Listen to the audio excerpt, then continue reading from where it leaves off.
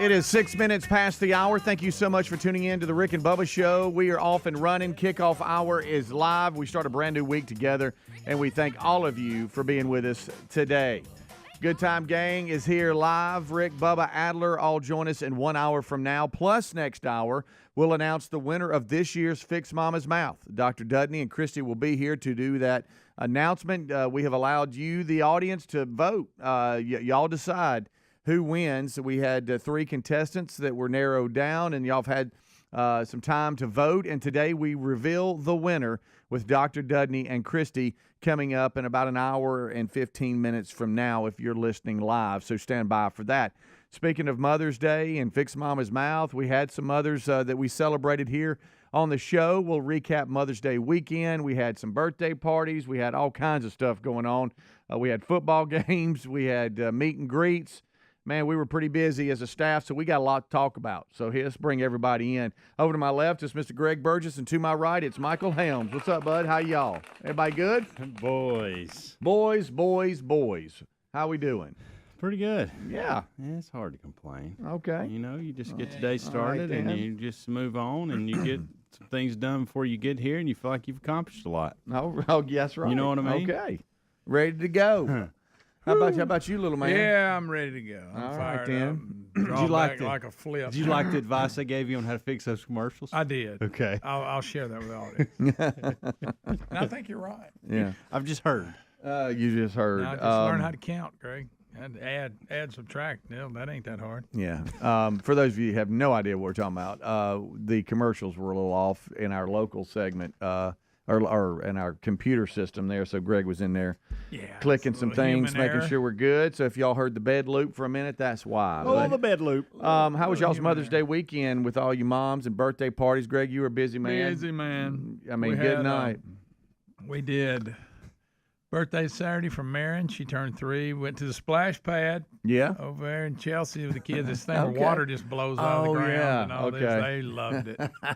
They had a ball. Who wouldn't love that if you're a kid? Oh, they were all off in it. And anybody scared of it? Everybody jump in? No, everybody pretty much jumped on it. So that was good. But we had a great time. Yeah. Sunday they dedicated Mary Hollis at church. Awesome. And all that. And that's great. And got through that without any incident. Which, you know how that goes. Yeah. It's just everybody acted right. Everybody acted right. So. Nobody cut up or anything like that. So that's good. Well, good. And I see. I know Rick will have it. Mom keeps improvements. So it was a good weekend. Yeah, it was a good weekend. We had a busy one myself. Started with the Stallions meet and greet social at Top Golf, and Terry never goes to some of these events with us because a lot of times it's, you know, hey, I'm gonna sit there for hours and wait on you or whatever. Now, if the family goes, then they'll all go together, and then I'll hook up with them. But this one was a short, 30-minute meet and greet kind of thing, and so we went and turned it into a fun little date night and had a good old time since we were downtown Birmingham. Top Golf is right beside Protective Stadium. For those of you in different parts of the country that don't know where all that is, it's literally across the street. Yeah. And the UFL Birmingham Stallions, now 7-0, they had a little social, but it was cool kind of meeting a lot of the players that I hadn't met before and hanging out with Coach. There were 2 players that we were supposed to interview that ended up having to get some IVs and do some things and couldn't get there in time, and so it turned it into kind of like a coach's show. Skip Holtz is so easy to talk to. You know what? Y'all should get a coach's show. Yeah. You could be the co-host. I kind of looked over at him. I said, "So we're going to do it like a little coach's show." He started laughing because we've had him on. I mean, he's all about it. Buddy, you just ask him a question, he's got it. Yep. And then he called out some players and had a good time. They lead the league in most of the offensive and defensive stats and categories and all that. And so he called some of the players up. They were instrumental in that. Plus, we tried to figure out who the best golfer on the team was, and he said clearly it's the kicker or the punter I think a direct quote from him was the guys that have a lot of time to do things like that. Yeah, everybody had a good. And then we had the game. AJ McCarron and St. Louis came to town and sound like a good one. Came down the last drive or two, and it was a good crowd. So it was a lot of fun. How'd AJ look? He looked good. Did he get hurt? His lower, I think his right or left ankle or knee or something like that. He tweaked it a little bit. He kept playing, yeah. And he's just good, man. He can just sit back there and pick you apart. But whenever the Stallions gave him pressure, things were different. But, man, if he had about 4 seconds, then you better watch out. He's going to find somebody. But it was a good game, a great crowd, a lot of fun. I was a little concerned Saturday night after the game. My voice, man, I was like, oh, no, we're going to do this again. I'm going to come in with hoarse voice. But Sunday I woke up for church, and it was back. So we're good. We good. And Mother's Day weekend was great, man. We had Saturday morning, we started with Tyler and Mabry and River and Terry's brother, Donna, and sister-in-law, Chris and sister-in-law Donna came over from Georgia, met Jim and Linda. Then we had Tyler and, JC and Reese. The whole family, that side of the family met for breakfast and had like a little Mother's Day breakfast and stuff. So it was a lot of fun, man. Busy weekend. How about you over there, Helmsy? It was good. It was started off Friday night. Amanda and I took Maddie and one of her little friends. Well, I guess it started off Friday right after the show. Braden and I went and hung out for a couple hours, which was weird because he's out of school now. Yeah. Little man doesn't have much to do. And so and then Friday night it was Amanda. We took Maddie and one of her buddies to eat dinner. And Saturday was a lot of just hanging out, kind of getting some stuff. We're having some graduation things over at the house in the upcoming weeks, and so I've got a laundry list of items I've got to knock out over the next few days, and it looks like we're going to have some rain too, so that'll help me a lot. Kidding, by the way. Gosh, it's just going to kill me. I may have to lean on that and go, well, I couldn't get it done. Storms.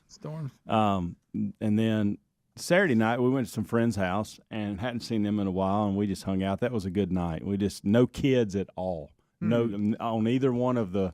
We've gotten to this time with this particular family where our kids are all doing things and out and about, and so it was nice just to kind of sit back with dinner and conversation and not have to worry about anything.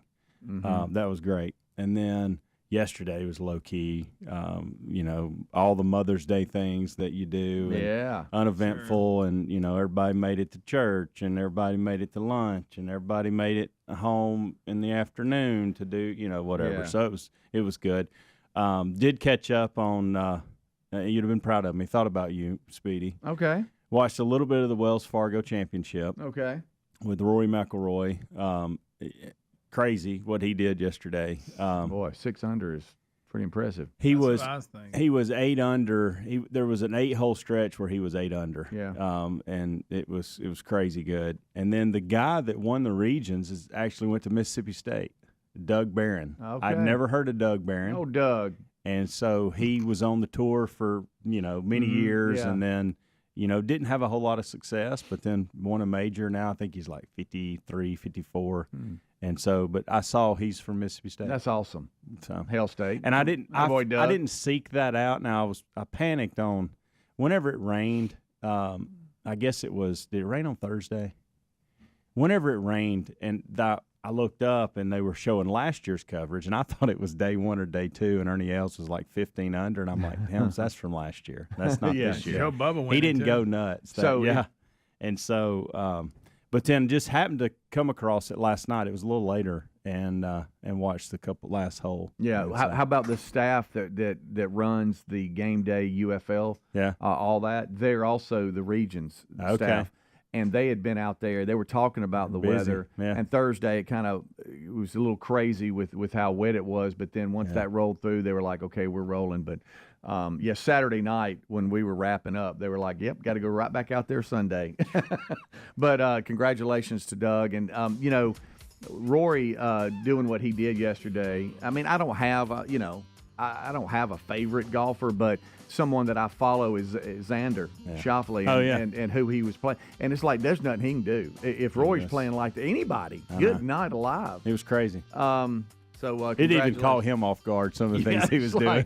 I mean, here he is just playing great golf. You look over there and Rory's doing what he's doing. We'll be right back. Rick and Bubba.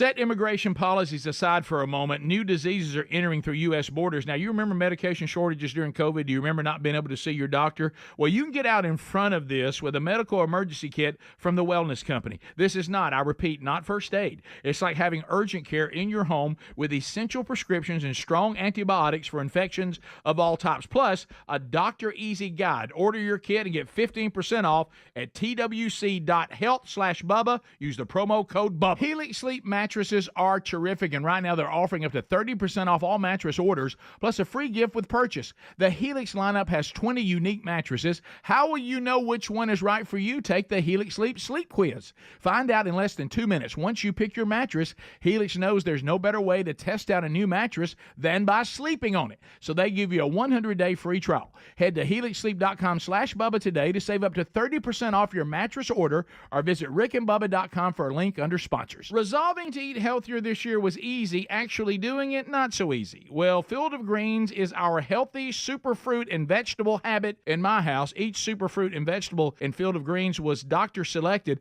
for a specific health benefit. Some support your heart, lungs, and kidneys. Others support metabolism for healthy energy and weight loss. If you resolve to get healthier in 2024, it starts with Field of Greens. Get 15% off your first order with free rush shipping at fieldofgreens.com. Use the promo code Bubba or go to rickandbubba.com. Patriot Mobile offers the same dependable nationwide coverage we all want, accessing all 3 major networks, but without funding agendas you don't agree with. Switching sends the message you support free speech, religious freedoms, our Constitution, as well as our military, veterans, and first responder heroes. Their 100% USA-based customer service team makes switching easy. You can keep your number, keep your phone, or you can upgrade. Your choice. Check them out at patriotmobile.com/Bubba and get free activation, or find the link at rickandbubba.com. There's a popular saying out there, health is wealth, and folks, I couldn't agree more. If you're dealing with everyday aches and pains, I want to tell you about Relief Factor, a daily drug-free supplement developed by doctors. It's not just a pill that masks pain. Relief Factor uses a unique formula of natural ingredients that work together to help reduce or eliminate pain. Try their 3-week quick start kit for only $19.95. Go to relieffactor.com or call 1-800-4-RELIEF. You can also find the link at rickandbubba.com under the sponsors. Debt keeps you tossing and turning at night. You can't get away from it. Insanely high interest credit cards and loans make it nearly impossible to pay off your debt. There's a new way out of the debt trap, Pivotal Debt Solutions. Pivotal Debt Solutions can cut or even eliminate interest. They can find programs to write off your balances. They find every solution possible to end your debt. Before you do anything, contact Pivotal Debt Solutions first. Talk to them for free. Find out how fast they can help you get out of debt. Just visit zapmydebt.com. That's zapmydebt.com. Oh, look, honey, the ants are back. Wow. We leave one itsy-bitsy speck of food out, and they appear out of nowhere. Yeah, it's pretty hard to believe we used to try to get rid of these guys. Now they're just part of the family. To be honest, I liked our family the way it was before they came. I guess it's time to call Cooks. You don't have to live with pests. Get proven protection from Cook's Pest Control. Call or go online for a free quote. Cook's Pest Control. Springtime is all about fresh air, freshly clean homes. It's also the perfect time to give a fresh look at Simply Safe Home Security, the only home security system we use and recommend. The system blankets your whole home in protection. It has sensors to detect break-ins, fires, floods, and more. Get 20% off any new Simply Safe system when you go to simplysafebubba.com. That's simplysafebubba.com for 20% off. Also, find the link at rickandbubba.com under sponsors. There's no safe like Simply Safe. A wave of concern is washing over America. Recent studies reveal that an astonishing 56% of our fellow citizens report feelings of anxiety or dread about the upcoming presidential election. Hey, this is Rick. This is why we're standing with AMAC, the Association of Mature American Citizens. Now listen, AMAC is more than a senior discount organization. During these challenging times, they fight for common sense and hope our nation returns to traditional American values. Now, as an AMAC member, we're not only going to enjoy money-saving benefits, but also the AMAC magazine, free Social Security and Medicare advice, a trusted voice in Washington, and a community of like-minded patriots who love this country. Take advantage of this election year special, 4 years for $30, and be part of the solution over the next 4 years by becoming an AMAC member. You're strengthening a movement dedicated to preserving the principles we hold dear. Join now, amac.us/Bubba. That's amac.us/Bubba. There's also a link at rickandbubba.com.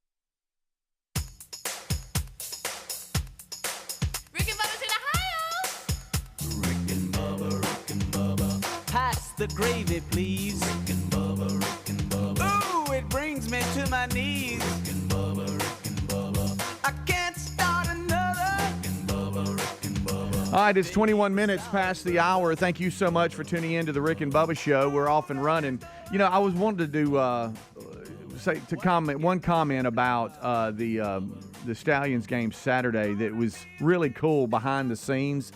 And I know those of you around the country that watched the game, if you did, I think it was Fox that had it. Y'all were the beneficiary of this, but I couldn't find him. Somebody said he was way up top, but the guy that ran the drone, this drone, okay, picture drone, but think tiny drone, little video thing. They had this set up that was in the northwest end zone, kind of up against the wall there, and it was a power station where one guy was sitting there, and they had like this cart, and they had a bunch of power like battery packs, and this drone would go buzzing over your head, and it would be following all the action. I'm talking about like in the play, and then like during a break, you'd go fly over there and land, and the guy would like take out the battery pack, throw another one in there, and there it goes. It was the craziest thing. I mean, the way this guy was flying around, I don't see how he does it. I don't know where he was as far as, is he looking at a screen, or is he following it with his eyes? I couldn't tell, but like literally if the play is going on and y'all two are in the play, the drone is right here. I mean, it is like, yes, and it is buzzing helmets and stuff. And there was one play, I think it was the touchdown for the Stallions to take the lead, because AJ had driven a number of drives and field goals, and St. Louis took the lead, and the Stallions, need to score. And then it was like this seam route, the little post, skinny post. Guy caught it and just split the seams, and man, he was gone. Well, that drone is flying with him, and then they showed on the Jumbotron that perspective. Guys, it's like you're the guy running. It is the coolest like you. thing. How does he? I guess he's looking at. I don't know what he's looking at. I don't know. All right, so it's crazy. I'm glad you brought this up. Yeah. And because I have been lately watching more golf coverage. Uh-huh. And I think the drone coverage in golf tournaments is getting a little out of hand. Uh-huh. Now, I'm a technology guy, and I like that. Okay, but I don't need I feel like I got dizzy a couple times yesterday. We go too much on it. Well, and to Speedy's point too, some of these shots, I'm like, we talk about this. You need to be quiet before they hit the ball, but a drone is buzzing within 12 feet of you. Mm-hmm. And you can hear it sometimes, and I'm just like, are we getting out of hand with all the drone? I did. There was one moment yesterday we went from bunker to fairway, back to green to bunker, and I felt like I was dizzy. And it was all drone footage. It's like, get that drone, get that drone, get that drone. Yeah. And then you throw in the blimp footage. It's really unbelievable. But, yeah, it's right. I think, Helmsy, I think people are realizing that that's kind of what the viewer at home wants. It creates a great shot. Yeah, it does. And they kind of want that, hey, I'm there feeling. Oh, yeah. But I was just amazed from the I'm there live, and I can see the operation of what he's doing and how he's flying that around. Yeah. And I don't know who it was. I didn't meet him. Somebody said they pointed up above the sky boxes, and he was up there. But I was really impressed. And you've always, I've seen on TV these drone races where they fly through a stadium. It's just beyond me how somebody can do that. That's major talent, and it felt like that at times because it would go fly. And then you have the what's that camera called that's on the cables? I know. And so you got that too. So don't. That's the cable cam. It drops down. You have cable. Yeah. A lot of times I'm thinking I'm surprised the ball ain't doinked off. Right. They get pretty low. Yeah. Yeah. We didn't have the luxury being there live to hear the audio and the talking between the coaches and on the field. You had that aspect of it, but I just thought that was cool because there was a couple of times that the drone was so close. It was almost involved in the tackle. And you're like, good gracious, look at that. Think about so that had to be pretty cool. The technology in the original XFL. Yeah. They didn't have all that, but they had people with cameras on them running around on the field. Yeah. Getting shots. And that was weird. Uh-huh. You know, and then they've taken it to a whole nother level now. But Yeah. we thought that was, hey, man, that's high tech. That's them, right. Them balanced cameras they had, you know, on their bodies. Yeah. Also, Blooper was there. He is the Braves mascot. And Blooper. he's there. Is he an Indian? What is he? Blooper. He's a Braves mascot, but he's something called Blooper. Yeah, that's the name of him. And I got a picture What's wrong with him. with Chief Nakahoma? I got the picture with him. It's kind of like you've the seen, Philly Helms. fanatic, just something weird. I love Blooper. I think Blooper does a great job. He was a professional. There was a Braves promotion with we're the Stallions. Braves. What's y'all's mascot? This Blooper. Is Blooper an Indian? No, he's not. He's some kind of weird looking thing with big cones for ears. You done? It's a big fuzzy creature with big ears. Yeah. But anyway, it was a lot. It was cool meeting him and his staff. They drove over from You met Blooper? Atlanta. Yeah, I actually did. Was he in the Blooper? I actually did a lot of things with him. Was he?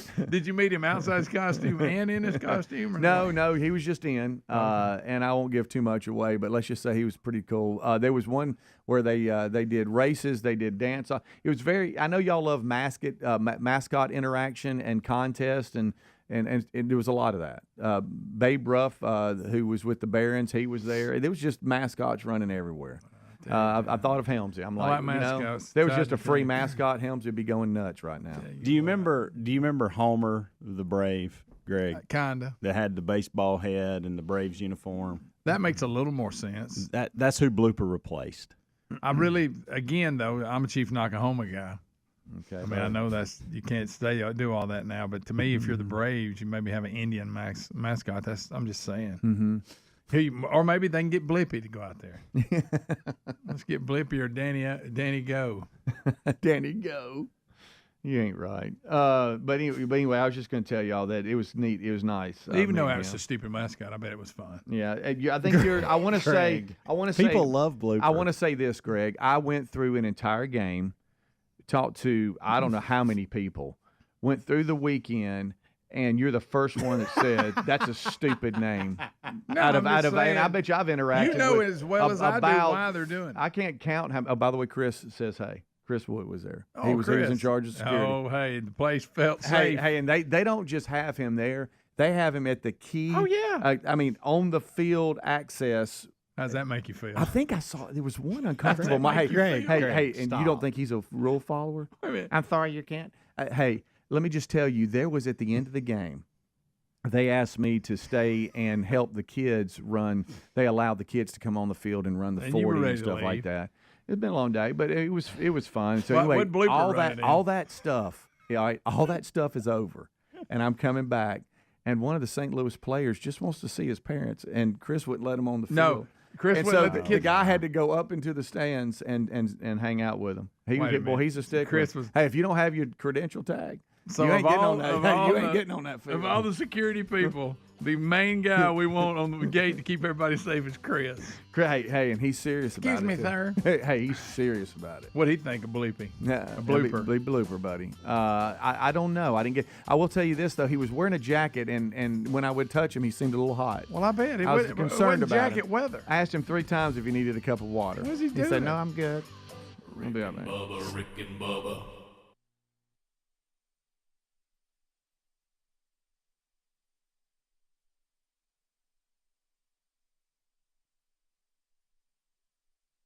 There's a popular saying out there, health is wealth, and folks, I couldn't agree more.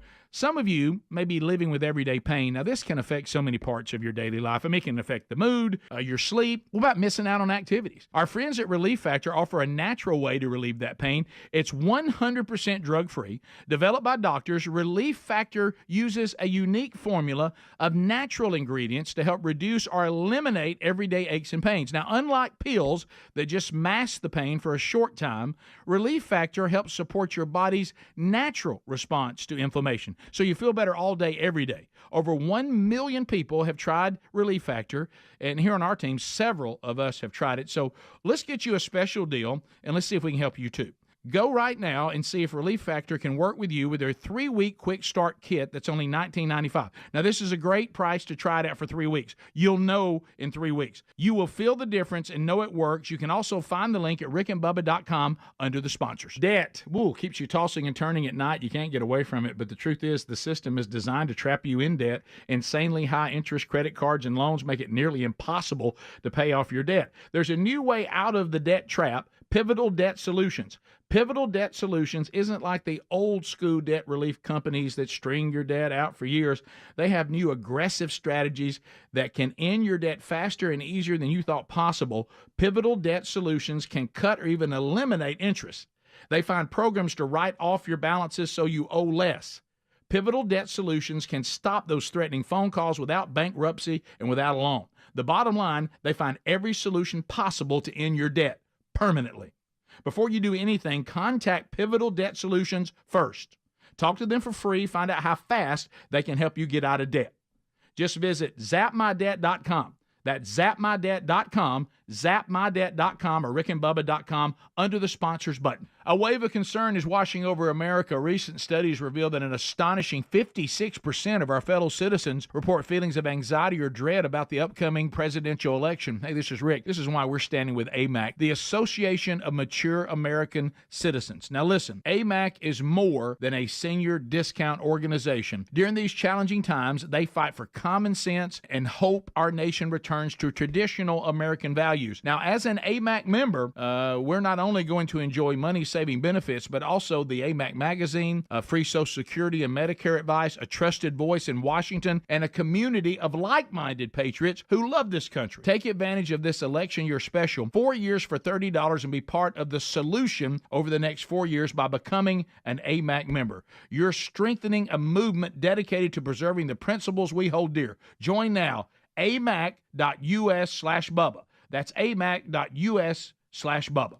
There's also a link at rickandbubba.com. Folks, the people of Israel need our help. I want to talk to you about something serious and how we can all help. Lives are being destroyed in Israel by the horrors terrorism has brought, and now world pressures that are impacting so many people. The facts are people have been hunted down on the streets, kidnapped, slaughtered in their homes. Terrorism knows no boundaries and spares no one. Soldiers, women, elderly, children, entire families, innocent lives are shattered and communities are in despair. Emergency war relief is needed, and we're asking you to check out IsraelNeedsMe.com today and make a positive impact. You can provide immediate relief along with support to Israelis affected by the atrocities of war. The pain and the reality is going to last for years, but in our own small way, we can help folks rebuild their lives, have necessary food to survive, regain hope, provide medical supplies and needs for children in school. Standing with the people of Israel through this messianic Jewish organization of Israeli believers will send a message they're not alone. Go to IsraelNeedsMe.com or rickandbubba.com under the sponsors. Amoxicillin is the Swiss Army knife of antibiotics because it treats so many types of infections. So how is it possible that America could run short of amoxicillin? Antibiotics come from China and India. So if you or a family member gets sick and there's no amoxicillin, then what? That's why we have a medical emergency kit from the Wellness Company. It's ready to go. It comes with amoxicillin and other essential prescriptions to treat over 39 medical issues, plus a doctor's easy guide so you know exactly when and how to use each medication. This is not, I repeat, it is not a first aid kit. It's like having urgent care in your home with these essential prescriptions. You've got your medications now, so there's no waiting to see a doctor and no lines at the pharmacy only to learn that they're out of your medicine. Every home should have at least one medical emergency kit. Order yours in minutes and get 15% off by going to twc.health/Bubba. Use the promo code Bubba. That's twc.health/Bubba with the code Bubba.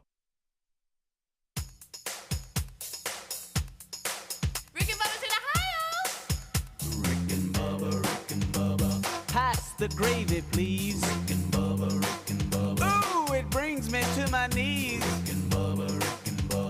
I can't start another. Rick and Bubba. Day without 'em, brother. Rick and Bubba. Ooh, there is no other. Rick and Bubba. All right, 25 minutes until top of the hour. Thank you so much for tuning in to the Rick and Bubba Show's kickoff hour. We're sitting back looking at some very, very busy weekends and kind of recapping those, getting ready for the guys. Dr. Dudney and Christy will be here next hour to tell us who won this year's Fix Mama's Mouth. 3 great contestants. All of you have voted, and now we have a winner. And we will announce that next hour with Dr. Dudney.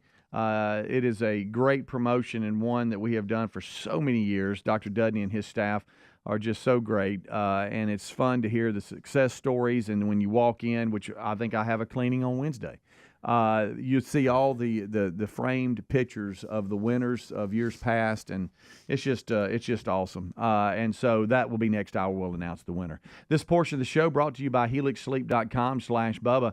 Look, there's a lot of mattress companies out there. Helix owns their own manufacturing facility, and each mattress is made right here in the USA by a team of skilled manufacturers and shipped directly from their facility to your door. Their lineup includes 14 unique mattresses, including a collection of luxury models, a mattress for big and tall sleepers, even a mattress for kids. And to find out how you sleep and what mattress is perfect for you, they ask you to take a sleep quiz. Find the perfect mattress. Takes about 2 minutes. And then that personalized mattress is shipped straight to your door free of charge. You got the 100-night risk-free trial. There's just so many things here. You have nothing to lose, and everybody is unique. Everybody sleeps differently. That's why at HelixSleep.com/Bubba, their variety of mattress models to choose from is designed specifically to your sleep position and how you your preferences line up in that quiz that you take. So, and some of the models, depending on what you get, have the 10 or 15-year warranty. These mattresses have been awarded with the #1 mattress by GQ and Wired magazine. They've also been recommended by many leading chiropractors and doctors of sleep medicine as the go-to solution for improving your sleep. You can save 25% right now. And again, it ships right to your door. You got the 100-night risk-free trial. Save 25% at HelixSleep.com/Bubba.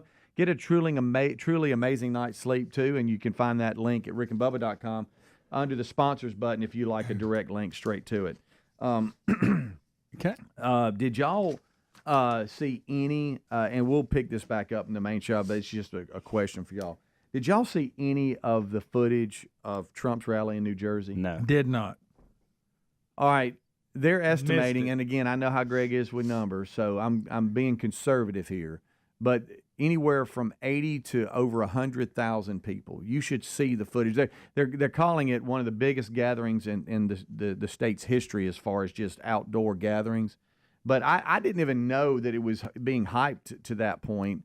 But I started seeing footage just doing show prep and getting ready, sending some things to Adler as we do. And guys, it just goes on, and you can't hardly from the stage. I don't know. You could hardly even see the end of it. I saw where LT, Lawrence Taylor, came up and talked about how he'll never vote Democrat again. He was a Democrat his whole life. And it was just a really cool moment, but it was one of those things and that one is making some press just because of his name and everything. But I just didn't know if y'all had seen it. Blooper was actually there as well. Yeah. A lot of people don't know that. He'd have gotten lost in the crowd there. Blooper. Good gracious. He was really cool. Yeah. Hey, Greg doesn't like him. But it's just, you know why they're doing it. Who? They can't use Blooper who? Yeah, can't use an Indian because everybody will get all mad about it. So we got to come up with Blooper. Oh, okay. Anyway, and how about this? It wasn't just anybody that came. They sent their top their top guy. Blooper. Oh yeah. Hey, let me tell you something. He was a pro. It's not his fault they're being that way. You know, there's things that mascots do that own me that we've talked about before, like their little dancing and how they move their body and stuff like that. They do this all the time. But just the way he interacted with everybody, you could tell he was a veteran, and it was fun kind of seeing him and watching how they work and their staff. They brought the whole staff over with them and everything. I have a selfish request. Okay. And I'm really looking. You want to meet Blooper? I'm really looking at you two. Hey, I did. And if anybody in the audience, I'm gonna put a picture out, has had some success with this, then I'd like to hear from you. Now, okay. I don't want the old over the counter, run of the mill stuff. Okay. Like I need a little like that stuff on your hair that you never used. Where are y'all on weed control or weed killer? Oh, I didn't know. I thought you don't Like like cannabis. Smoking weed. I was like, where y'all on weed? Where What y'all y'all want? on? You're What like, y'all- I am, hey, what y'all's go to on Hey, weed? where can I get some weed? Like, wow. No, listen, I have for the past 5 years, 7 years, battled weeds in the yard and in the pine straw. All right. Yeah, me too. And I feel like I buy the most stout stuff at either like a Lowe's or Home Depot or a local hardware store, Ace or whatever, wherever I'm at, I grab it and I go. Right. And so this weekend, or not this weekend, a couple weeks ago, I was in one of the big box stores and I saw something and I'm like, okay. And it was a name brand and hey, the name was Ground Clear. Now, if your name is Ground Clear, then you're going to clear some ground. That's my thought. And I even Googled like top 5 weed killers. And it came up as like the second one on the list. And then there was like 2 others that were brands you can't get like in a big box store. You have to go special order online. Yeah. So I thought, well, if you're in the if Ground Clear is in the mix with these 2, then this is probably some serious weed killer. Yeah.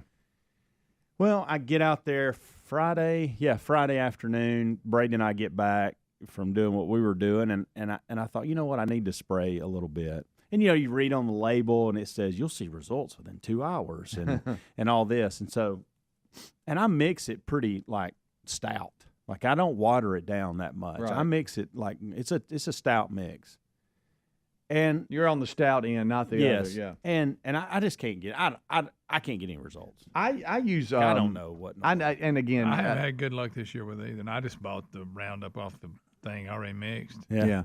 I have you because I don't have a huge area. I started back at the other house. But it's a Martin's Eraser, and it's just and I have a little backpack, and so that's what I got. And so I mix it with the water and the certain amount, and then just spray it. But that's what I've used, and it's really good. But now there's all kinds. To your point, there's all kinds of brands that work, but. That's what you asked. What we I almost wish somebody would works. email me and go, "Hey, now listen, this will kill anything in its path. Mm-hmm. This is what you need." Yeah, and I don't even care if they go, "Hey, it's a little more expensive than the other," but it'll. Oh no, wipe they it are out. proud of just about they all are. of them. Yeah, it's crazy. But but if you mix it right, I mean, it'll last a long time. I mean, I have to now, especially now that I don't have as much to spray. Man, it'll last a year and a half. I sprayed some areas on Friday. And I saw a couple things turning brown by Sunday, but not of everything I need to be turning brown. So then I sprayed a little bit more yesterday, and I don't know. I just feel like I'm wasting my time. Yeah. Well, with the Eraser, you just like you'll spray it and you're like, wow, so it didn't work, and then all of a sudden, a couple of days later, it starts to brown. But there's all kinds of suggestions out there. It looks like the phones have lit up pretty good. I hope this. Are you going unscreen? Mike, it's either going to be that or Blooper. What if it's Blooper giving me some advice on weeds? Yeah, and he would go. It may be people. I just simply was saying I met Blooper. It was a Braves promotion, and then Greg goes nuts on him. No, I'm just saying. Let's go to unscreened phone Blooper. calls. I mean, 256 weigh in. The Braves. You got any suggestions for Helmsy? Yes, Cornerstone. Get Cornerstone at a local co-op. Okay. And that will kill everything in its path. Okay. Well, you can get in trouble with that too, because you kill stuff you don't want to kill. Well, but where I'm spraying, I'm not worried about. You want to kill it, yeah. I'm wanting to kill You do have a lot of what I call, kind of pine straw area, natural area, where I would think that's a battle for you. It is. Let's jump out to 205 weighing in. 205, what's up? Good morning, boys and Blazers. How we doing? Man, doing great, bud. How are you? I didn't do that. What happened to David? All right, go ahead, David. Start over. Hey, I'm gonna email you this. I got a degree in agronomy and soils from Auburn University, so weeds are my thing. Okay. My first suggestion: we need to get you on a good pre-emerge program. That's the first thing, because that'll help you tremendously. What? And then all these products out there. You just got to remember, these plants can only absorb so much. I mean, some people put 10 ounces of Roundup in a gallon of water. It's not going to make a difference because the roots can only take up so much. And that's why these products that say it's going to kill in 2 hours, that's a bunch of crap. Because it has to be absorbed through the leaves or through the roots, and that takes time. It's like plants have a vascular system just like humans do. So, but I'll sit down today and shoot you an email with some products to try and see if we can help you out. And are your pine straw areas kind of on a steep hill, or are they kind of flat? They are. They're on a steep hill. Okay. Well, it might be kind of pain to get pre-emerge out there, but I think if we can get you on a program, we'll get you cleaned up. So I'll shoot it over to you. Hey, don't forget me on this. Am I wasting my money with the racer? No, but I mean, like I said, just don't expect it to knock it down in 2 hours. I mean, I use regular old glyphosate Roundup, and within 5 to 7 days, you're knocking your weeds out. Yeah, so, But I'll include both of y'all on that. Greg, you want some info? Yeah, bring it on. I really do. All right, buddy. Be Thanks, good. David. All right, Thanks you guys a lot. Be good. Blazers. Wow, look at that. Did you see that? Yeah. We just got that answered in seconds. And I mean, every line is ringing. And we're already. And I have heard this on the about pre-emerge stuff, and I just it's hard to I ain't get. that worried about it. But not only does David know about the Blazers, he knows about weeds. Yes. He does. How about that? I learn something new every day. Instead of Blazers, it's weeds. And more weeds. Weed. Eat it. All right, we'll take a break. We'll come right back. 866-WE-BE-BIG, and we thank y'all for being with us today. Rick and Bubba and Adler all join us next hour. Don't go anywhere. Rick and Bubba, Rick and Bubba.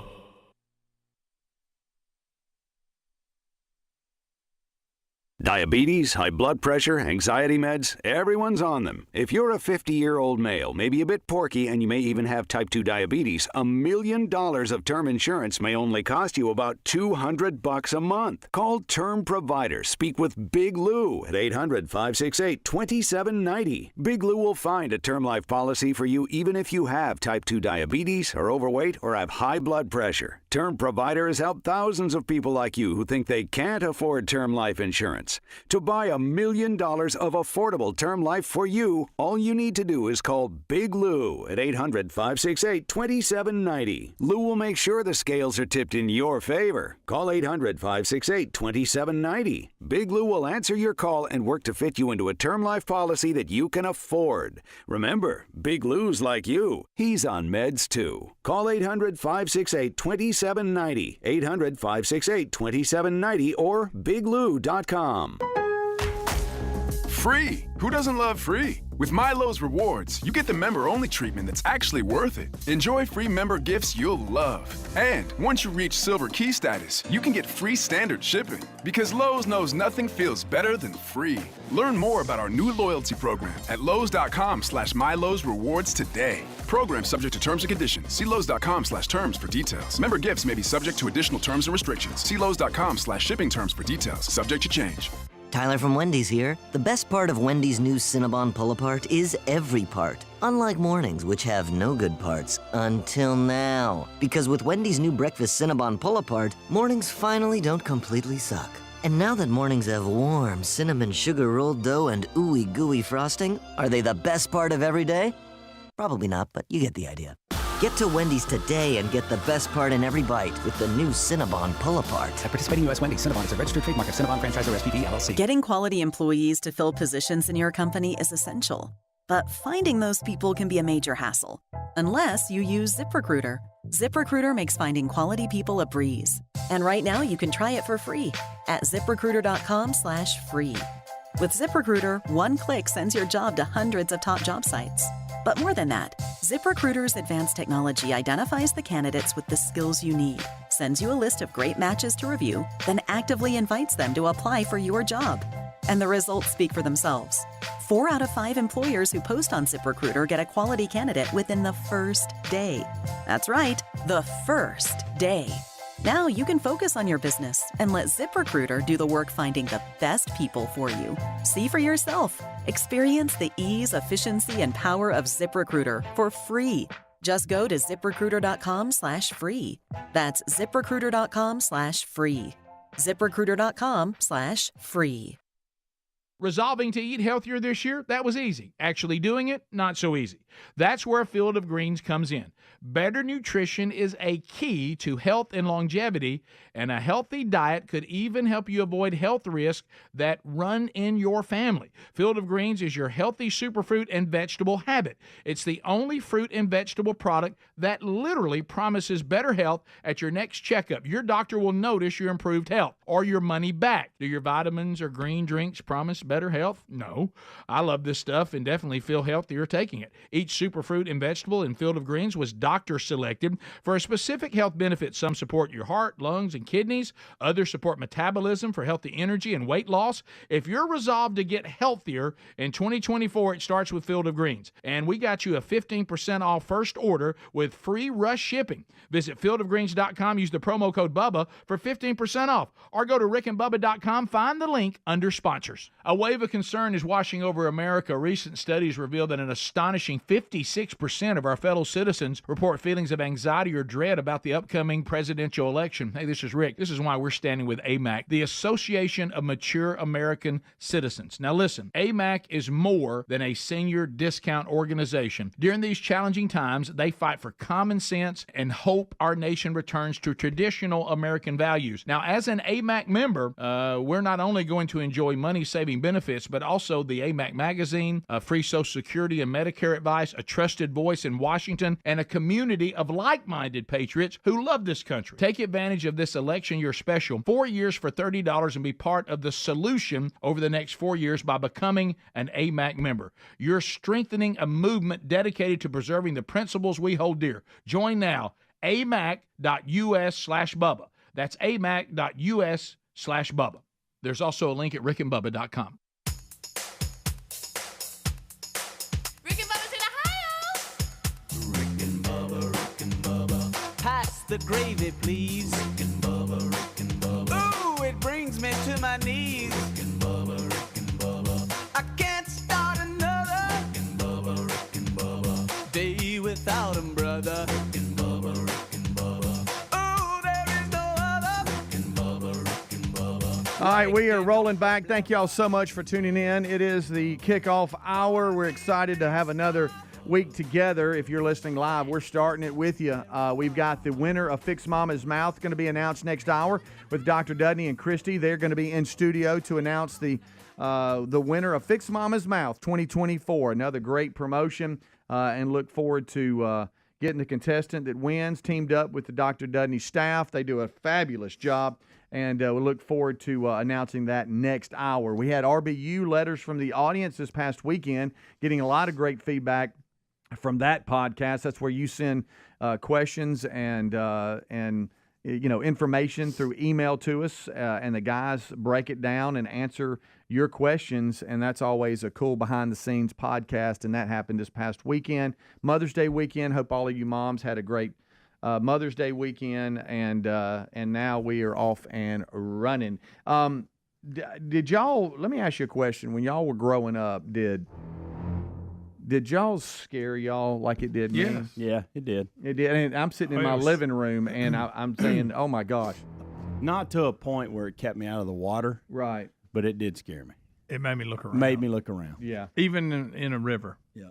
Just in water. Right. Even in a swimming pool. Anything. I remember, it took the country over by storm. It did. It's huge. Oh. And I was, 76 maybe? I was young. I wasn't old enough to get in because it was a PG. But if you had someone who was over a certain age, then you could go with them. So a friend of mine's sister, she was older. She took us all to the old Ritz Theater in downtown Anniston. Kidding me? Man. Golly. And I remember, I was scared to death. Well, do y'all know who Susan Anyway, I don't know how you pronounce her last name. She is the first one to die in Jaws. She's the girl that was on the beach, and Yep. they were like at a campfire, and she goes swimming. Yeah. And the boyfriend passes out, or whatever he was.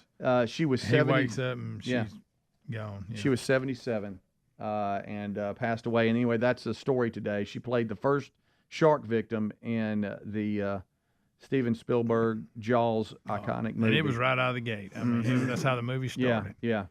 Golly, that's a good movie. Did you know Every time it comes on, I watch it. that she was actually, besides just this, she was a nationally ranked swimmer and professional diver. Oh, really? But she played this role in the movie.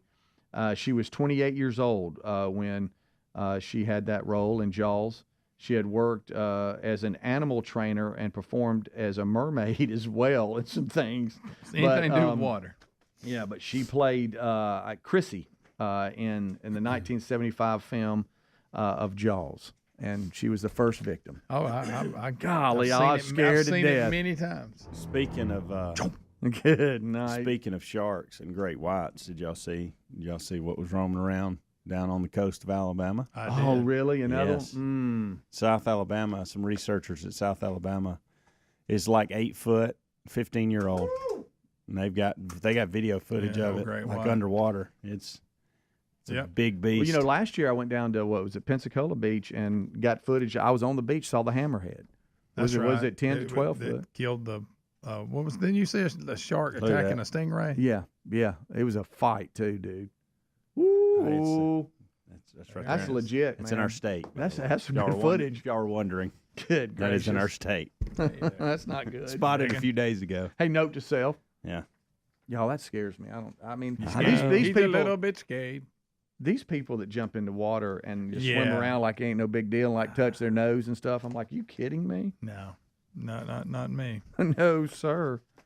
No, sir. I couldn't do it. I just want to. I know I couldn't outrun like an animal that can take me in the, in the wild. I probably can't outrun it. But just being able to be on my feet and do something. Yeah. But just swimming. You're in their world. No. No, sir.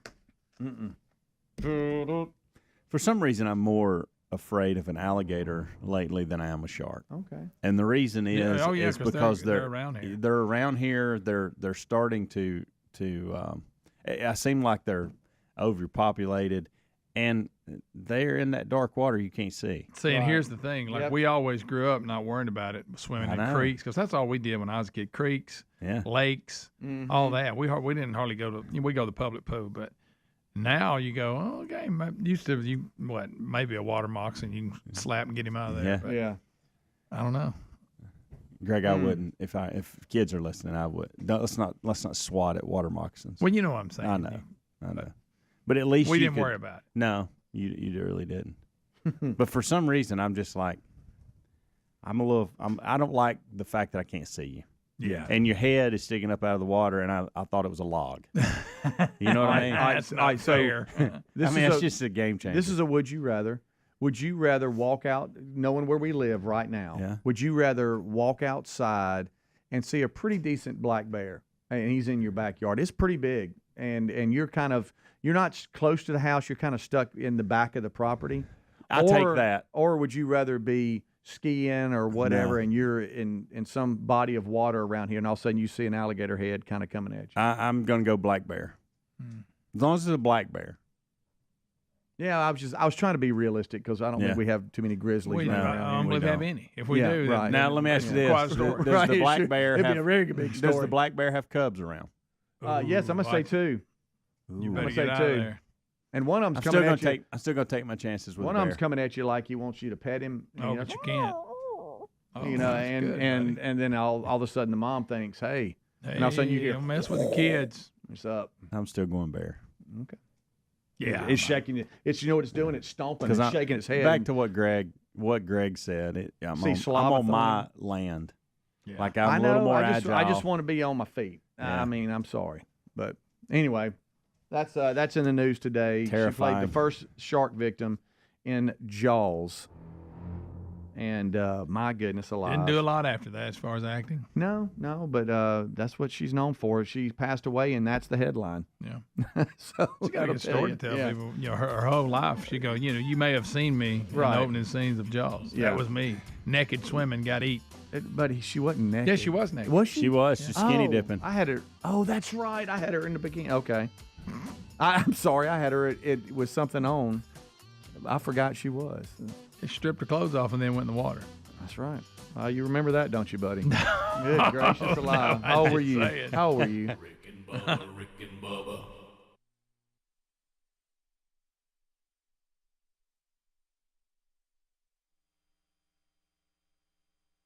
Right. Okay. We don't worry about a bear getting us. No. But in Alaska, if you're, if you have an outhouse at your home or you're camping like them, you got to worry about stuff like that. Yeah, to me, I understand the issues of because like we've talked about 1,000 times. There's a cable channel. There's not one that doesn't have some form of Alaskan show. Not Right. anymore. I mean, we are obsessed with living in the last frontier. Alaskan anything. Yeah, but and I watch them. Yeah, I'm always interested. Right. But it seems like to me, It's just so cold. I understand the issues, cold. but it seems like Alaska would be the last place you would want to have to go to relieve yourself in an outhouse. Mm-hmm. Number one, the obvious Bubba talked about the frigid temperatures. Mhm. The other is, this is the last frontier. There's animals everywhere. Yeah. The last thing I want to do is be stumbling around in the middle of the night, because I'm going to go once in the middle of the night. And I'm stumbling around out in the snow to the outhouse where a bear's waiting to bite me in the butt. I mean, there's something about being off the grid. I'll give you that. Yeah, but there's some things I want to stay on the grid with. There And you that's go. That's one of them. Yeah. I'm gonna say, it's almost like it's a deal breaker. There's a lot of things we can talk about in America that we've moved the needle forward in medicine and science, splitting the atom, landing a man on the moon. Indoor plumbing, to me, does not get the props. number That one. and Freon. There was two people that I'd like to go shake their hand: the indoor plumbing guy or woman, whoever got that rolling, and the Freon, the air conditioning and indoor plumbing. Central heat and air is pretty. That's what's made America great. I will tell you this: I put that above the airplane. Yeah. Because I would be okay not being able to fly, but I'm not okay with having to sit in a house with no air conditioning or not be able to use the indoor toilet. At least when you're driving, you got air. Absolutely. Yeah. Huh? Come on. Come on now. I mean, it's those two. Yeah, we need to add that to the list when we're talking about the great things discovered in America. I don't want to throw down the gauntlet because we'll do whatever. Nobody perfected PVC pipe like us. No, we'll do whatever we feel we're called to do, but it's going to have to be a burning bush situation. But I'm going to tell you, if it's one of those casual deals like, Rick, would you like to do fill in the blank? I'm like, yeah, I think so. But now I got to tell you, no air conditioning, no indoor plumbing. I'm like, that's a deal breaker. Back Really? to what Speedy said. I think that's a DB. Yeah. I kind of wonder how civilization survived for all these thousands of years or however many it's been. Yeah, there's no ability to heat or to cool the place, and you have to go outside to take a dump. I think I'm out. And look, that latrine format was rough. I mean, you had to have the wind blowing in the right direction. Oh, Bubba. And you had to move that baby around a lot, you know? Oh, it's not good. Last year's a latrine, this year's garden. Sherry and I have gone to third world countries, and I've never been so glad to be a man. That's what separates us. Hey, I've never been so glad to be a man. I'm like, baby, I just went in there. You do not want to go in there. All right, so I know here recently where we live, it's been cold, and those of you up north are like, hey, that's all the time. But I was at a doubleheader baseball game and froze to the point where I was like, I can't feel my fingers. I'm miserable. And all I could think about was going to the truck and turning the heat on. And I did. And I was like, oh, my gosh. But imagine back to what Bubba said, back in the day when they didn't have that option. They just were out in it, and they never got the heat. Well, they never got the relief. Your situation could be avoided by stop playing baseball in February. I agree. Why don't we play I'm baseball? just subject to the schedule. Why don't we play baseball in February is beyond me. Yeah. I agree. That makes no sense to me. Have you ever heard of Thomas Treadgold? Should we love him? That's the guy. That's the main engineer, a noted engineer and authority on central heating systems in the early 19th century. Bless him. So a lot of his engineering is what we grabbed and go, okay, well, we can do this with heat. Now let's do it with air. Okay, as well. the indoor plumbing guy, wasn't his name John? Isn't that what we call it, going to the John? Straight up. No, straight up. I think it's John Crapper. Straight up. Straight up. I really think that's true. I mean, Rick, I think you're right. There's some tie into that we forgot about. Look at the name John Crapper and see what comes up. Or either my pawpaw was Rick? Ladies and gentlemen, Thomas Crapper. Now, why do we call it the John then? There's some kind of John in there. He invented the U-bend. That was a big one, Bubba. Oh. Well, he bent that plumbing trap in 1880. What was the improvements he made in Speedy? What was that? I'm not Can't saying read it from here. I'm not doing it. Being plumbing trap in 1880, he invented the U-bend. So he took it in a different direction. I'm not doing the Ron Burgundy. So his last name is Crapper. It is. I can't believe you do that. I knew it was something like that. Yeah. Bubba and I've discussed this before. I knew there was a tie-in. I couldn't remember what it was. What's your last name was that? Thank you, Thomas Crapper. Guys, toilet paper didn't exist until 1850. Ooh. So think about that a minute. What was used prior to 1850? A big leaf, corn cobs. They were tougher people then. Yeah. Much tougher. They were a tougher people. Much tougher. The creek. We'll be back. Rick and Bubba, Rick and Bubba. Bubba Ted Cruz, in a place where they're struggling for water, has found himself in hot water.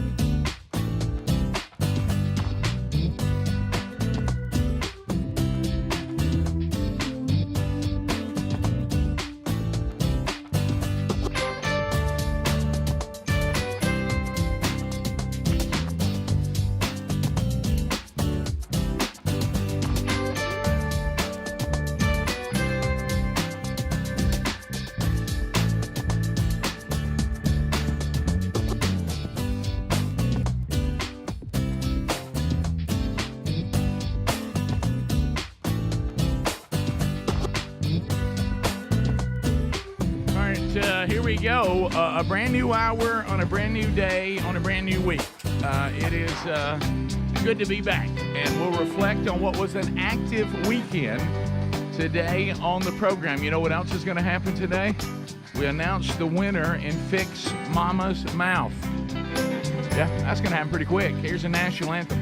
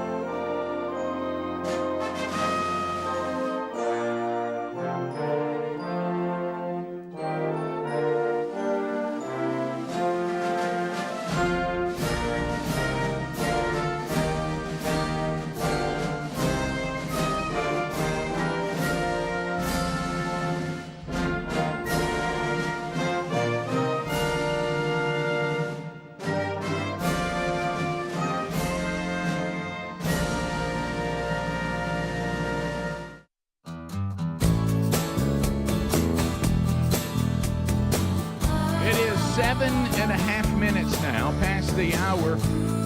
Hello, Rick and Bubba's show is rolling. As I mentioned before the national anthem, an active weekend, so much to cover. Your phone calls at 866-WE-BE-BIG. Speedy, the real Greg Burgess, Helmsy have already given you a kickoff hour. They're here as we go forward. Eddie Van Adler settles in for the YouTube experience today. He's got that for you. Hello, tubers. However you get the Rick and Bubba show, whether it be live or archived, we're glad you're here. Those options both exist. Audio and video archives every day as well as the live options.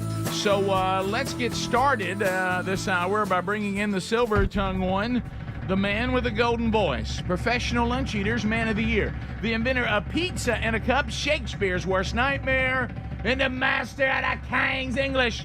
Ladies and gentlemen, put your hands together for Bill Bubba Bussey!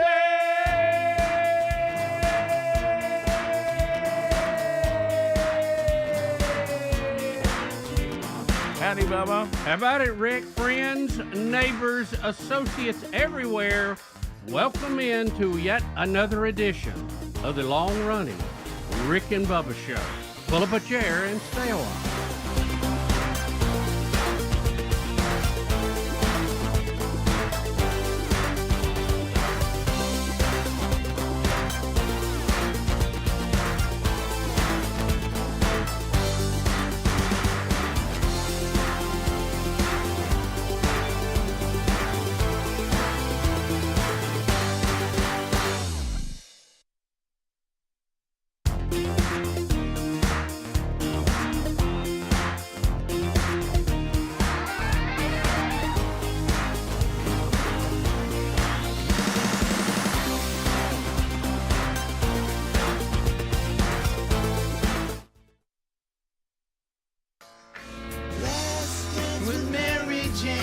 One more time to ease the pain.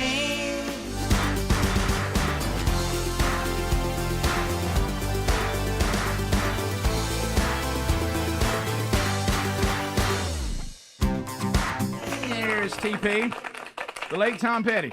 Yeah, buddy. Also the name on Wood Greg and Lisa's puppies that is somewhere with an 18-wheeler right now rolling into another state. That's right. Roll on, Tom Petty. Tom Petty the dog. Roll on, Tom Petty the dog. He's a traveler, Rick. He's a traveler. Bubba, welcome back. Active weekend. Oh, yeah. It was a busy week last week, too. And, you throw in some trees across your driveway and golf tournament. Sure. And, running mamas to hospitals. I mean, what a good night. A lot going on. We'll give all those updates today. And as usual, I think one of the more entertaining things that'll happen today is to hear Bubba and I try to pronounce a comedian's name that we really like. You want to take a run at it? Nate Bugazzi. Oh, my goodness. That's not even close. That's pretty close. No. I can't even. I've said it. I heard it a lot this weekend. I said it so many different ways, and then it's spelled Bugazzi. Yeah. Yeah. Well, you remember what happened is I think that's there was Gazi. There was the way not to say it. But you know the way. I'm just going to have to say it the way I can. And then we were told how to say it, only to discover on Jimmy Fallon that nobody was saying it right. Right. But he just let everybody go with it because he said there's no need to correct it at this point. Yeah. So I don't know whether. That's how I look at it. Should we try to say it the way their family says it? Nate Bugazzi. Yeah, because we're saying God, and I think he says Gat. Yeah. Nate Bugazzi. You know what? Bargatze. Funny guy. How about it, Nate? How about Nate? Let's just go with that. Bubba joined 28,000 other people who saw him in Birmingham this past weekend in 2 sold-out shows in the Legacy Arena. So we'll get a recap on that. Bravo. Yeah, it was really cool. We went to Uptown and ate before the show and met a lot of listeners to the show and so many really, really nice people out there. And they'll come up and say, look, I don't want to bother you. I just want to get a picture. And listen, you never bother me asking for a picture. Bubba sometimes will put a softball jersey on and go to the mall when he's feeling lonely. Whatever it takes, You know, man. I remember Absolutely. the first time you told me you did that. I thought, I get that, man. So anyway, but we'll have that and a lot of you. But then you had Speedy right across the street with the Birmingham Stallions, a big game in the UFL, and it lived up to the hype. A 2-point game, and the Stallions stay undefeated. So Speedy was there. And, and I felt bad. Y'all were telling this is a location, in downtown Birmingham, and all this is going on in this same area that Speedy and Bubba next door to each other. Yeah, can tell you about. But then Speedy said, and we've all been there with your kids, he said, and I felt so bad for these mamas and daddies, somebody's dance recital was thrown in the middle of it, too. Down there at one of their exhibition halls or something. And I thought, boy, those poor people. Yeah, So, I could see a mom and a contestant, whoever was in it, and they were walking across, and the dad was kind of trailing them, and he was looking over to the left, and you could hear the pregame hype music from Protective with the UFL, and people going in to see Nate, and then he's going in there. So, you could see and remember, Rick, when they have a ball game, when the Stallions play, they block off a lot of the roads. Of course they do. So that even complicates the traffic more. And then you throw in 2 sold-out concerts, all that other stuff going on. Yeah. And then across town, you had the golf tournament going on. So there was a lot to be out. So picture dealing with all that. So we'll get an update on that. We are going to announce the winner in Fix Mama's Mouth. Yeah. I'm looking eye to eye with Dudney right now. Mm-hmm. Got a winner. Greg and I had a weird discussion about the place you find yourself on Fix Mama's Mouth when you want your mama to win. I know. Yeah. You're almost thinking, I hope Mama's teeth are worse than everybody else's. I know, and that's different place. when you're in a contest. Isn't that a strange You position? got to lose to win. Isn't that a strange position? It really is. You sit there and go, I think my mama's teeth are worse than your mama's. And we'll see. Yeah. I mean, it's kind of a flip, isn't it? Because used to it's, my daddy can beat up your daddy. But in this case, my mama's teeth are worse than yours. Yeah. Yeah, so but it worked. Yeah, so we'll find out who wins. Great. Who wins today, and on the serious side, Dr. Dudney and his crew will get together, and we're going to see another person's life change in a way that is going to. It's always just moving to see. So crazy. And listening to those kids trying to do something for Mama after all she's done for them. So we'll talk about that coming up next. So that'll be the first thing we'll do. We'll ask ladies how Mother's Day went this past weekend. Greg's grandkids had another birthday extravaganza. Oh yeah. I told you life from the hospital. We had an interesting Friday. We'll tell you about that. it's a lot to do today, and it's going to be fun. So we'll be right back with the announcement on Fix Mama's Mouth next. Rick and Bubba, Rick and Bubba. Rick, Ted Cruz was photographed in an airport leaving the state of Texas. Of course, the Senate is out this week. Mm-hmm. And he carried his family to Cancun, Mexico. Now, he's getting all kind of blowback about doing this, leaving his constituents at the height of a catastrophic winter storm that still has over 500,000 people without power. And he's getting a lot of grief about this. Now, certainly the optics probably do not look good, but some people have lost their mind on this, calling for Ted Cruz to step down from his Senate job. I don't see that happening. The reaction may be a little much. I think Ted is probably rethinking that. It just doesn't look good. But I don't know that he had any hope of rebuilding power lines himself there in Texas. Yes, I guess the background on this is because you represent us, even though the Senate is on vacation, and the people of Texas say you shouldn't, because I'm like you, he didn't get on a private plane, he didn't get on a military plane, he just went and flew out commercial to leave the snow and the lack of power and water and go to get to warmer temperatures and then give his family a break in Cancun. And the people of Texas get his old lady off his back. Yeah, Greg, because we all know that Greg, you don't chewing know. on him. Greg, you don't know she was chewing on him. Yeah, probably 2 small kids. Mm-hmm. Yeah. But you think the wife was saying, "Get me out of here"? Absolutely. Yeah. So he's saying because he's a senator and he represents the people of Texas, he needs to stay there and be down for the struggle. Is that what? I guess. Well, I mean, from a PR standpoint, Right? It's Yeah. not. No, I'm it's not not saying good I disagree optics. with it. No, you're right. Yeah, I'm not going to tell Ted he made a good call on that. No, but, he didn't. I don't think it is as severe as that. Now he immediately dropped them off, came back, and was met with protesters already at his house screaming, "Resign." Good. Which, if it's as cold as they say it is, I don't believe I'd be out there chanting. I'd be looking for a warm Well, place. now wait a minute. If he dropped his wife and kids and then came back saying, "Hey, I probably shouldn't do this right now. Let me get back to the people of Texas," and he did. So he's vilified for even going at all, right? Yeah, just even thinking about it to begin Now, with. And I'm he's even been on. He was on Hannity last night and said, "Hey, I immediately regretted that decision. I saw that it wasn't a good idea, so I came back." What about this? Now, I'm with you guys. If the left wants to agree, and Bubba, I know what you said about playing golf, and I agree with all that. If we can decide that Republicans and Democrats are held to the same exact standard in times of natural disasters or war, then I'm okay with that. But what I'm not okay with is the right has to adhere to one standard while the left is allowed another. And one of the things, Hannity made the point that, here we are trying to get FEMA to the people of Texas and all that they need. And he says, is anyone giving Biden trouble for taking a day off?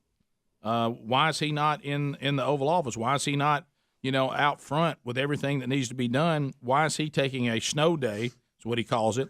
And he says, to be fair, I'm not even sure that Joe fully understands what's going on in Texas. Now, that's a little shot there. Well, let's just say Ted Cruz didn't leave his home. He was hovered around the fireplace because that's the only source of heat they had. Mm-hmm. I don't know how that's going to change things. I don't think the optics was good, and Ted Cruz is he said clearly, or his exact quote was, let me give you, he said, obviously this was a mistake. Okay. So he turned around and came back, corrected the mistake. So, he must step down, Rick. He must step down. That's the cancel culture. Of course, now has the left decided, and Bubba, it's looking more and more like maybe a yes. Something's happened with the left in Cuomo. They're starting to turn on him. Oh yeah. Well, before we leave Texas, let me mention this too. We talked a little bit about this the other day, and I've even looked more into it, trying to peel the political layers off.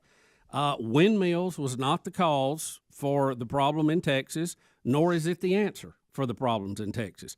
This is really simple, guys. They don't engineer their energy needs and generation ability in Texas for single-digit temperatures for multiple days.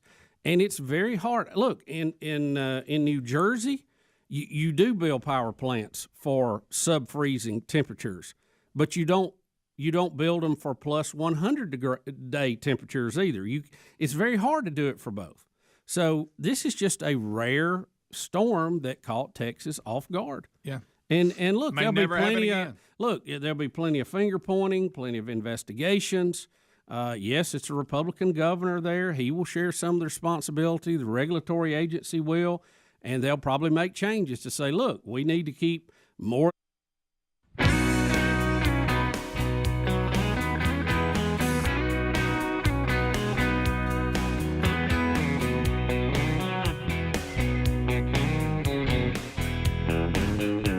That's right. As long as you know what we mean, does it really matter? All right, here we go. Lots to do on the program today. A brand new Rick and Bubba University. The podcast already got some great comments. Some people saying, I wish when y'all did letters from the audience, you'd extend it to an hour. 45 minutes is not enough. But anyway, some great questions over the weekend. Bubba and I ramble on, answering your questions as best we can, looking back over Rick and Bubba history. If you haven't caught the latest Rick and Bubba University, do so. It is now available. All right, so as we come back, Dr. Dudney is here. We were waiting on a certain team member that has drug in here finally. And Bubba, I love when she came in, she said, I'm sorry I had a tree across my driveway. That's a great I had one, a tree by the across way. my driveway. I would So, even play the Mother's Day card. Yeah, so It was. did you have a good Mother's Day? Day yesterday because Okay. I volunteered for everything with the kids yesterday at church, and I was like, I told my daughter, I'm like, On Mother's Day? what was I thinking? On Mother's Yes. Day? Paint with little children. Was there glitter? I hope there wasn't glitter. And glue. No glitter. Okay. I did not get the glitter out. Do you remember when your sweet little precious thing would bring you something they made in Sunday school and it had glitter on it? Yeah. And you're just like, well, that glitter's with us Yeah. for the rest of our lives. Yeah. It's going to be in the car, on our pants, on our coat. Sure. right. It's everywhere. Well, we're glad you were able to drag in. So we and belated Happy Mother's Day to you. Thank you. All right. So Dudney, welcome back. How are you, sir? Great, Rick. Thank you. It's great to be here. So many years, so many mamas, and now what everybody needs to know is Dudney and the crew. They narrow it down to the final three, and there's so many things that go into that, and Yes. a lot. Yes. No matter how much we say it, Yes. you know, there has to be a certain criteria for this makeover to even be a possibility. Correct. And that's what Very y'all. few people would even dare this contest. Yeah, and a lot of it is, well, first it has to be from the pictures. The reason we need pictures is it has to be something we could do, Right, and we want this to be done within a fairly short period of time, so we can have the winner back on. Yeah. And secondly, the letters do play a role.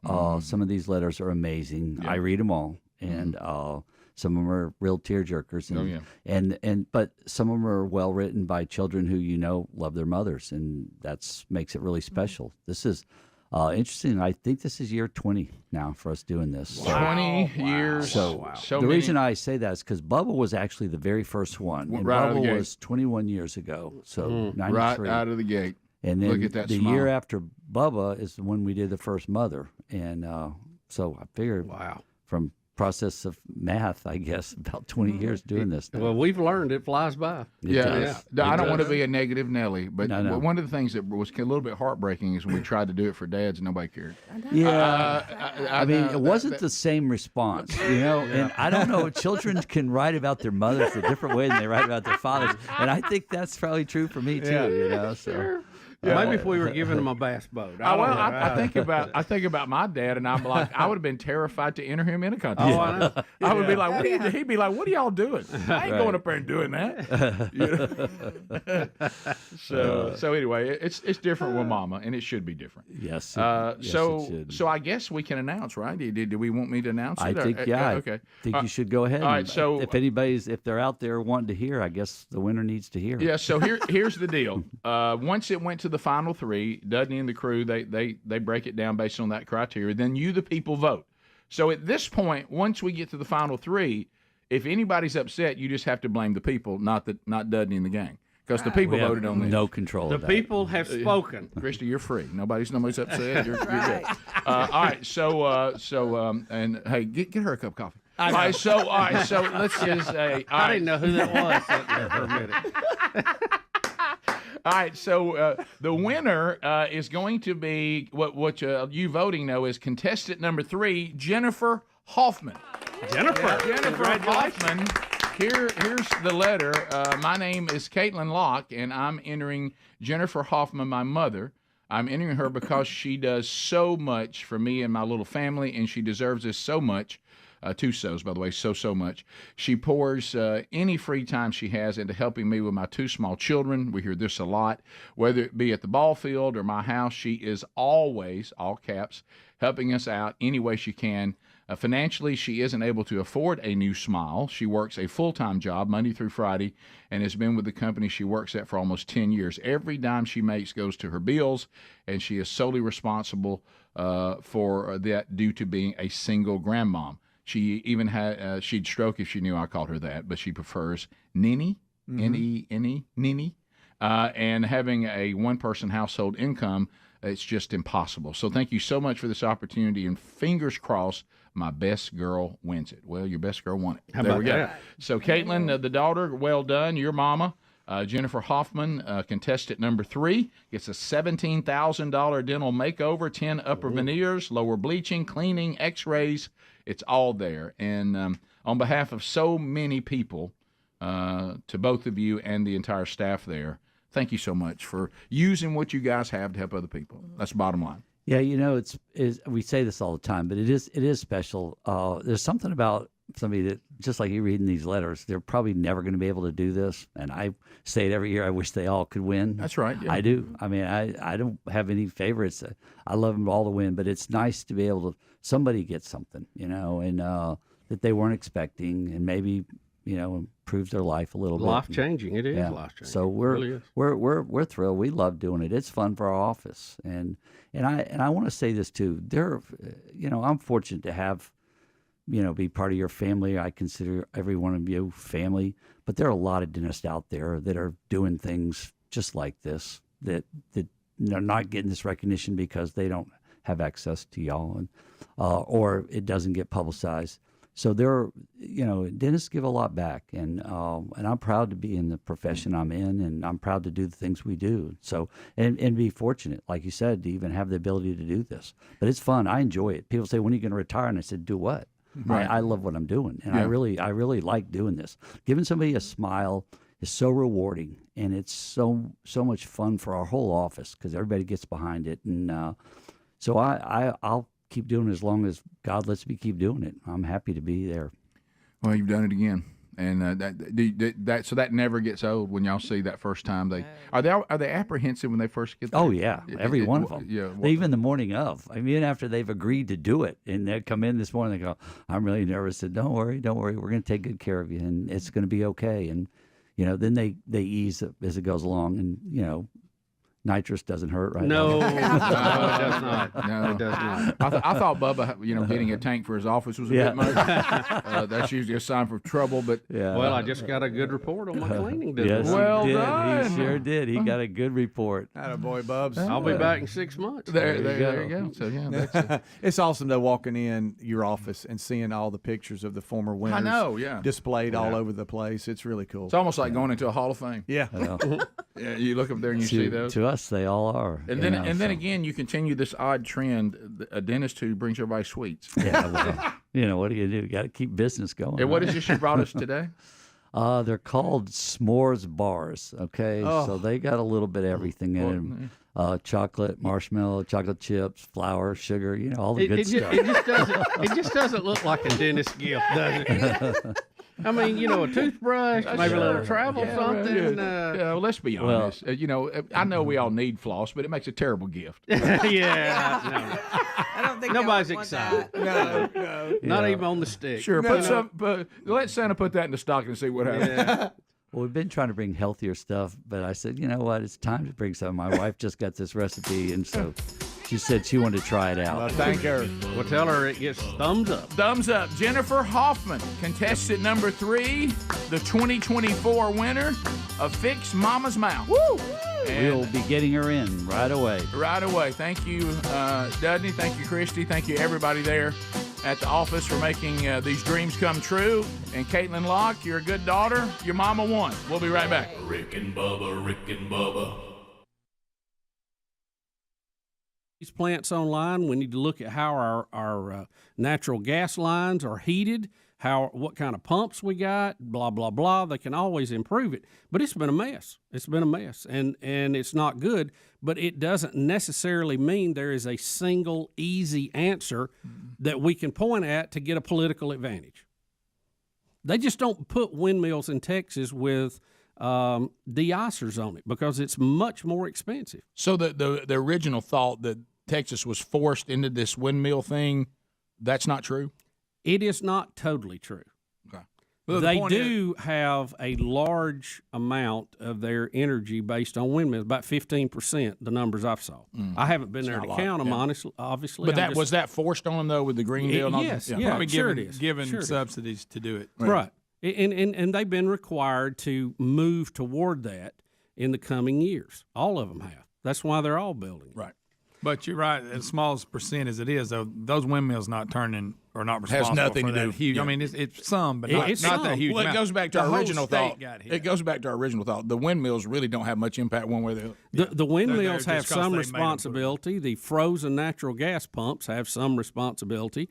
The maintenance Offline schedule doing maintenance, yeah. has some. And when you start a maintenance program, I looked into this too. They can't do it in a week, and you can't go, oh, we need that plant back flip it on, back get it on. on, because they tear down a lot of their infrastructure, cleaning it in these scrubbers that are in these smokestacks and things, and it takes months to do it once you started. So it was just terrible timing and a perfect storm, so to speak. And Cruz probably shouldn't have boarded a plane to go to Cancun. Probably shouldn't have done that. But he should have been out there helping de-ice windmills. Yes, but there can't be two different rules for two different parties. The windmills didn't cause it, but AOC saying green energy would have fixed this is wrong too. And Stephen King saying, hey, all you people don't believe in global warming, this is what you get. That's foolish too. All of you foolish.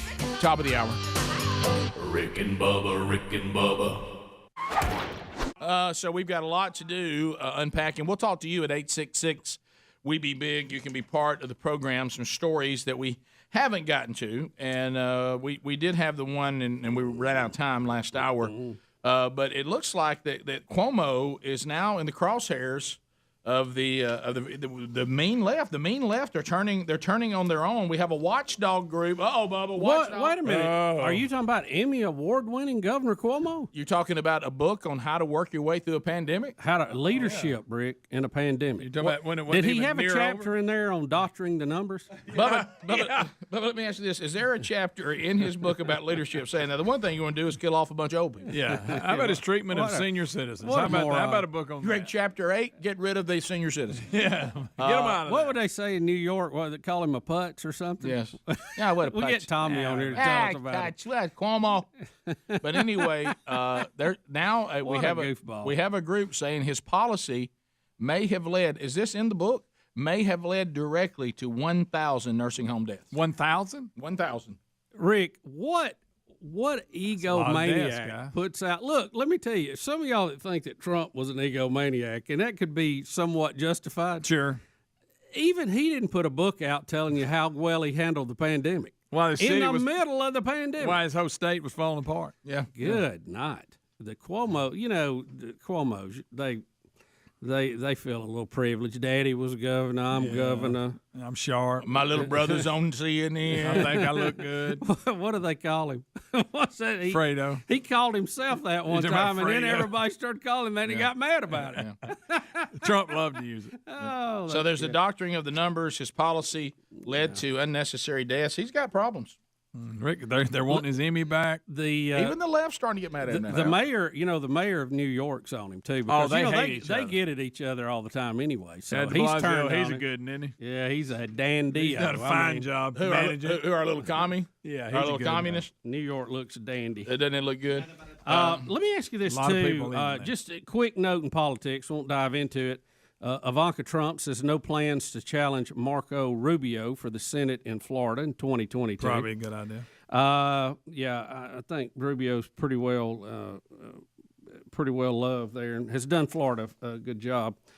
He may end up being a presidential candidate. talking about again. Little Who Marco? knows? Little Marco. I want I want DeSantis in there. That's who I want. I'm telling you, I can lie. Look, I'll take him over Little Marco. you talk to somebody right now that's got a track record. Now, he hasn't been given an Emmy for his job, or he hasn't wrote a book on leadership in the middle of this. I want you to think about that. sponsors.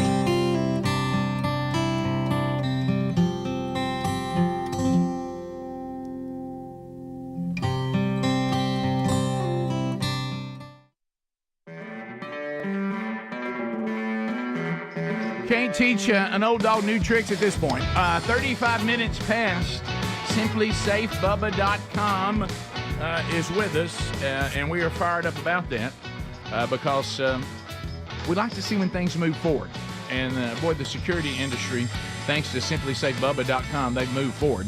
24/7 burglar busting protection for your home or small business. And the beautiful thing about a SimplySafeBubba.com system is that because of the advancements in technology, you can customize it to the property. You know, not every property has the same, issue on where they're susceptible to break-ins and things like that. So you need to be able to customize that. Well, they can. Indoor, outdoor cameras, sensors for every single place. Put them anywhere. You can install it yourself. If you need some help, yes, they'll help you, but you can install it yourself. That saves you money. You customize it. You can take it with you if you move. It works with rental property, so it's really, really the best of the best. And with their monitoring 24/7, their agents even help stop crime, let you know about emergencies in real time. No contract, 60-day money-back guarantee. You can try it risk-free. Peace of mind is waiting. It's SimplySafeBubba.com. Save 20%. Find that link also by going to rickandbubba.com under the sponsors button. So, Bubba, you mentioned one thing, and when we get here, you were saying, hey, what is it? There's something different about your look today. Yeah, I thought. Well, as we told you, we'll give an update more coming up because there's some stories from Friday. But, our mom's been in the hospital all week, and thank you for all your prayers. Praise God, we got her home Friday, and we'll tell you more about that in a minute. So we're a little out of sorts because our sister Greg and me and Sherry and Lisa we're all rotating, staying with Mom.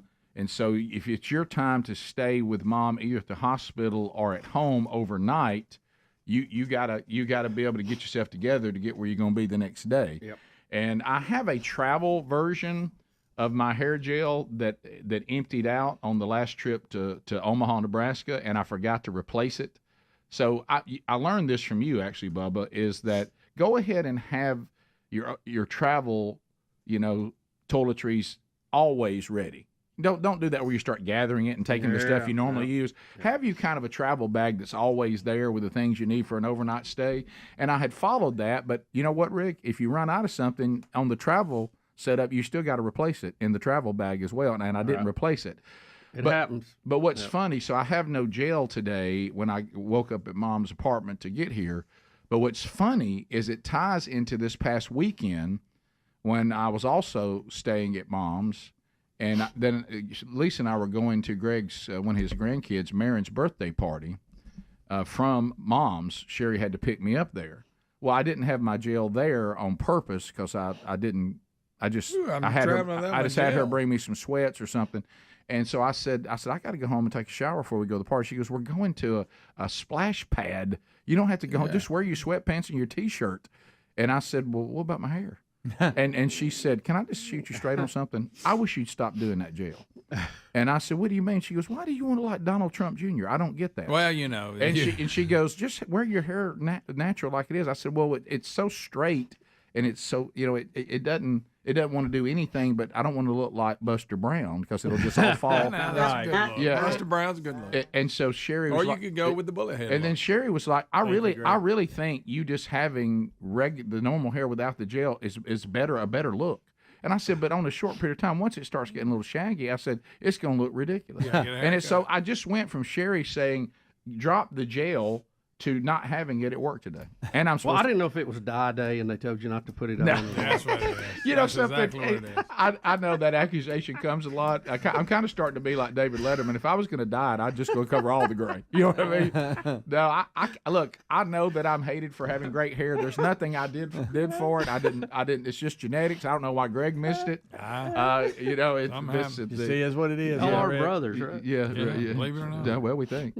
As far as we know. But anyway, so I'm jealous today is why you say that, and I'm supposed to go speak at a luncheon, so they're going to see me all natural. You know, it had rained as we were coming in. I didn't know if you got wet. Yeah. And went south on you there or what. I didn't know what the deal was. Look, it is what it is. So, so the other look is Donald Trump Jr. I didn't know according to that. Sherry. Oh. Sherry goes, you like are you a mobster or something? She said, I don't understand this gel thing where you slick it back. I said, I slick it back to start the day, but then it falls to where it needs to be by the time it all. By the time.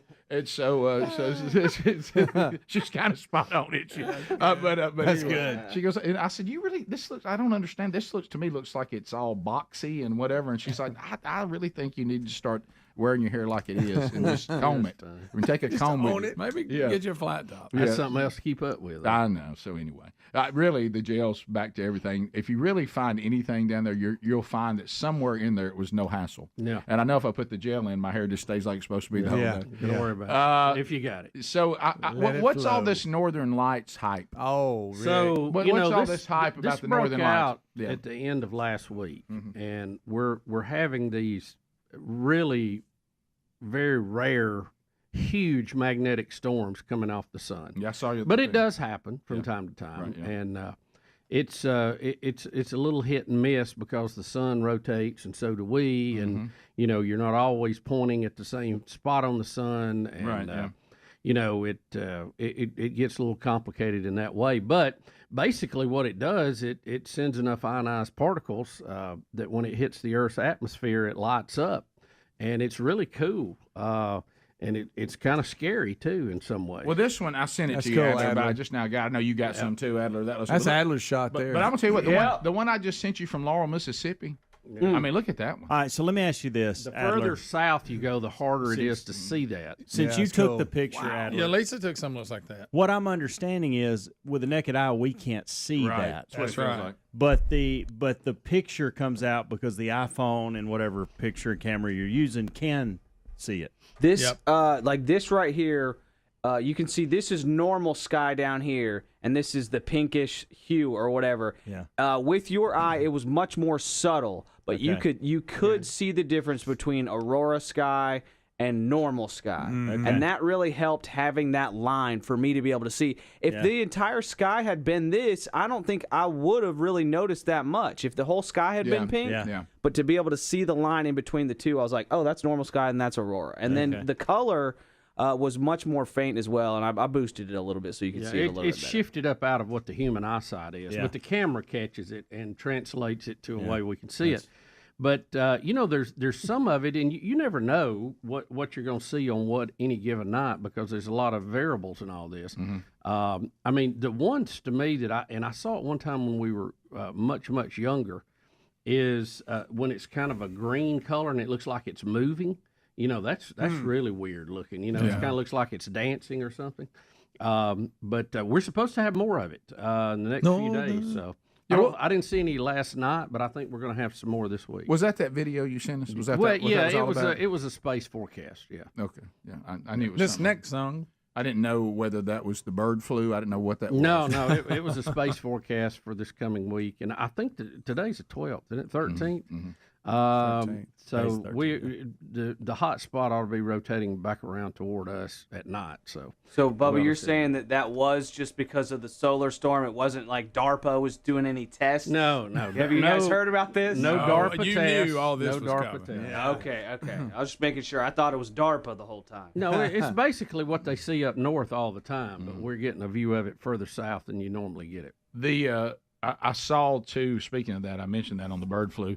Do you think this is the one they're going in on? I noticed they tried a little bird flu hype over the weekend. Oh, I told you last week that bird flu. Get ready. That's the one they picked. Yeah. But I've seen the folks that do this, and they've really kicked up the bird flu. So I think that's where they have lit. No pun intended. Yeah, I don't think it's.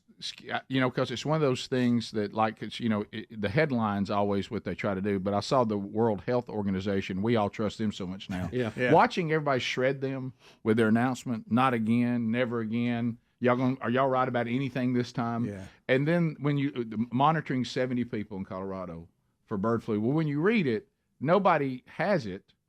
they're being monitored because they might have been exposed to it maybe as dairy farmers, and they're watching them, but nobody has symptoms. Rick, we got to find something. I know. That's all we got right now. Yeah. And it seems like of all the things they could try, do they like bird flu because they think it's scary?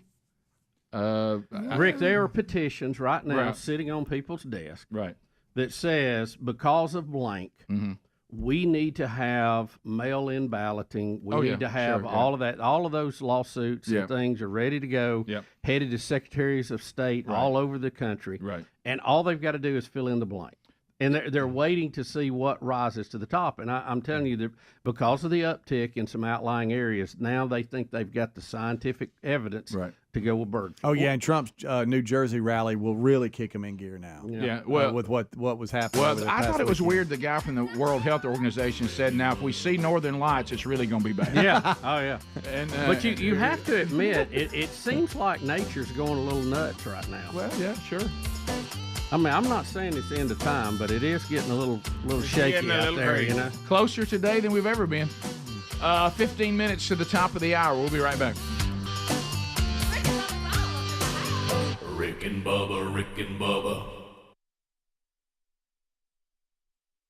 See, I hadn't even thought about that. We've got Cuomo up there having books and Emmys, and DeSantis is being treated like he's the devil. Yeah, and meanwhile, for being successful. And meanwhile, Cuomo's killing people unnecessarily. It's and unbelievable. getting an Emmy for it. You know, I saw this story pop up earlier today on the wire going by, and I thought surely this is a misprint. I'm probably looking at this wrong. The Ivy League has canceled spring sports again. Wow. I don't know what's weirder, that or the ones that are going to actually play football in the spring. That's weird. Yeah, OVC. Yeah, we got that coming up. I know. Starts February 24th. The SWAC's going to play. It's going to be on Sunday, right? Yeah, somebody said that opening game's been canceled for weather. I don't know. Is the SWAC going to play? Weren't they going to play? I think they backed out too. I think they did. The plan was, but they're not going to do it. Yeah, I may be wrong. I may have made well, it's kind of confusing because Ivy League won't hold any league competitions or championships, but they will allow the 8 schools to participate in local non-conference games, but they have to be within a 40-mile radius of the campus.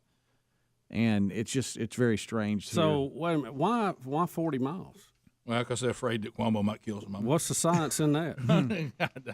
Bubba, the science on this decision is going to be hard to find since we've had people that have gotten through entire seasons with. And I'm not saying they didn't have any obstacles, but they got around it. They worked through it. How about if you're a spring athlete, you've now missed 2 consecutive years of competition if you're in the Ivy League for spring sports?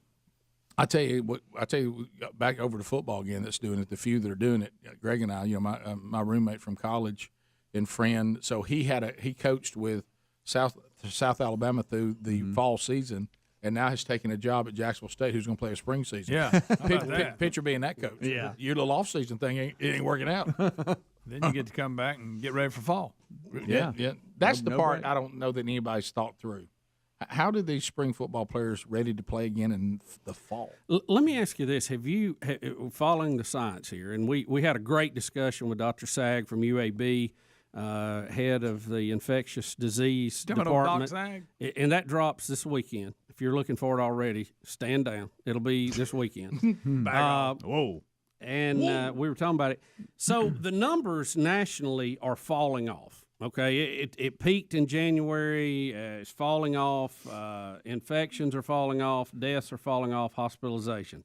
If you're sick, if you're in the hospital, that's bad. I'm not saying it's not, but overall the numbers are much better. So is that coming down because we have people who have immunity, the vaccination program, just because people aren't gathering for Christmas?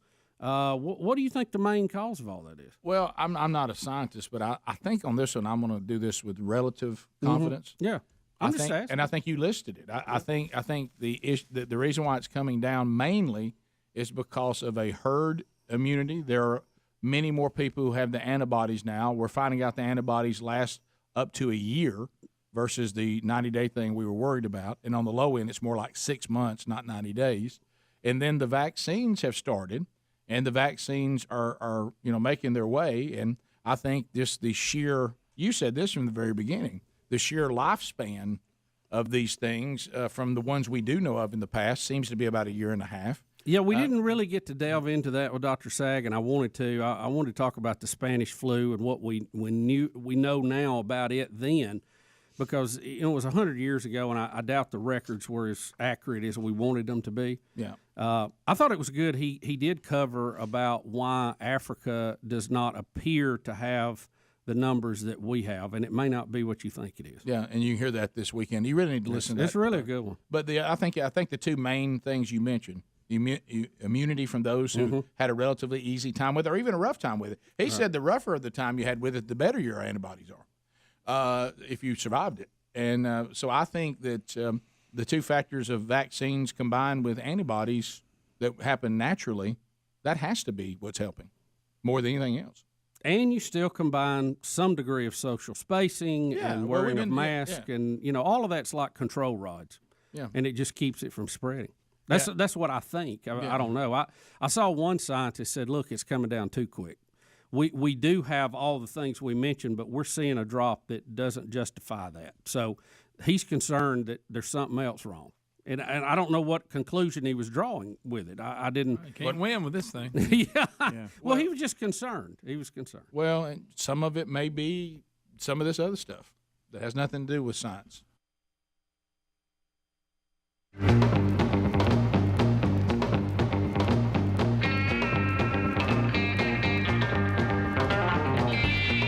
Nine minutes to the top. Thank you for being with us as we work our way back. All right, so let's look back over the weekend. Bubba, this comedian is just taking the world by storm, and that is Nate Bargatze.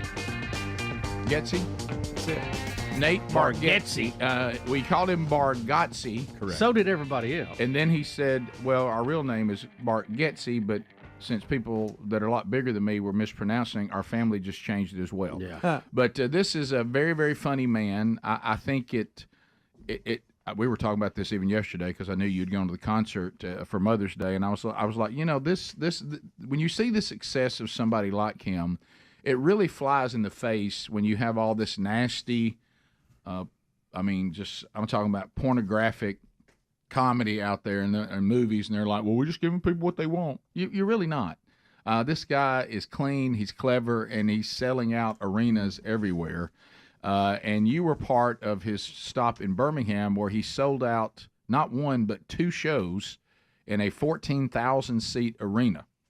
It was. And you were there. It was really incredible. We ate close by at what they call the Uptown area at the Southern Kitchen. Met a lot of folks, listened to the show. Very nice folks, and I always appreciate them asking for a pic, and hearing their stories about the show and how long they've listened. And we had that. We had the Stallions game like we were talking about. We had golf tournament across town. Apparently there were some other things going on at the BJCC too. So there was a lot of folks out and about. I mean a bunch. But we went, and he basically performed in the round, the round format that we've seen concerts and stuff. I've never seen a comedian in the arena. I've seen them in the concert hall. We saw Jerry Seinfeld there. Saw Leanne Morgan there. I've never seen anybody in the arena, and it was sold out. I mean, it was up at the top. It was packed. Tell me the experience, because I've seen like people do concert videos that I can tell they're in the round in an arena, but I've never been in the arena listening. Stand-up comedy, it's them and a microphone. Could you hear good enough? Yeah, you could hear. Was all that good? It was tempting to watch the screen and not watch live, and then so you're kind of like watching it on TV. But they move around, and he brought an MC with him and three opening acts. I think it was three. That come out, and they all, they hit the, apparently they're all on his podcast that he does. These are people he, associates with. Right. And the MC to begin with was funny because he'd been on Jimmy Fallon several times, and he was talking about how him and Nate started together, how they moved to New York together, and now he's a headline act and I am the guy emceeing. So, somewhere along the way, something changed. That's funny. He had one of the guys, and I can't remember their name. I need to look them up today. He's a big one now. I mean, he's a big one. You said he'd go 4. Oh, Rick, he was really big. 4? And but he was funny about it. And well, all fat comedians are. Did a great act. There was another guy from here. Was it any of these guys, Bubba? Was it that Aaron Weber guy, the big guy? No, Aaron was there. Jim McCullough was the opening MC. Was Dusty Slay there, the long-haired guy? No, I don't think Dusty was there. Oh, okay. Aaron was there. He's coming back to the comedy club. He's from Alabama. I think he's from Montgomery. Okay. He's very funny. He is all of them were very funny, and they didn't do a long set, but boy, they went out there and just, started firing right away. It was good. And the act right before Nate comes out is his dad, Steven. I've heard legend of his dad. You're not ready for Steven, by the way. I've heard legend of him being, an entertainer, a clown. He has a top hat. He's a magician. He's a magician. Okay. Yes, he is a magician. And Nate talks a lot about him and his act. Well, Dad talked a lot about Nate growing up, and he had several fun. Can I give you the lines? I don't want to. I'll be prepared. Well, I mean, they've been. I think you can. Can I? Okay, so he's coming to Huntsville in June. All you got to do is, if you get reels, the people put all their stuff out anyway. He said that he had taught Nate as a child that you had to work hard for what you got. And he said, Nate came to me and he wanted something as a teenager, and he said, son, if you want that, you're going to have to get out and work for it and buy it on your own. Now, I wasn't ready. His dad has a slight lisp, so it was kind of like Lou Holtz telling jokes. So that's not a slight lisp. Okay. Got it. Okay. Funny man, very funny. But he said, so the whole reason he's on this tour now is he needs 4 tires for his truck. But he's a magician, and none of his tricks work. Is that the bit? Yeah. Okay. But then he wraps it up at the end, and his tricks are working. That's what's so funny about it. Oh, so he leads you down a road, and he's really good. I mean, he's got great stage presence. And can you understand him, Rick? Yeah. It's a fair question. Rick's staying in that lane. I'm in an arena. And I've got Lou Holtz up there. He's got a little bit of a list, but it's funny. I mean, it works with his act. I don't have a problem with it being funny. I'm simply asking, can you follow? Let me ask you, would his act be as good if he didn't have the list? That's my question. I think it. To me, it just kind of added to it. There you go. There you go. And Nate's joked about his dad and Afrin for many years, and that's part of it. And he covers a little bit of that. He didn't do the full bit on it, but he did a lot of other things dealing with his wife and his dad. And his dad, like I say, had jokes about Nate, so it was all funny. Were you highly entertained? Oh yeah, it was great. It was a great evening. Yeah. I feel very fortunate that I have seen in this last calendar year, really 6 months, 2 of the funniest people I think that are on tour today, the king and queen of comedy, and that's him and Leanne Morgan. Yeah. And, that's with the passing of James Gregory, who was the king, in my opinion. Yeah. This is great that they're moving and doing. Let me ask you this. Had you watched his... And they're clean, by the way. Clean, yeah. They're funny. Oh, yeah. Nate's awesome. Had you watched his Netflix specials before you went? I have seen those. You got us turned on to that. Betty had also got into watching some of that. And I'll say this, as far as a style of comedian, the totally dry sense of humor person is usually not my favorite. I mean, I like somebody with a line, with a dry, but just to do the whole act. And there's other great ones that have done that. I usually like the more animated James Gregory type, Leanne Morgan type. Nate is in my lane. That's my favorite kind of humor. But I will say he definitely pulls it off, and it's funny to me how he never, cracks himself up. But he did get laughing a couple of times during his act, but he tried to shut it down. You can tell. But it was funny. But completely different act than what you see on as far as the material. Oh yeah, to me it was. Okay, yeah. What was the cell phone policy? Were y'all able to have your phones out? I know that a lot of these comedians are making you put them in like a bag and all this. No, there's no bag. You just couldn't. They told you not to do video and flash photography. Mm-hmm. Gotcha. And you better have the right size purse. Well, all these venues, they're watching women have to go back to their cars because they got the wrong size purse. It's ugly. It was a great show, and I would say if he is coming anywhere near you, you need to go see it. Yeah, funny guy. Good stuff. I've never seen a comedian be able to pull it off in an arena, and that's a tough environment. You better believe it is. Yeah. And the first guy does make fun of people come in late. So. Yeah, well, he should. He should. Rick and Bubba, Rick and Bubba.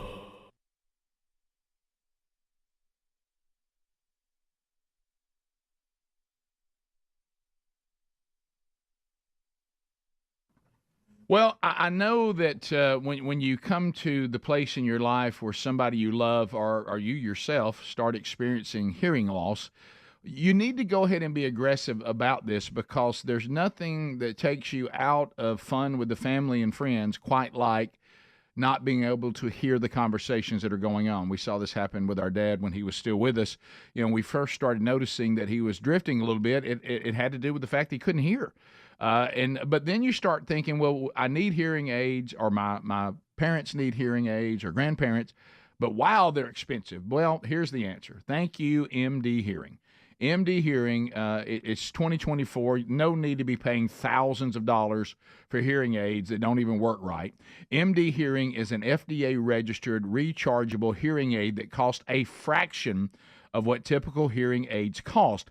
MD Hearing's Neo model costs over 90% less than clinic hearing aids. I did say 90.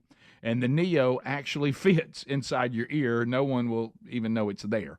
It was founded by an ENT surgeon that saw how many of his patients just simply, couldn't afford it. He didn't like the way what he had was working, so he worked on inventing a better product at a better price. And thankfully, they've done it. MD Hearing has sold over 1.5 million hearing aids. They offer a 45-day risk-free trial, 100% money-back guarantee, so you can buy with confidence. Here's all you got to do. You ready? Okay. Go to shopmdhearing.com and use the promo code Bubba to get the new $297 deal when you buy a pair.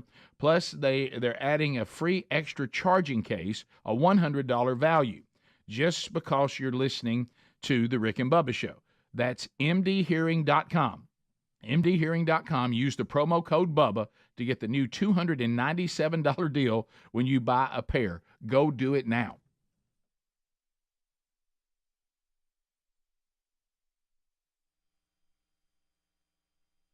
Be the dog in me. You know, I think we can agree that you're more allowed to give good news now than you were before. Oh, absolutely. And that's part of the political front. Yeah, there's that. It's more allowed now. Yeah. It's not bad form to be positive about it now. Suddenly that's, well, hey, man, we got to get positive. Yeah, I know. I was kind of for that long before now. Yeah. To report good news, too. We'll be back. 866 We Be Big. We go phone trolling next. Rick and Bubba, Rick and Bubba. A couple of other stories that are out there. Rush Limbaugh has, as we talked about yesterday, has passed away. We've given you a few stories on that, but this item is in his wife, Catherine, which was his fourth wife, who's 44. Rush left the world at 70. Will is set to inherit his $51 million Florida mansion and will carve up his $600 million estate following his death. So the fact that Rush did not have any children, it looks like that all of it will go to his fourth wife, who he was married to, I think, for 11 years. It is not known if any of his three ex-wives will inherit any of the money, so we'll see. You know, he had earned $85 million a year last year, and he had just signed a new contract before his cancer diagnosis that would have paid him $70 million annually to host a show. So there you go.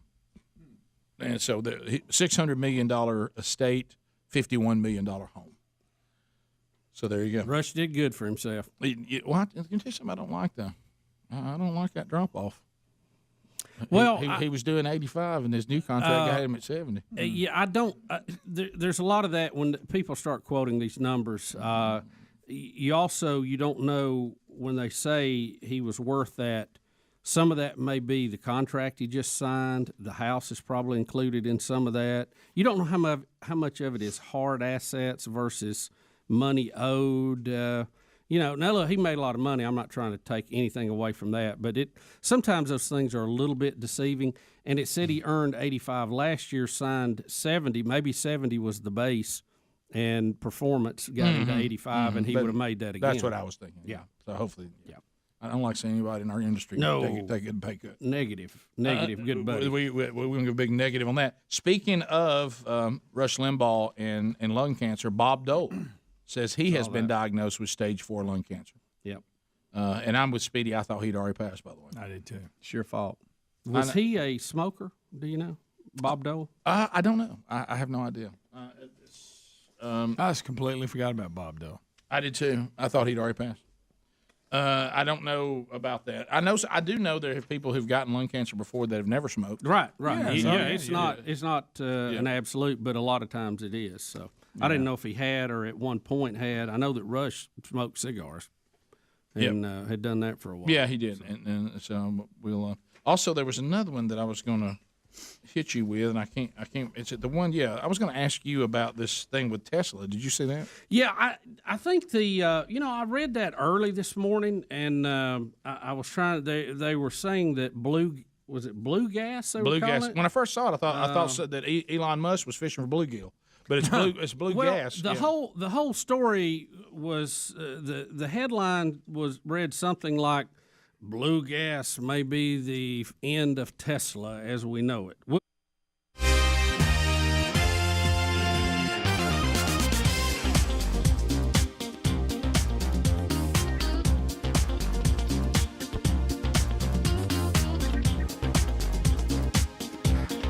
It is 6 minutes past the hour from the Big Boy Studio. Thank you for a brand new hour of the Rick and Bubba Show.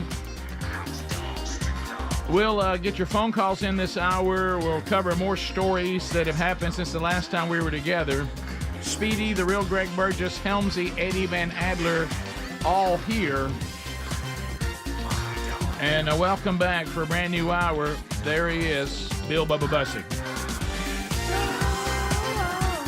Glad to be here, Rick. Thank all of you for joining us, and we do appreciate the past 30 years. 30 big ones. Woo! And a lot of reminiscing, a lot of gripping and grinning and talking about seeing all of you that have grown up on the show and are now adults. Saw a lot of those this past week, unfortunately, with Mom in the hospital. So I think everybody, if you're not updated, on Monday, a week ago today, unfortunately, Mom was not doing well. We didn't know what had happened. We didn't know whether it was a stroke. It had that look. She did not know who anyone was. I talked to her again last night. She says that she does not remember anything from going to bed Sunday night till she was finally aware of where she was and who everyone was, maybe on Thursday, late Wednesday. So she has no recollection of us carrying her out of her apartment, emergency room. I'm glad she can't remember the emergency room because that was hell on earth. That's a chunk of your life. So I said, that's a blessing, Mom, that you don't remember that emergency room. I promise you that. So anyway, the journey. And Speedy called me out on this, and that's why you have to have people in your life that, is because of the show and the way the show works and what we all do. And I'm thankful for Greg and my sister and my wife.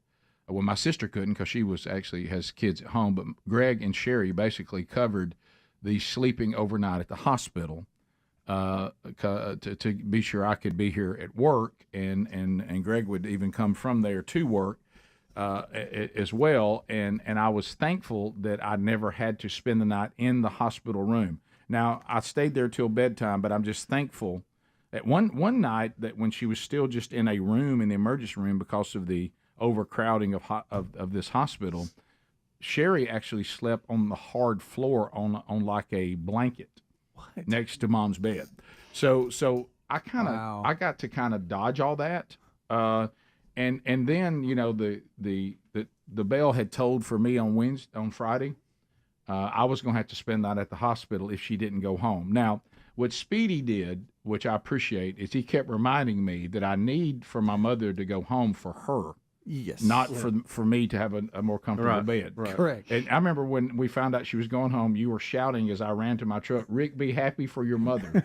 Be happy for your mother. Just a reminder. Well, on a not so, and our mom is pretty sharp when she, other than when she, let me tell you what finally happened. We found out by Almighty God, all your prayers, thank you.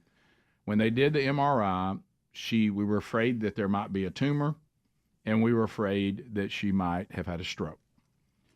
By the grace of God, all those were ruled out. And they said, what happened to your mom is something I didn't know about that is actually pretty common if you live long enough, even if you've never had seizures in your life. And these are not grand mal seizures, where they're, have swallowing their tongue, and it's not that eyes, but this is just, they could just be staring and just sitting there staring and be out. And I forget what they're called. There's a name for them. But anyway, so she had one of those seizures. And then they said, here's the good news. We have medication for that. And once they gave her the medication, her brain waves became normal, and then she came back alive and knew who everybody was and all that. So it can be treated. So she can go back to where she was, living independently. But she's got to keep taking the medicine. They keep telling her that now you don't get off that medicine because now we know that you're susceptible to these.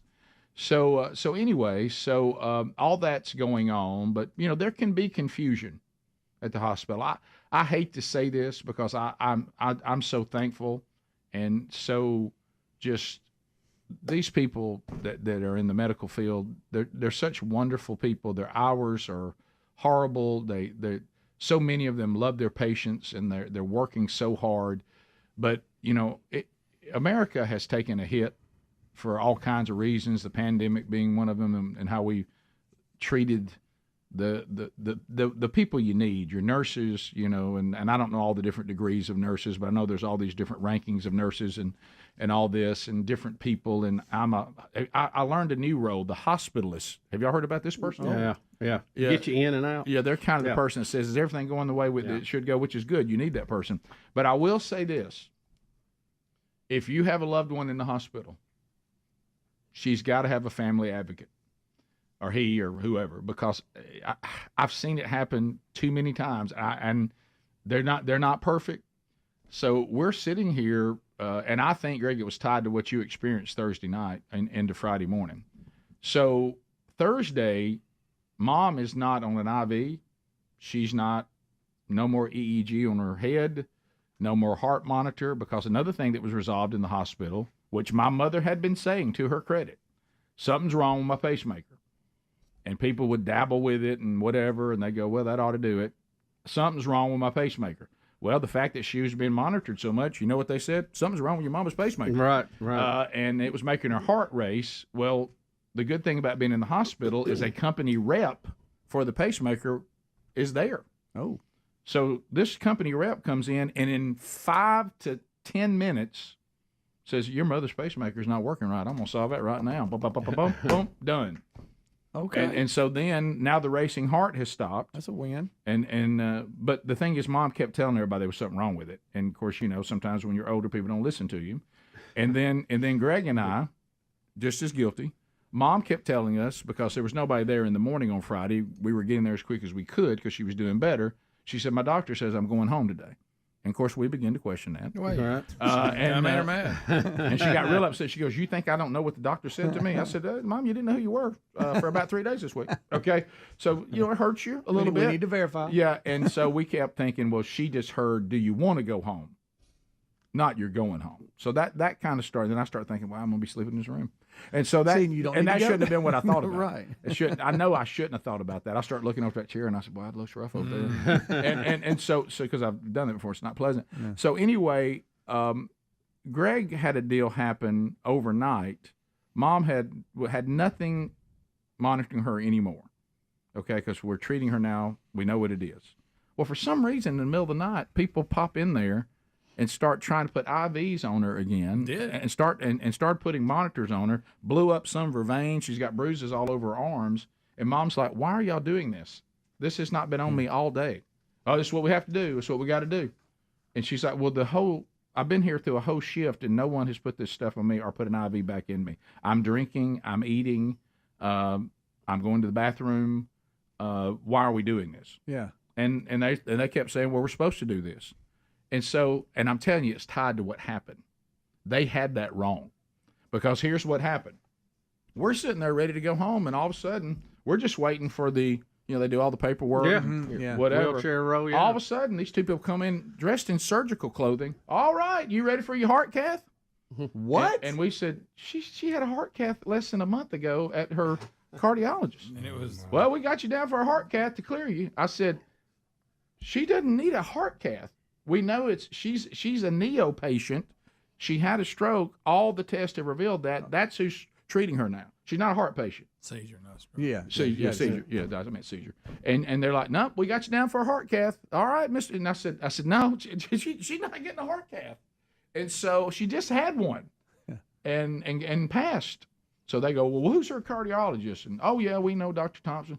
And they leave and come back, and then they go, hey, we're sorry. Oh my goodness. Wrong patient. Wrong room. What? So I'm telling you, that was tied to what they did overnight. They had her wrong. And so I'm like, hey, but why else would they do it? Why would they put a heart monitor on her? In the middle of the night. In the middle of the night. Why would they put an IV back in there again?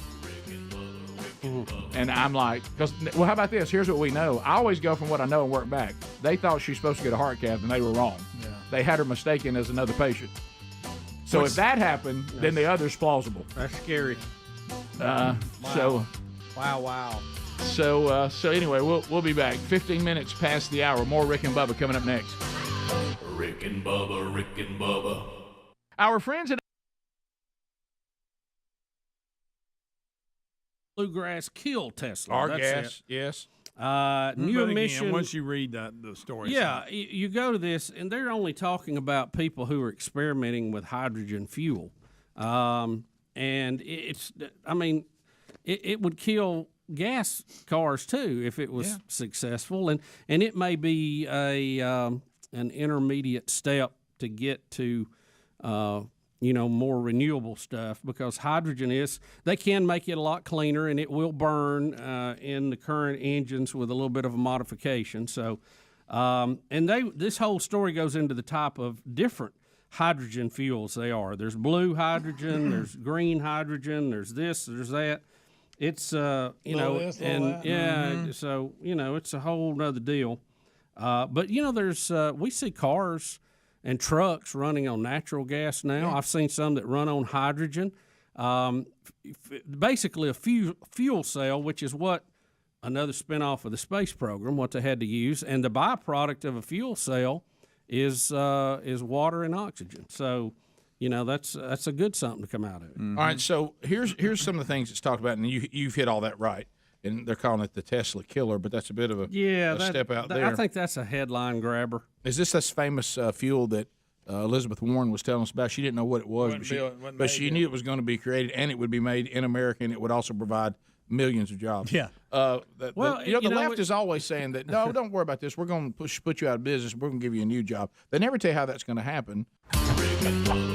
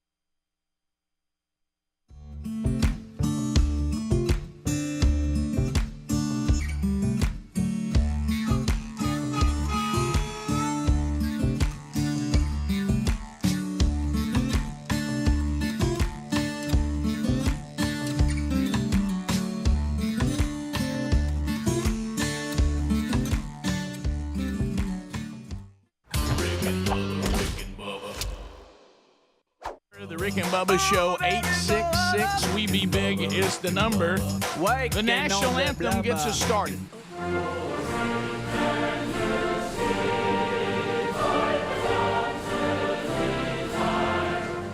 I I'm good. How are you, sir? I'm good. I've got actually brought you a little prize. Did you? Yeah, we'll do that here in a minute. It's a dilemma. Is it from this weekend? Yeah, it's a dilemma because I've brought you something, and I just want to celebrate. Yeah. But here's the problem.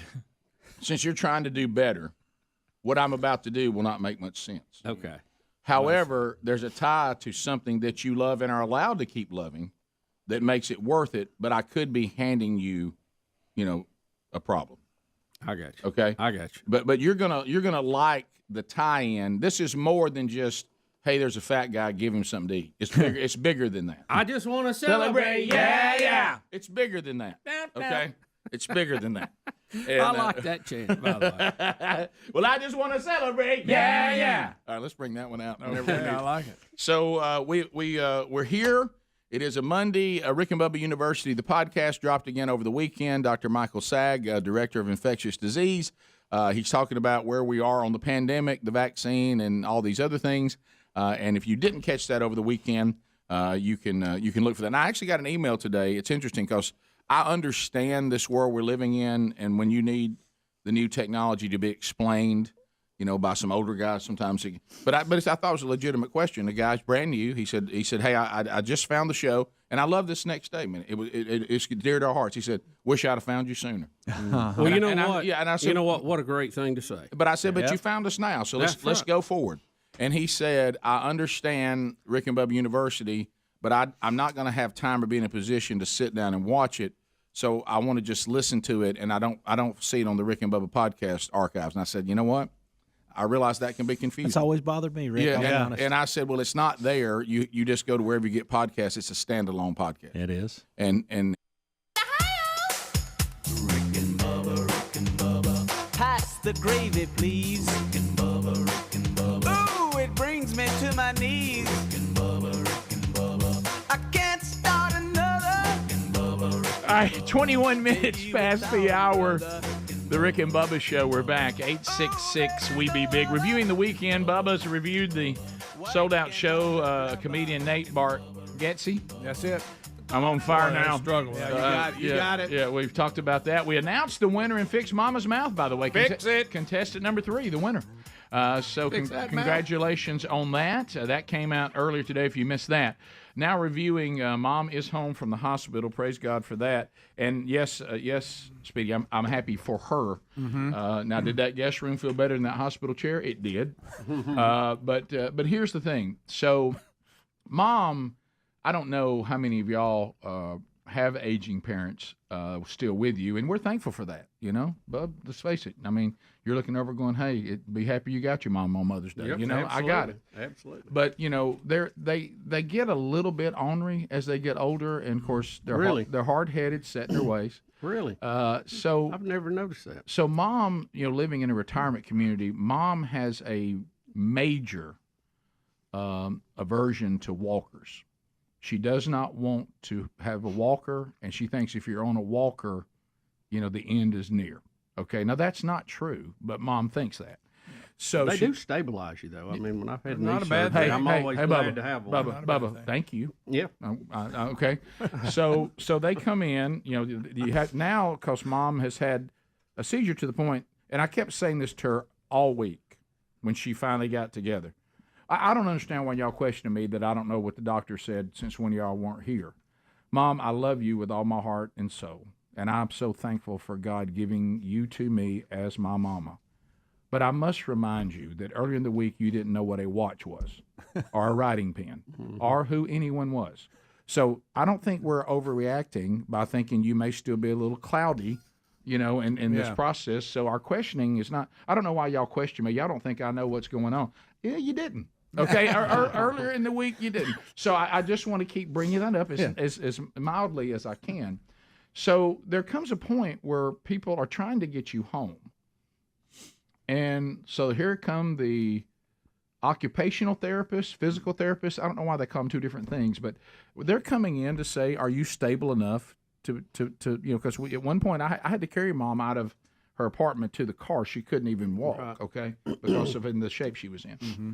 So, and she's a little wobbly, and so they're like, so Miss Burgess, why don't you get up here and try this walker? Not using a walker. Mom. Let's do She acts like it was a life sentence. If you get it, you can't get rid of it. No, we feel like you need this to stabilize, Bubba, yourself, when you get home. Yeah, let's call it temporary. But let's get home. They've got all kind of little bags they put on them now when you keep your stuff in it. You know your phone. Oh, we talked about that. The woman tried to tell her that. Yeah. Look, my mother does this. Have you seen the one you turn around, you can sit on it? No, I haven't seen that. Oh, one. yeah. So absolutely. Bubba, have you been shopping? Bubba's been shopping for it. Listen, Betty's mom is like 92 and still lives alone. Okay. So does she use one? I got you. Yes. Okay. Well, thank you. Still lives alone. I know. 92. I may need her to call Mom. So Mom's 10 years younger, 82. My mother all of a sudden turns into Ruby. I mean, turns into Adler's daughter. Look, so she's about 4 years old. She sits there and they go, Mr. Burgess, will you try the walker? She does this if you're watching. Shakes her head. Shakes her head. No. And they bring her food. Miss Burgess, you eat this? Mm-mm. And I'm like, I said, hey, Mom, let me go back to how much I love you again. We need to get out of here. Okay, it's time. So I don't have to sleep in the chair. Did you say no? that? I didn't for your own good because I know you don't like being here anymore. Okay, good. I'll stay with you wherever you are. Would prefer your apartment. So anyway, Bubba, I said, and I remember us talking about our kids when they were in college. Yep. And they would come in and say, our professors are loons. Yep. Yeah, they're way out in left field. And we would say, give the professor. And I learned this from you. Just give them the answers they're looking for to feed the beast. To get your degree. That's what we talked about in corporate America. Feed the beast. So give them what they want. I was kind of like, hey, yeah, just give me a minute here. Hey, Mom, we take the walker. Okay, we're trying to get out of here. Just give them the answers that they want. Get up and show them you can use this walker, and just I'm not using a walker. I don't need a walker. To get out of here, you do. Mm-hmm. How about this? Let's change that. If you want to leave this place. For your benefit, not mine. I want you. You're going to have to demonstrate. You're going to have to use a walker. You're going to have to go with this walker. Right. Oh yeah. No, not using a walker. Hey, let's stand her up. And I'm like, Mom, give them the answers. Strap that belt. Then they bring in lunch. We want to see you eat a little bit of this too. Shakes her head again. No, I'm not eating that. Oh no, she will. She'll eat it. Hey, she's gonna eat that. So here you go. Hey, yep, Mom, you're gonna eat that. All right, let's try that walker. Okay, well you look like you got that pretty good. That's just a stable. I said, Mom, if you had knee surgery and somebody gave you crutches, that didn't mean you're on crutches the rest of your life. Right. It's the same thing. Mm-hmm. Not gonna use a walker. Mom, it's the same thing. I see people you can get on a little walkers, horn on them now. Like I'm gonna walk around with a walker. You're not. It's an injury. Think about maybe you got hurt playing pickleball or something. And so finally she moves around, and as soon as they go, she won't use it. And so I look over there at her lunch, and I take 2 spoons of it and eat it. Rick. Yeah. I mean, we got. It You looked ate pretty your good, mom's too. lunch. It didn't look bad. It was chili mac. It wasn't that bad. We got to get out of here. Yep. We got to get for your benefit because I know you don't like being here. And plus, if we don't, they're going to give you heart surgery apparently. Yeah. All right. So stay long enough. Right. Tell them what you'll have taken off. Yeah, we're not sure about that. So wait a minute. You ate some of your mom's lunch. Couple of spoons. Had to make it look good. And probably when the person came in and said, "Oh, good, look, you ate some of it," I probably should have fessed up. I just let it ride. Yeah, like you weren't paying attention. Yeah. I just looked around like, and she's like, "Well, there you go. That's so much better." And I see there, that wasn't so bad. And Mom just looks at me and I said, "Go with it." Mom, you've eaten 2 spoons of chili mac and get on that walker. Let's get out of here. Yep. And so they do. They did release her and asked me how many times she's used the walker. I'm going to say 0. That'd be zip. But she's home. And I said, Mom, why don't you use it to? Finally, I convinced her yesterday. Our sissy did. Our sister. She did use it to stabilize when she was taking a shower. Good. So that. Well, there you go. Okay. Because the way you put it is that we don't want a major problem, so let's use this so we don't have that. Because if you fall, now we got another thing. Like I'm add that to it. Yeah. Like I'm gonna use a walker. Just temporary. Just get your strength back. Please, Mom, just answer the questions the way they want them answered. Right. Okay. Please. Then I go get the medication. That's gonna save her life. That's gonna keep her from having seizures. Oh, I can't take that pill. That's too big. Yeah. Okay. Have you got a pill cutter? Yes. I don't know. That's 2 pieces. That's still big. Mom, would you like to have a seizure? Let's take it. Is there a liquid version of this you can take? Just say it like that. Yes. She goes, no. I said, well, then I'd take it. I mean, it's just. Would you like to have a seizure? Rick, can't drive for 6 months. Like she's going to be driving a lot Like anyway. she was driving a lot. You know, they won't let me drive for 6 months. Mom, I don't remember. You haven't driven in 6 months. Yeah, that's like 2 trips you're going to miss. 2 trips? 6 months, I don't even have a car. And that changes what? I mean, we'll be right back. Rick and Bubba, Rick and Bubba. He said he understood, but people don't know that. They really don't. Yeah. I just want a podcast. Yeah. Because you got Rick and Bubba's show, the podcast, which features archives in the Wednesday Bible study. Yeah. But then you have a standalone podcast. It's just out there where all podcasts. It's a separate podcast. We have multiple podcasts. One is a replay of the show. One is unique. There it is. Well, I just want to celebrate. Yeah. So anyway, but I helped him find it. So that's good. And we did have we got a lot to cover from the weekend. We had a great time down in the land of News Talk 103.9 with the Pursuit Men's Conference. Of course, there's always stories anytime. You can't take us anywhere. Nowhere. You can't take us anywhere. So we'll talk. You can take us anywhere. Yeah.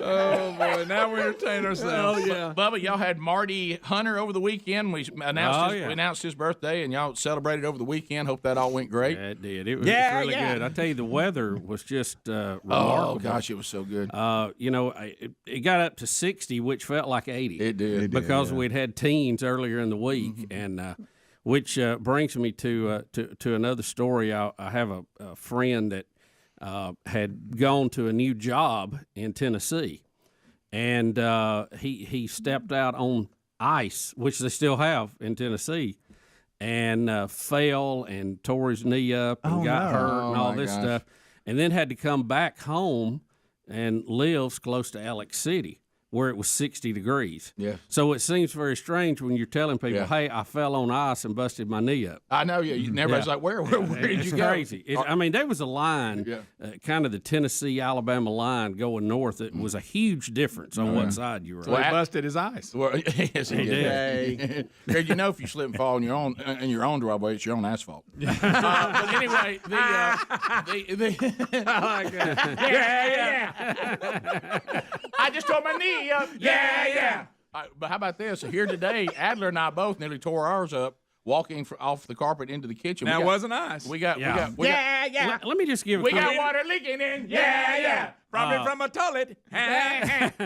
If your office is right above us, and I don't even know who that is. It's been vacant. I just talked to management. Yeah. I just talked to management. Yeah. They're dispatching someone. Yeah. Yeah, I was sitting there. You know how weird it is. I'm walking. I never see it on the way into the kitchen. Yeah. But as I'm coming back out of the kitchen, water hits me right in the chest. And How'd it do it? Right there.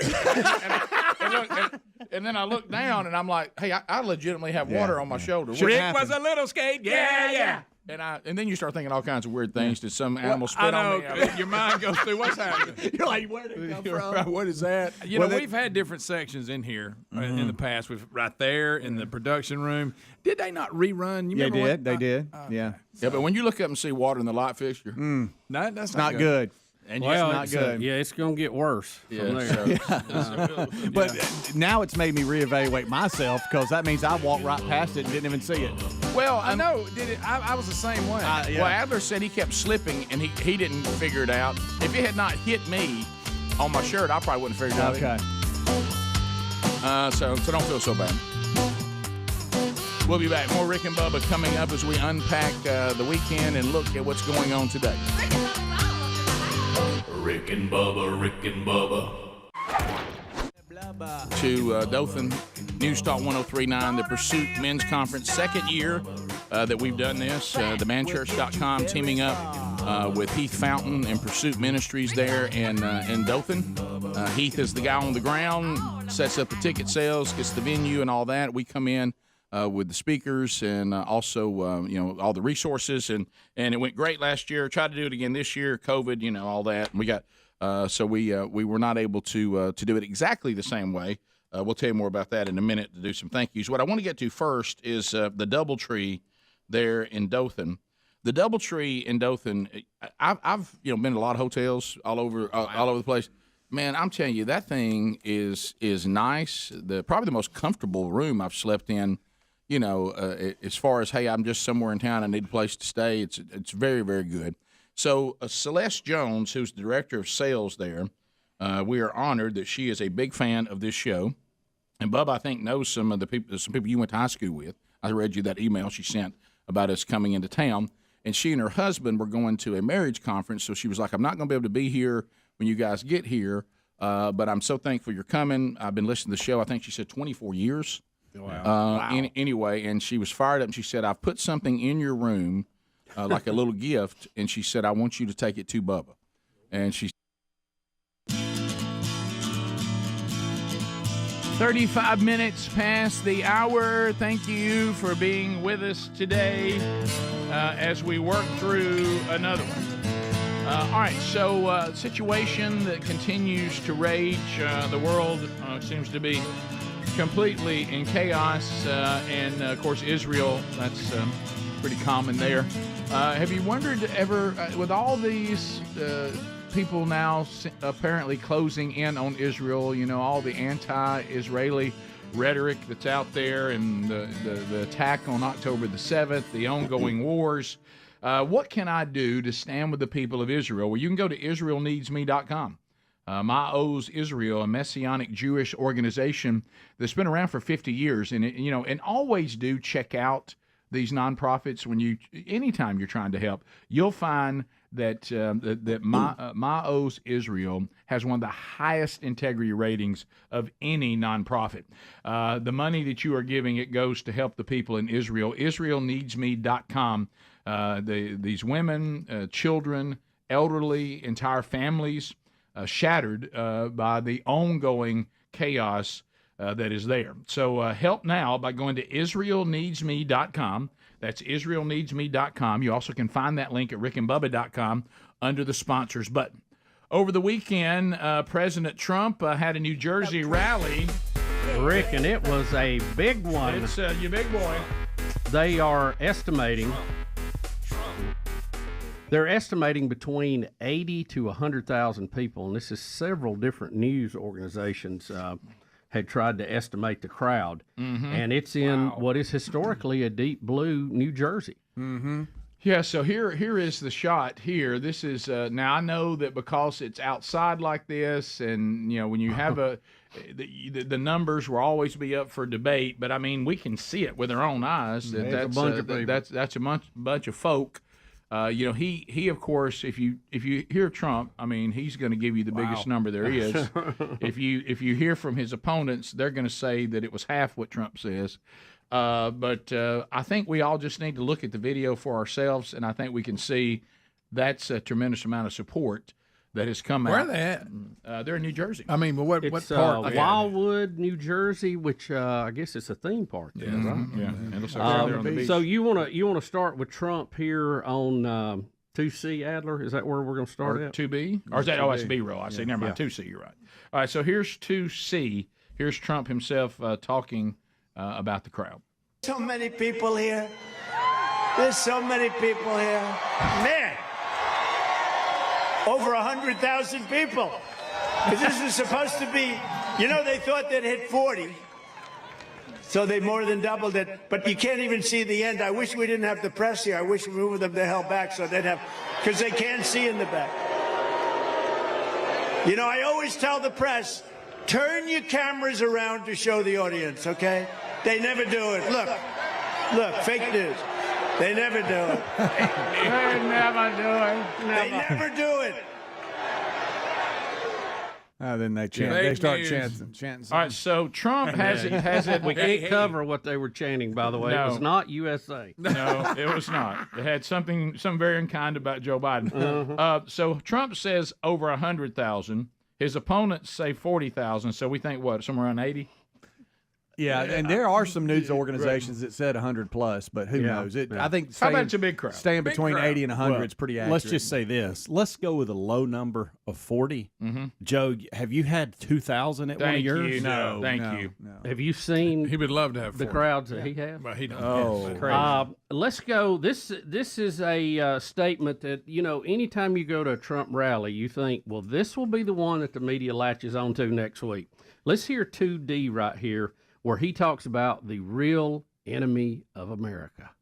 Enemies from within are more dangerous to me than the enemies on the outside. Russia and China we can handle. But these lunatics within our government that are going to destroy our country and probably want to, we have to get it stopped. And by the way, they're not on the right, they're on the left. They're not on the right, they're on the left. The statement, like you said, will be provocative, and the left will cry, he's calling for me. He's calling for a coup. Rick, this will be their cry of dog whistle. This is the secret code. This is a dog whistle to for get the civil war. To get the people in the mountains who are training to overthrow the government. Don't forget that. For them to prepare to come down and take on the United States of America. But you know what? I would have to say I would more than agree with that statement than disagree with it. If you look over world history, forget what party you're part of. We've done it on this show more than once. People have done it. You can research it for yourself. The world powers that have existed throughout human time, they all were not defeated by their enemies as much as they were imploding from the inside. Yep. Usually it's the downfall of they destroy themselves more than their enemies have ever destroyed them. And most of the time it starts with moral corruption, and it spreads from there, and you get all these crazy things going on. I mean, go look it up. You don't have to trust us on it. But Rome to this day, that was their downfall. Yep. Yeah, the Greeks. I mean, when you go and you look and just research it for yourself, and there's a pattern, and we're on it right now. And when you look at the state now, it like I was hearing conversations. There used to be a point where we were kind of talking about moderates versus conservatives. That's not where we are anymore. I mean, it is the left is to a place that is just embracing what we all know is a form of government that has never been successful. Yeah, well, it's just total self-destruction. And it's power grab. It's the government putting their thumb on you. Now, they always say it's the government trying to help you, but that's just their way of saying we want control over you. It really they can't is. help you unless they have control. So I think this message, as much as it makes, we'll see Rachel Maddow crying on TV again, but that's okay. I think Americans do need to hear, if we don't fix the direction of our current government, our enemies are the least of our worries. Yeah, I really think that statement will resonate on the campaign trail. I agree with that you. needs to be one of their 4 points that they make with everybody. I agree.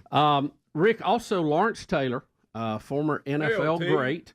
LT was there to address the crowd, and we've got his message here also. I want to say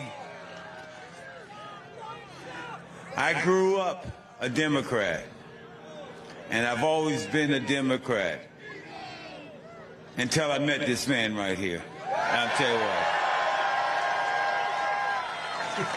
what. He will not have to worry about nobody in my family ever vote for a Democrat again. Okay.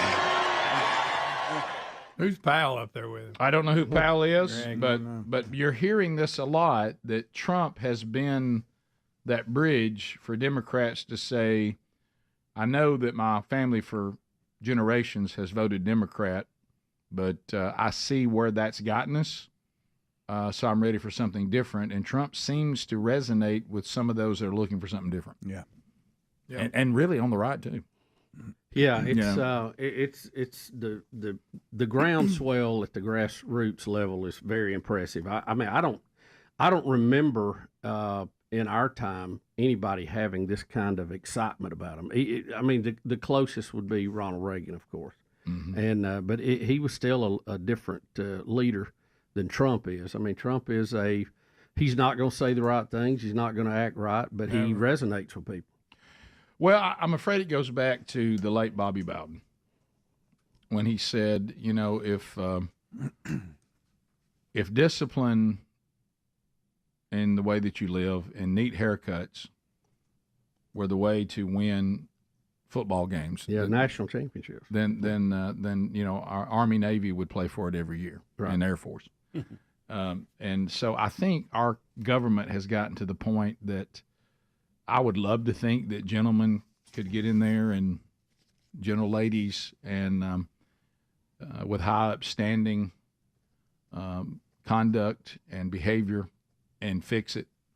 But I'm afraid this is one of those things where you go, you know, this is a dirty job, and he may be the man to do it. He's done it before, because he'll get in there and fight with them, and he doesn't mind. And all the things that make you uncomfortable, things that we would cringe having to deal with. Yeah, he doesn't mind tying. Well, look at the court cases every day. Look what he's. I mean, he has been legally attacked more than any human in our country, and he keeps hanging on.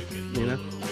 All right, so we've covered a good bit. So let's do our first phone segment of the week. We've gone through a number of topics. You can comment on any of those or bring up your own topic if you would like. All 10 lines are available. Our number is 866-WE-BE-BIG. And we look forward to chatting with you for the first time this week, right after this. Rick and Bubba, Rick and Bubba. Yeah, sometimes they'll do a little, hey, welcome gift. And there was something in there, you know, and I got one too, but she knew that this was going to be more special, this particular gift, to Bubba than even to me. Okay, so here it is. All right. Oh, Bubba. Look at here. Wow. Here it is. Now, again. I just want to celebrate. Yeah. Bubba, here's your card from her. Wow, look at that. Just a little. All right, so it says Bubba on it. All right, so, Bubba, did you know that when SpaceX went up, that they baked cookies in space? Yeah, I knew that. Did you know that DoubleTree provided the cookies? No, I didn't. Yeah, I didn't know that. So they prepared. Well, how about you? They prepared cookie dough that was provided by DoubleTree to be made by Hilton, and here they are. I have a tin, a little mini tin. I'll show it there. Look at that. And it says "First Cookie in Space." That is so. funny. These were the cookies that were made on the SpaceX, and they got good cookies. And hey, let me warn you. Now these cookies.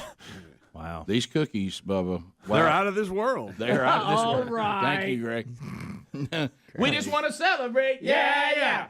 So the cookies in space, and here it is, the first cookie baked in space, taking hospitality further. That is cool. Yeah, and so those are, you tell me that can, they're actually baked in space, or just the same? This is Here we this go. is the cookie that they made, not the actual Greg. I mean, goodness, Greg, they'd we have a moment? They'd be old by now. Greg, would you stop? That can flew in space, Greg. Okay. Yeah, there it is. This is why you don't like memorabilia stuff. Now I just got to warn you again. Right. They're really, really good. I got you. Okay. Oh, it does look good. Yeah, and you know. I just want to see the can. Yeah. There it is right there. You can empty the. You can smell them. Oh my God! Oh my gosh! Oh, I got. Oh my gosh! The bit Came open. See, I can't have one today. I'm getting bloodborne, but I think Bubba dropped it on purpose. So That's a shame. They came open. That can touch something. You got to eat it now. Oh, those look good. Yeah, they're Rick really DoubleTree cookies. I know. Those look G.O.D. Whenever I'd stay at one in Nashville, I remember at check-in they'd give you a little cookie, and they're not little; they're huge. Well, that's and Helmsley will address the deal of Wingo being there and speaking. Wingo, They must be good. $3.10 a cookie. That's a good stuff. Yeah, Wingo is a lot like you, Speedy, in this aspect. He's a very disciplined person, trying to work out, trying to stay in shape. But when it comes to sweets, he goes down like the Edmund Fitzgerald. Remember we were hunting? He ate that whole cake. Unbelievable. I've never seen it. It was like a caramel cake. He ate every bit of it. So when he saw, when I said, "Hey, I got cookies in here in my room," he said, "What?" And yeah. And I gave him one of them, and then I just shut the door and locked it. So they baked that cookie in space. Yep, that one right there.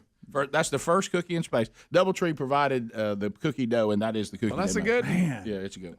Ooh. Yeah. SpaceX too. I thought that was kind of cool. Bubba, you could do that thing where you just smell them and you don't eat them. You just smell them. Well, that's what I was doing. You see, I was just sniffing them. You were? Okay, good. And here's what's kind of. Is this the name of the cookie? Oh, nuts. I guess so. You know, nuts. Like we say here, go nuts. Right. Yeah. So There's this, nuts. And guys, this was only a year ago. It was in January 2020 when they did this. Like I think it was January 6th, maybe they did it up there. Hey, this thing's got vitamin D, calcium, Great. iron. Here we go. And there he goes. You find a healthy, somewhat healthy. Bubba, just chase it with a banana. You're fine. But you see my dilemma. Here's this very nice. Here's this nice gift. Even if you just want to not eat the cookies but put the 10 up in your office. What if we all eat a he quarter can of have it. one? Yeah. Did he just lick that? No, he sniffed smelled it. I think He can have one. Yeah. Just eat Just don't one. have That's one. not going to hurt. Now one's going to be tough to eat It without will be. eating another. It Right. will be. Bubba, you need it once so it'll close good. That's right. Go ahead and eat that on top. You know why the 10 doesn't close good? They've stacked them right up to the top. Oh, I know. No It wasted full. space is what that It is. is I full. like that can. There you go. That is space a reference cool again. looking can. See? isn't it? Yeah. I do like the can. Yeah. But was that yeah. not an? That is. Yeah, That's Helmsy good. was there Celeste, working. Thank you so much. Working the event, and I got to tell you, it was. I mean, it was like I have a hard time sleeping on the road. This was very, very comfortable. The times I've stayed in the DoubleTree, they're really nice. They are nice. Yeah, this is really good. And it's brand new too. I mean, it's no Muno Court. Now, Greg, Everybody from Oxford knows that. I played. Hey, Greg, and I've stayed in some pretty nice Super 8s. Oh, hey, yes, Rick. That's not even a joke. Yeah, we really have. I mean, they've left a lot on for us in Motel 6.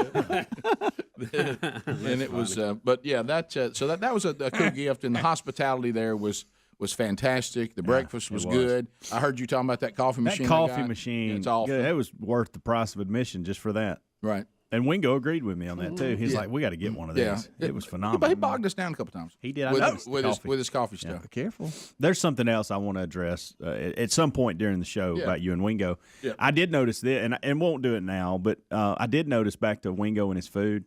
Perfect example. We go.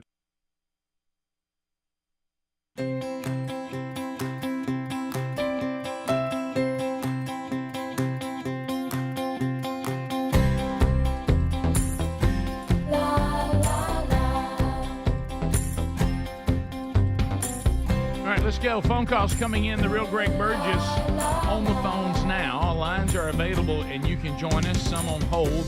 We'll chat with them. Men, if you're looking to plug into the men's discipleship strategy from themanchurch.com, boy, this is a week to do it. We got 4 different man churches this week.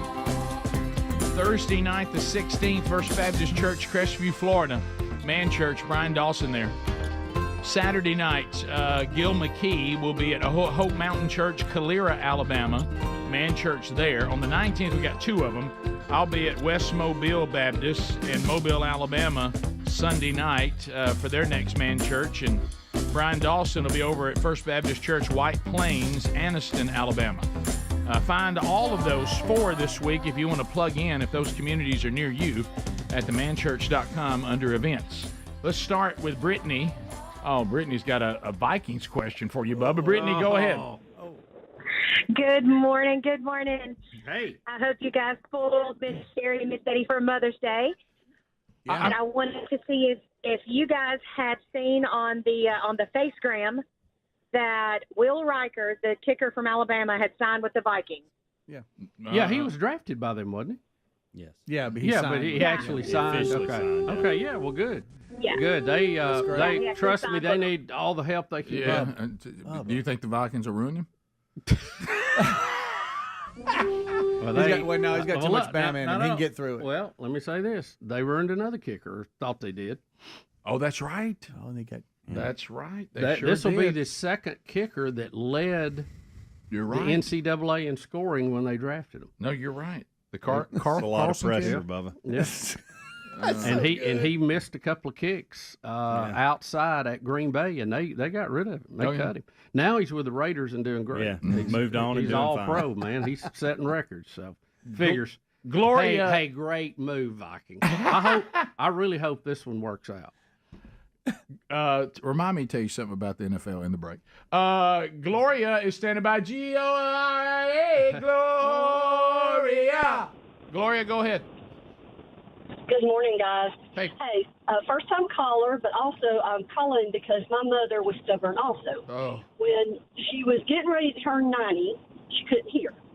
So we were like, Mother, you need a hearing aid. Oh, well, I'm not getting a hearing aid. Hearing aid are for old people. Right. I said, Mother, hearing aids are people who can't hear. She said, oh, no, I'm not getting them.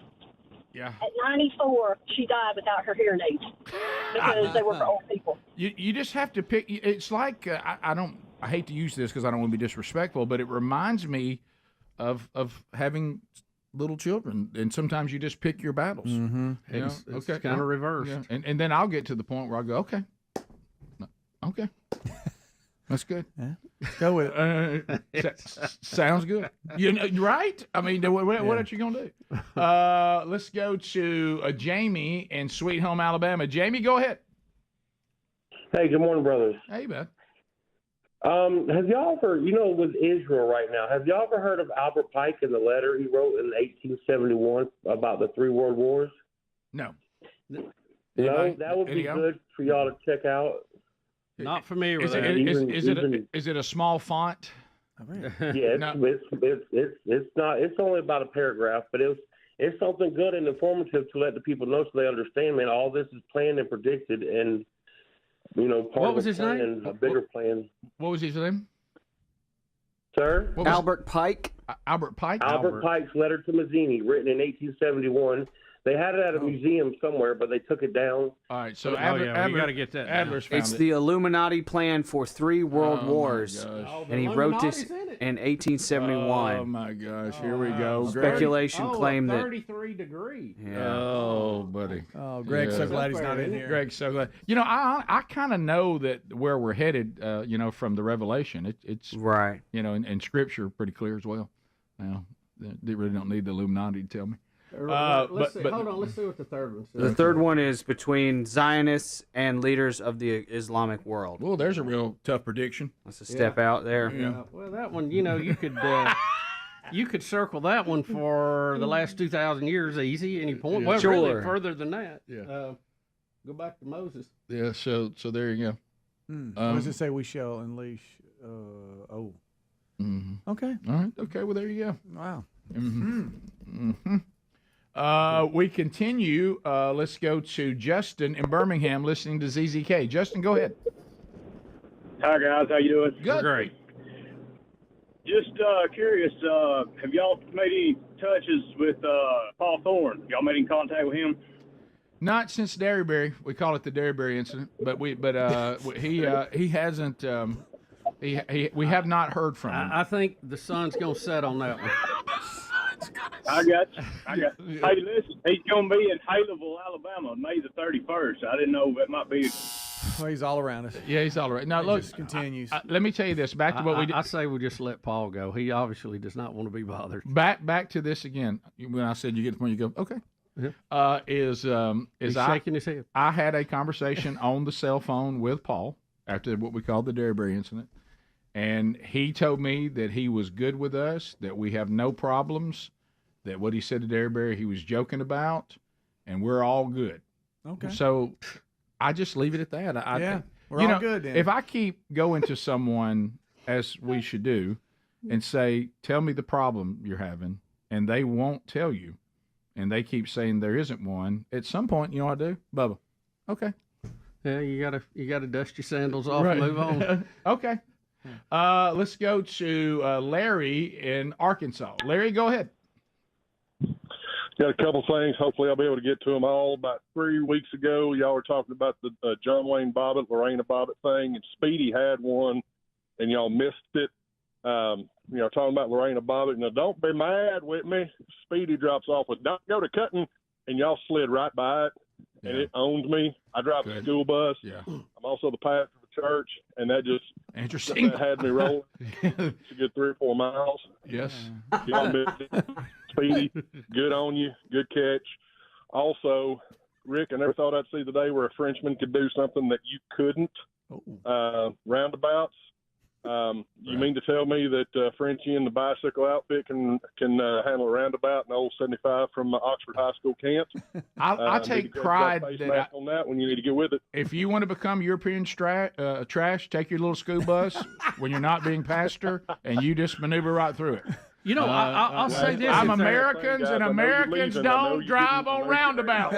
If there's not a lot of traffic, to bail out on us. It really is better than a stop sign. God, can he not hear? Can Larry not hear us talking back? It is better. We were responding to Larry, and it's like Larry couldn't hear us responding. Maybe not. We just kept on talking. It's tough out there on the school bus. Yeah, boy, grip. You better. Hey, 10 and 2. Yeah. We continue. Let's go to Hudson in Alabama. Hey, Hudson, go ahead. Hey, how y'all doing? We're good.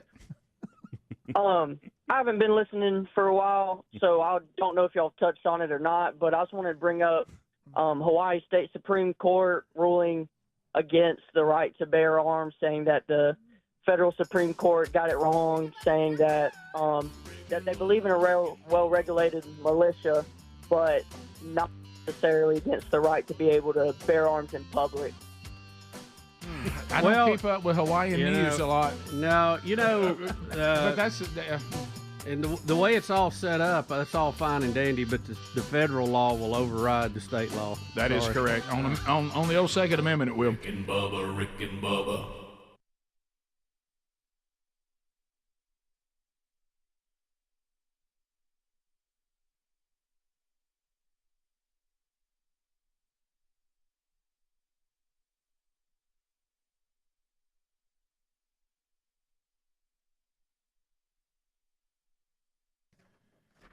Well, the Rick and Bubba Show, we're so excited. This hour brought to you in part by First Cup Coffee Company. Have you tried these delicious coffees? What made this country great? We need to remember that now more than ever. Each roast has a theme based on American history, and the coffees are fabulous. Get yours now by going to firstcup.com. Use the code Bubba. Drink delicious coffee and learn American history at the same time, or celebrate American history. You get an additional 10% off your order if you go ahead and subscribe for the life of your subscription. So right now, go to firstcup.com, use the code Bubba, and start drinking American history.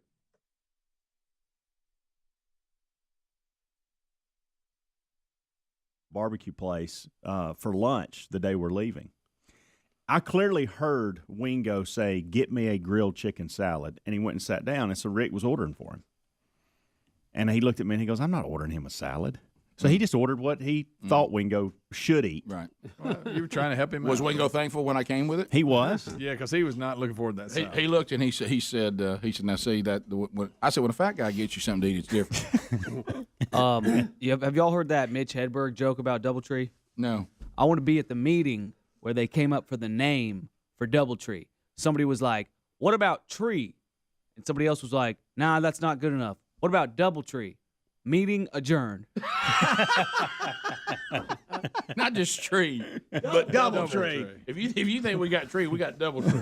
Let's double it. Yeah, and I'm sure there's some background on that name. Yeah, I don't know. I'm sure. But their cookie thing, putting the cookie It's in a your thing room, for has always them. been their Yeah, thing. I didn't know and that. So, but when it was tied to see, because How long has that hotel been there? Did she say? The one in Dothan? Yeah. I know last year it was under a different name, and they were saying it's going to be a Doubletree. So I would say that one has been in there less than a year. Okay.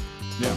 You won't find any of them vibrating beds at these places. Greg, what's wrong with you? Well, that's good. That's Greg. a good thing. That's a sign of a bad hotel. When you got a place you can put a quarter in it, yeah, that's a bad hotel. Especially if you don't have change. Exactly. They have card swap now. Rick and Bubba.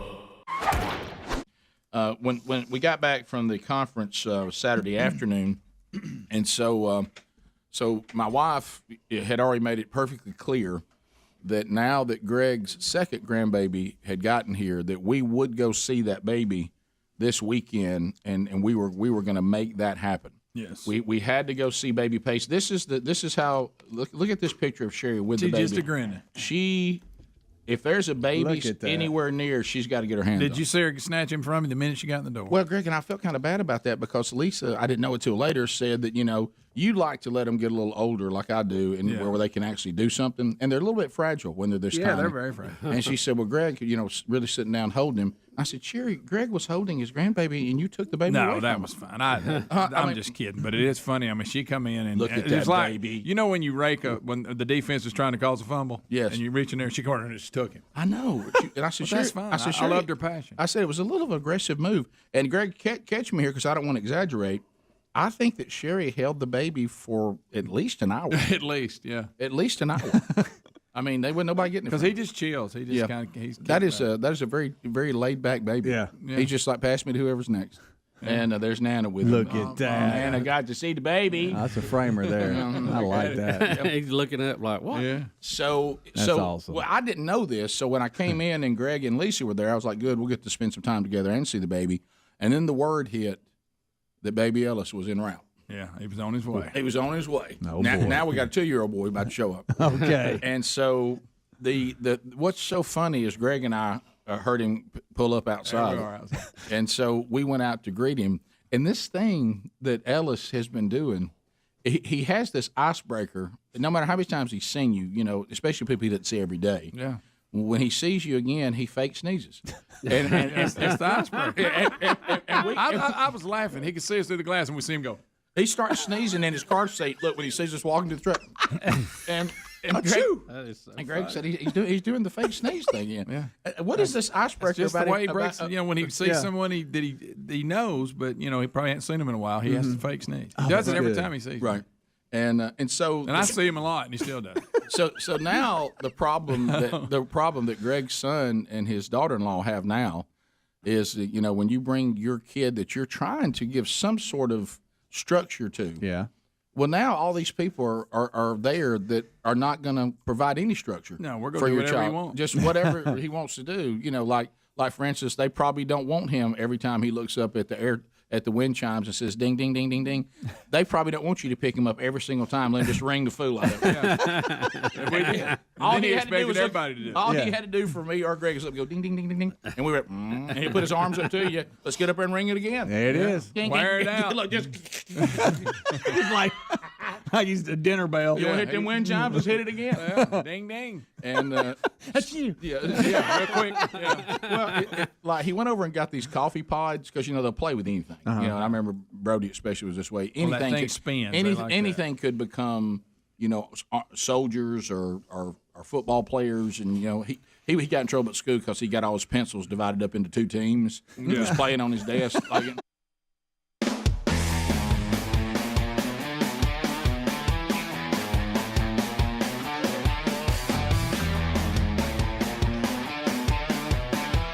We're back. It is 6 minutes now past the hour. Brand new hour of the Rick and Bubba Show. Let's go. Speedy, the real Greg Burgess, Helmsy, all here today.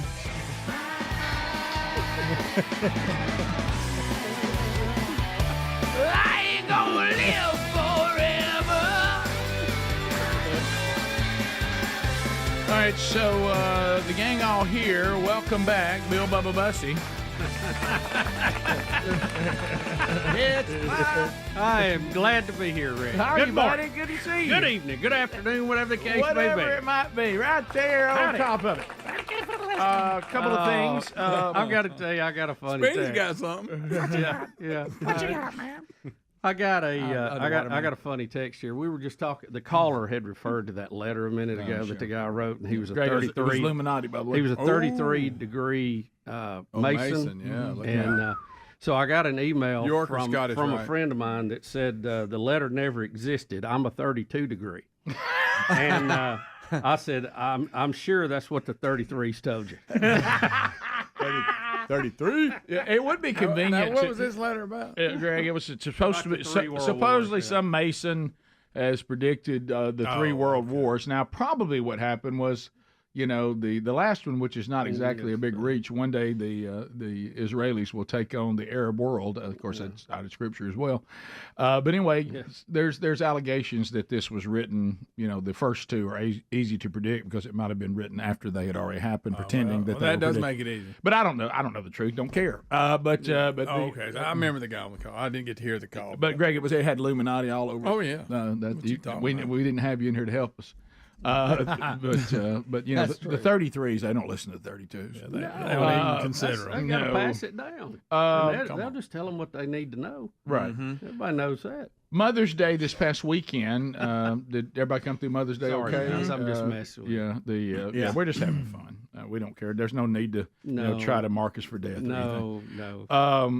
Saw Babylon B. Why would I get my wife a Mother's Day gift? She's not my mom, says Dead Man. That was funny. But anyway, did everybody, wives, do okay? Everything's good on our end. I was a little worried, concerned. Sure. My oldest was married, so I knew he was good. He shows up Saturday. He's got flowers and a gift. And I'm like, see, that's Kids what did good. The other two, I was like, hey guys, just a heads up Saturday, let's come through for mom. Let's go. Nice. Saturday morning I woke up, they had flowers, cards. Come on, everything. let's go. Come on. I sent a kids text to Bray. So Smart. we have a family group, but then I have a kids group. Yeah. And so I sent the kids Saturday morning. I said, Braden, Caroline, and Maddie. I said, make Mother's Day tomorrow. Don't let that sneak up on you. I'm not in charge of that anymore. That's right. Y'all are old enough to do it. Don't forget it, guys. We need you.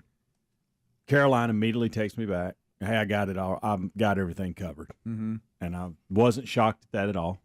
Maddie threw in a text and said, also did this. Mm-hmm. Have not heard from Braden on the text. He never responded to Even today. Now, I've talked to Braden, and he did what he was supposed to do, but he never got involved with that group text. No, that's typical, though. I think it's good for those of you, aspiring fathers out there, or maybe you're newly married, maybe you're planning on being married. Just kind of this idea of having a kids-only text for these kind of things. It's good for a dad to throw out there, just flying cover.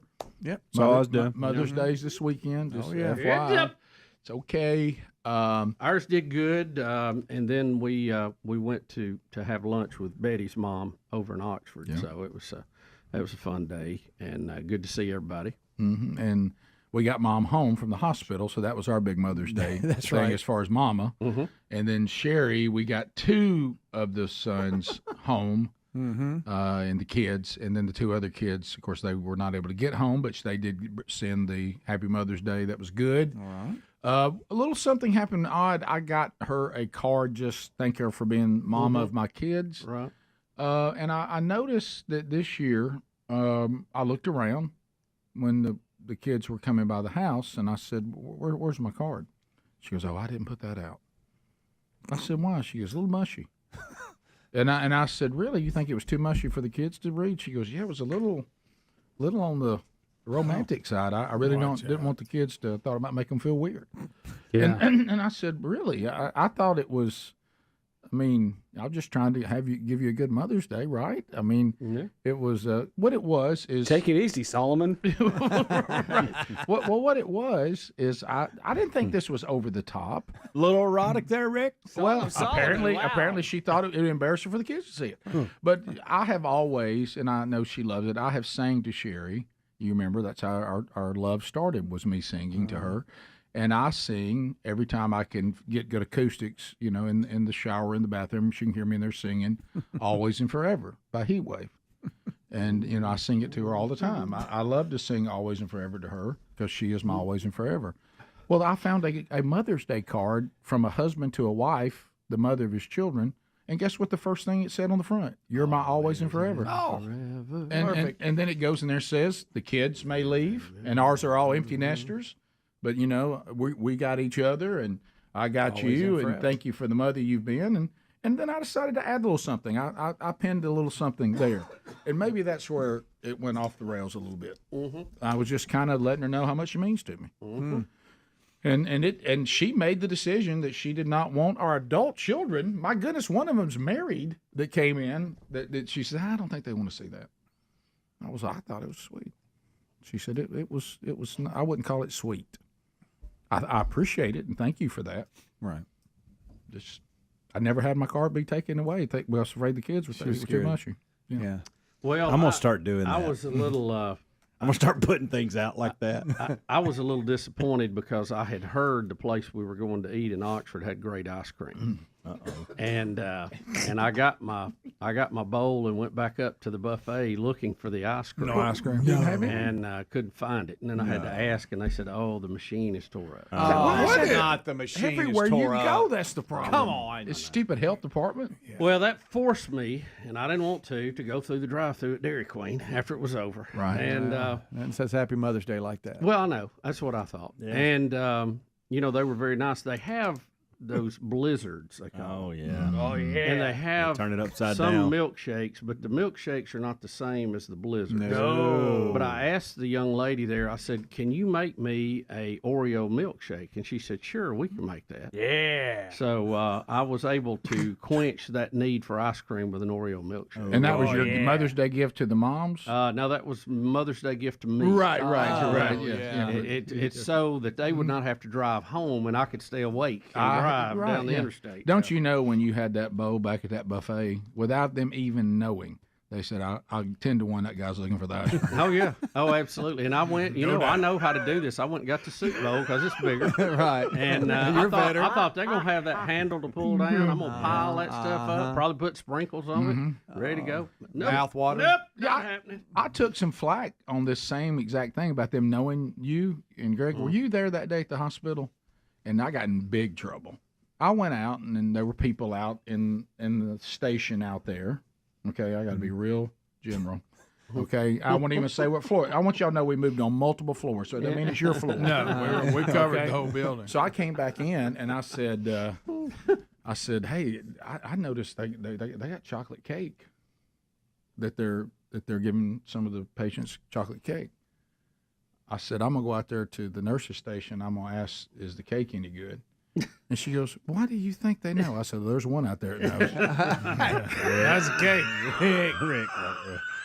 No doubt. She said, do not ask her if that cake's any good. I said, I bet she knows. No. Thanks, you don't. You know what I say? Go to the expert. That's right. I mean, we were always dependable. You can always depend on us. Yeah. All right, we'll come back. Papa and birthday parties. Oh, boy. Greg Burgess, we had a big gathering. Boy, we did. This weekend. We'll talk about it when we come back. Rick and Bubba, Rick and Bubba. And so, anyway, so I see that in Ellis too. So he got these coffee pods. Well, he's at that point now, which I think with Greg being his grandfather, there's potential for extreme gold. He will repeat anything. Anything. I mean, he's at that point now. You just basically He's a parrot. Yeah. He's just he'll say if you can get him if you work on it, he'll say it. So anyway, so there were some things that he was like he's waiting on you to say, do you want me to do something new? So he didn't know what these pods were, and I said, well, can you say coffee? And he goes. He started coughing. I said, no, not coughing. He's got a fake cough, too. Yeah, he uses that. I said, this is coffee. He goes, and I said, no, not coughing. We're not coughing. It's coffee. And so he, and then he'll throw anything. Oh, yeah. Look out. Yeah, he'll throw anything. Is he lefty or righty? He's a righty. He's a righty. But, buddy, he'll let it rip. Really? Yeah. But the thing that was odd, I noticed that, and, he's got a baby sister on the way. That's right. In May, is I noticed he doesn't really pay much attention to the baby. He doesn't pay attention to the baby. Which is probably a good thing. But I mean, he didn't really. Every now and then he'll come by. Yeah, just kind take of a look, check it out, and keep moving. And the last time he was there, they brought the baby out and had him wrapped in a blanket. He said he's got a jacket on. He's got his jacket on. So, but he don't give him much at all. Yeah, and I was. It seems that the baby. And of course, Pop claims, this baby can whip any baby in the nursery. Yeah, right. Dad's got to go there. But it seems like to me that the baby looks like your daughter, but has the disposition of the dad of Riley, because Riley's as laid back. A laid back person like Riley marrying into this loud family. Yeah. But it's kind of good because he's kind of like y'all handle all the loudness. Yeah, I'll be here if you need me. I'll just chill. Yeah. I mean, I'll just drive the bus. Everybody be going crazy, and I said, "So Riley, you doing okay? Mm-hmm. Doing good. And I'm like, Raleigh, I mean, is there more to say about you having your first baby? No, that was really something. Yeah. Okay, Raleigh. Yeah, Raleigh. Yeah. So tell me about him. You're there. You're in the living room. Yeah, I was just kind of, I was kind of careful where I looked. I said, yeah, okay, good. You took that instruction. That was good. Because, when things end up in a C-section, with you and I being C-section dads, it's a different deal because they put up this curtain across it, and he was laughing about this because you remember. Yeah. So there's a curtain. Don't look on the other side. And what they do is you sit down, and then they'll go, Dad, you want to take a look? And there's this moment, almost like a horror flick, where you're coming up to where the where the curtain is and going, oh man, yeah. Oh, a lot happening. Oh here. baby, Right. Oh, they've got you really cut open. Right. Honey, I have no idea. I can't describe what I see. Goodness. Oh, wow. Your body's really moving around as they're trying to get his shoulders up through there. But what you're saying on the good side of the curtain, up high where we are, she's just like, yeah, okay. Yeah. And you're like, you don't have no idea what's happening over there. Yeah. A lot going on over there. Yeah. So it's a beautiful baby. It really is. Yeah. I mean, Greg, you're stacking up grandkids like cardboard. I'm telling you, you got number 3 on the way in May. Yeah, and I watched Greg. It's only going to get better. Yeah. Finally going to get a little girl. About that. Watching Greg. I'm telling you. Yeah. I think his heart is almost the size of like a normal, not a like. I'm not talking about like Mother Teresa. Right. Not that. But you mean he's almost back human again. Right. Yeah. I'm talking about the guy or bigger than a billiard ball. The person that you say, man, that's a good person. Not a great person. Right. But he's up to definitely somebody who is just appropriate. You know what I mean? That third one will just take me to the top. So the third one. And see, now when he starts getting on somebody, I'm going to say that's somebody's grandkid. You're talking about. Yeah. Yes, that's good point. That is real good. I'm going to see if that'll take his knees out. Greg, what are we going to do about that beagle? How about the old beagle? Yeah, they've got a beagle, Cleo. Beagle's Cleo like, an issue? Yeah, well, they like to bark. Oh, yeah, they like to bark. They're noisy. Beagles will bark. That's not good during nap time. Well, what's happened is Muffin used to bark. What's happened is and it was funny. Oh yeah, I love to hear that beagle bark. It was funny, but to a point. To a point, not for a half hour. but so. Well, what's happened is there's a neighbor. What was he barking at? Well, there's a neighbor next. There's a fence that is almost where you can't see through it, but it's got little cracks in it. Little cracks. And you can see. No, that's what we heard. So there's little cracks that the dog can see through. Well, there's another dog next door, and this dog wants no part of all this. He doesn't bark. He just looks. That dog just looks at him like, "Hey, man, I got it. I'm a neighborhood dog. Hey, you see me? I hear it." And but we got a fence. It's bred in beagles, though. They got to bark. As long as that dog can be seen through the cracks of that fence, that dog barks. It's a female, right? Yeah. Yeah, a female beagle.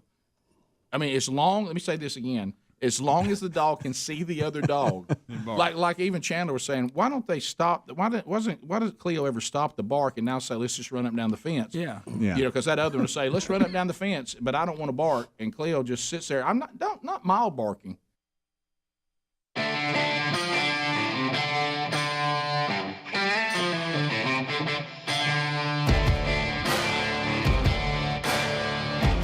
Here we go. 21 minutes past the hour.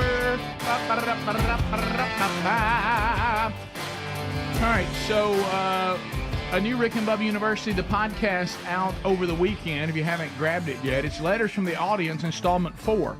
Great feedback already, and we sure do enjoy reading those letters and answering them. Some great questions this time, and have been every time, but if you haven't caught it yet, you can. We also announced the winner on Fix Mama's Mouth. The winner was contestant number 3, and I don't have it in front of me. I don't remember the name, but what was her name? It was was it Jennifer Hallman? Was it Jennifer Hammond? Hammond? Hallman. Where did we do what is that? Where is it? Well, no, I thought I gave it to you after I announced it. I thought you might. Gene Hallman. No, it's not Gene. Gene Hallman won. I actually put it in my office here. Let me go get it. All right, well, it's not that important. I was sit down. They know contestant number 3. Yeah, they've called her. We've been in contact. All right, so she knows all about it. So, Greg, Papa, this past weekend, one of your 4 grandchildren, yes, turned 3, right? Turned 3. Marin, she's the 3rd grandchild too. Yeah, and a little, we always do by these age over the years. Jennifer Hoffman was the winner, by the way. Yeah, I was over that. We were close. We were all around. Yeah, the age. That's right. But yeah, that's about all we had. Yeah. But anyway, so. Sherry and I, we were trying to see how Mom was going to do, and we were able to get a handoff from our sister, and we were able to come to the party. It was a splash party at a. Let me tell you, this was cool. It's one of these splash pad. Yeah, because when you have little kids, you go down to the pond. Yeah, pretty much. Yeah, with these things that shoot up out of the ground, they run out there and they get wet. And then the big water tower just randomly blows water all over everybody. Yeah, and so it's a splash pad, and there is Marion, the birthday girl, just as beautiful as she can be, and she was having fun. So I got to watching Lily and Papa in action. That's her with her happy birthday glasses on. Yeah, it's always interesting because I love to see Greg in this element. When he's got his little grandkids all around. Yeah. And of course, I come in loud, and I got another little warning about that on the way over. Just ease into this. Don't scare the Don't kids work into everybody. Let me tell you, but you know how we do these things. Just look at that. How about that one right there, Mary Hollis? The little one. There's Mary Hollis, and got her hat you on. talk about hilarious. And for some reason, every time I hold her, she stares right into my face like, "What's up with you?" And then begins to take her hands and rub my beard. Yeah, every single I know. time She does. She's fascinated. Look at that. Look, she's locked in. Look, she just locks in, and then she starts rubbing on. Stare off. Yeah, so anyway, but it's you can't take us anywhere. At least that's what Jerry says. So we get there, and there's like a lifeguard kind of guy sitting there at the door. So we think we're just going to walk in and just say we're with the party. Oh. And he was he's a teenager, nice kid, and he says, well, you can't. There's me and Papa with Pace. Yeah. Pace decided that Papa and me both needed to guide him to the splash pad because he wasn't sure about it. Yeah, it takes him a second to warm up. But he finally warmed up and got into action. But so the kid's sitting there, and he's being a little stern, which I think good. It's the kind of guy you want. Can't come in without an armband, sir. And I was just kidding. And I said, I'll tell you one thing, I'm about to come in and I'm about to jump up and down that water, and ain't nothing you can do about it. Did you do that? You said that? And I was just messing with him. And then for a minute, he looked like, and Sherry said, he's just messing with you. Why do you do that? And I said, buddy, I was just kidding around. I'm going to go get my armband. But I mean, when I first he was so relieved. I said, I'll tell you one thing, I'm about to run up and ain't nothing. It's uncontrollable. Yeah. But I just love doing stuff like that. I mean, and I think the older I get, the worse I am about it. I just you think you can stop? I just want to mess with everybody. And of course, I got that from our dad. Did you know I didn't know this, that Mom was telling me that Dad, during the Alzheimer's years, we were discussing this last night, that he even got to the point where he would stand in the doorway and ask Mom if she thought she could move him out of the door. Really? She told me that last night. She goes, he started doing it to me. He would get in the door and go, you think you can move me out of the door? Yeah. Like that. And don't forget, she said he'd get in front of the mirror in the shadow box. So we've got that, Yeah. But Greg, I really thought, what could have been a chaotic day, these birthday parties, I thought it ran pretty smooth. Yeah, nobody was hurt, and they got through it. I've never been to a splash pad, but basically you got a little pool there, but then you got different things that blow water up in the air as you stand over them. Uh-huh. Of course, I was hoping they would get caught under the big water tank, and it just every now and then it'll just blow water everywhere. Oh yeah. And at one time they were in the range of it. I thought this is going to be awesome when it explodes on them, but they got out before it did. Yeah. And the I kind of want to see how they would handle it. Yeah. Did we end up being at the wrong table to begin with? Because I know that we shifted. We they started had the party out somewhere. area, but you could only go there at a certain time. But then we Okay. got past going there earlier. Right. Which was a game changer because it was really shady there. No, that was an upgrade. And it wasn't that hot, but No. it was good. But the kids did good. Everybody enjoyed it, and it paced a little slow to get started. But then, hey, once he got in there, he also ended up getting in trouble because he was having so much fun. It was time to leave, and he wouldn't come out. Oh, really? He didn't like yeah. it? I mean, he would not come out. I not? Yeah, he got in trouble. I not? Yeah. Let me tell you, Greg's little grandson, that's what he'll say if he's not going to do something. I'm not going to do I that. not. Yeah. Now, my mother's doing it. But yeah, he refused to get out of the pool. Just said, I ain't coming out. I not. Didn't end good for him. Oh, No, it didn't end good for him at all. Oh, well, we don't want to. He chose the hard way. He did. And how about he started out so timid about it, too. It's really our fault. We gave him tremendous confidence. I know. He didn't want to get in. So, how far did you have to go to this place? Oh, it was It's in Chelsea. Chelsea, yeah. And you know what? Well, maybe I shouldn't say this because this is the thing that, even though it doesn't affect me, but it might affect, Taylor, your son, and his wife and their kids and their enjoyment of it. I was surprised in the days of everything costs an arm and a leg now. $2. I think during the week. To go in there with your kids and play all day. Really? $2. $2. Can you During the believe week? that? Yeah. I mean, I thought, wow. That's even Speedy might come. Yeah, I'm talking about having more kids. Hey, River, good news. Well, yeah, I was about to say. We're in that area. Hey, he would I'm all about it. water. I need details. A lot of water crashing down. Right. Of course, you catch that tower just right, it'll wipe them out. Of course, we're navigating it, though. It's right behind here, honey. Oh, really? Yeah, it was kind of hid. Wasn't it? It was, but it's.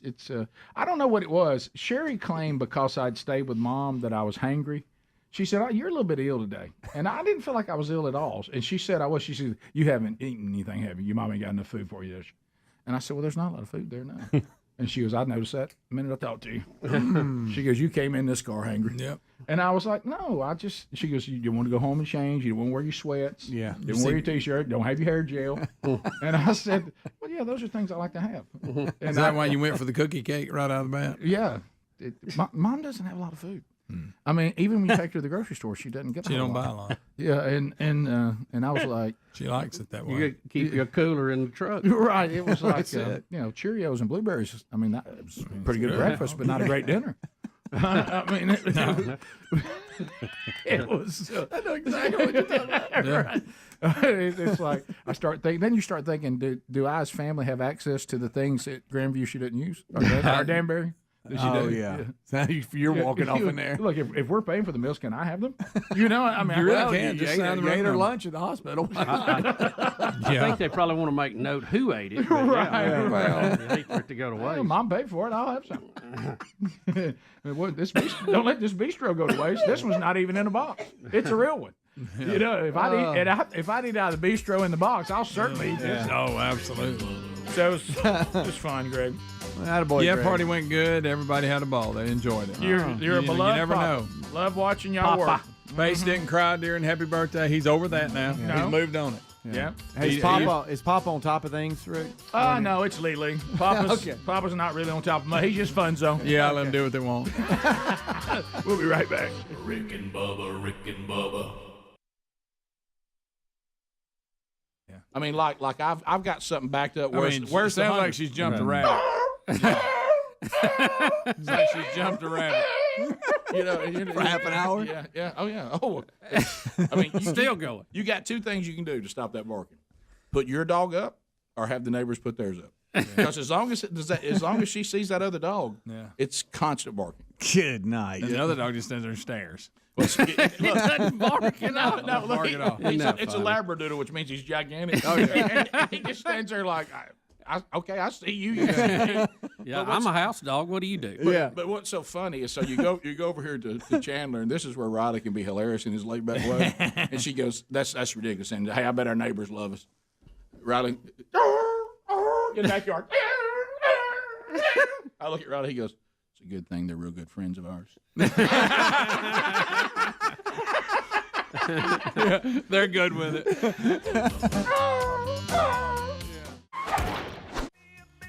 Rick, we had a plane leave Denver on Saturday headed for Hawaii, and they had just taken off, and it looks like the engine blew up and it's on fire. It threw pieces down on some people's houses. And we have the Mayday call from the captain as he discovers he has a problem and needs to emergency land. And it also comes with a little bit of like passenger audio, too, of what they saw. Mayday, United 328 Heavy, Mayday aircraft. Yeah, United Denver, departure United 328 Heavy, Mayday aircraft. Just experienced engine failure, need a turn immediately. There's a big boom, the kind of sound you don't want to hear when you're on an airplane. And I instantly put my shade up, and I was pretty frightened to see that the engine on my side was missing. My wife and I were sitting inside the house. We heard this big bang, and then all of a sudden there was a bang and a crash. This object just rolls right in front of our house, right out the front window, trying to figure out what it is. And as soon as I open the door, I go, uh-oh, it's an engine part. And when they say in front of the house, the pictures of part of the plane sitting at the front door is unbelievable. Oh, I know. It's the whole front of the engine. Gracious. You forget how big those engines are on the heavy Mayday. Huge. What about when you pull up that little thing on your window and look out and go, oh gosh, our engine's out? Right. But these pilots stay so calm. I'd be like, oh my God. You know, I mean, I know they're trained for that, but good night. Now, of course, fire outside. Heavy Mayday. Of course, the FAA has grounded planes that have the Pratt & Whitney PW4000 engine.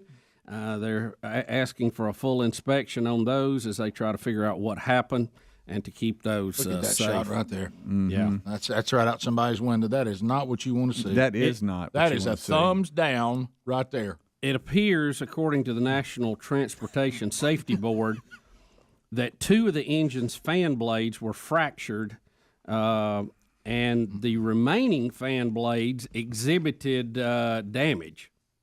They said too early to draw any conclusions, but they are investigating, and I hope so. So there is a design problem there. Yeah. So we got it on the ground safely. Yeah, we did. Nobody hurt or anything. That's scary, though, seeing it still on fire out the window. I understand, though, is on the way out, everybody was handed a new pair of drawers. I bet. After I went down the slide to get away. Let me tell you Mom, something. open the window. I want to see it. Open the slide. Wow! Hey, what was that noise? Look outside. Oh my gosh! Because you usually you look outside and you realize you've overreacted, but in this case, No, you look I outside. see that, Rick. Oh Yeah. my goodness!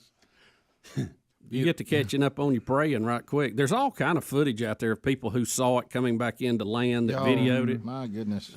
Heavy Mayday. Heavy Mayday. Heavy. Well, here's what you're thinking too. That particular plane has 2 engines. It looks like. Right. So you got one. It's amazing they can land with one, Right. really.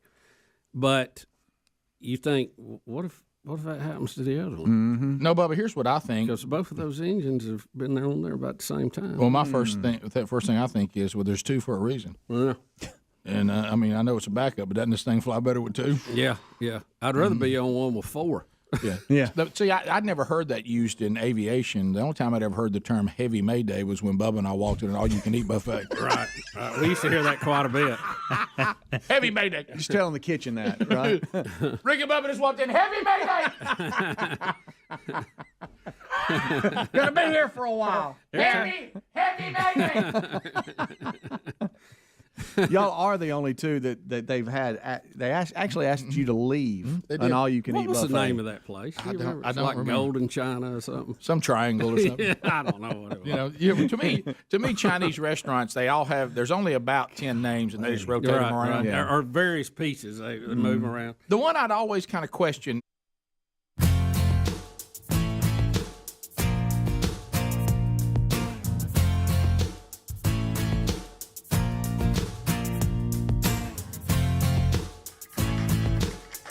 All right, here we are. Another day. Been recapping the stories from the weekend. If you missed those, don't forget the daily archives.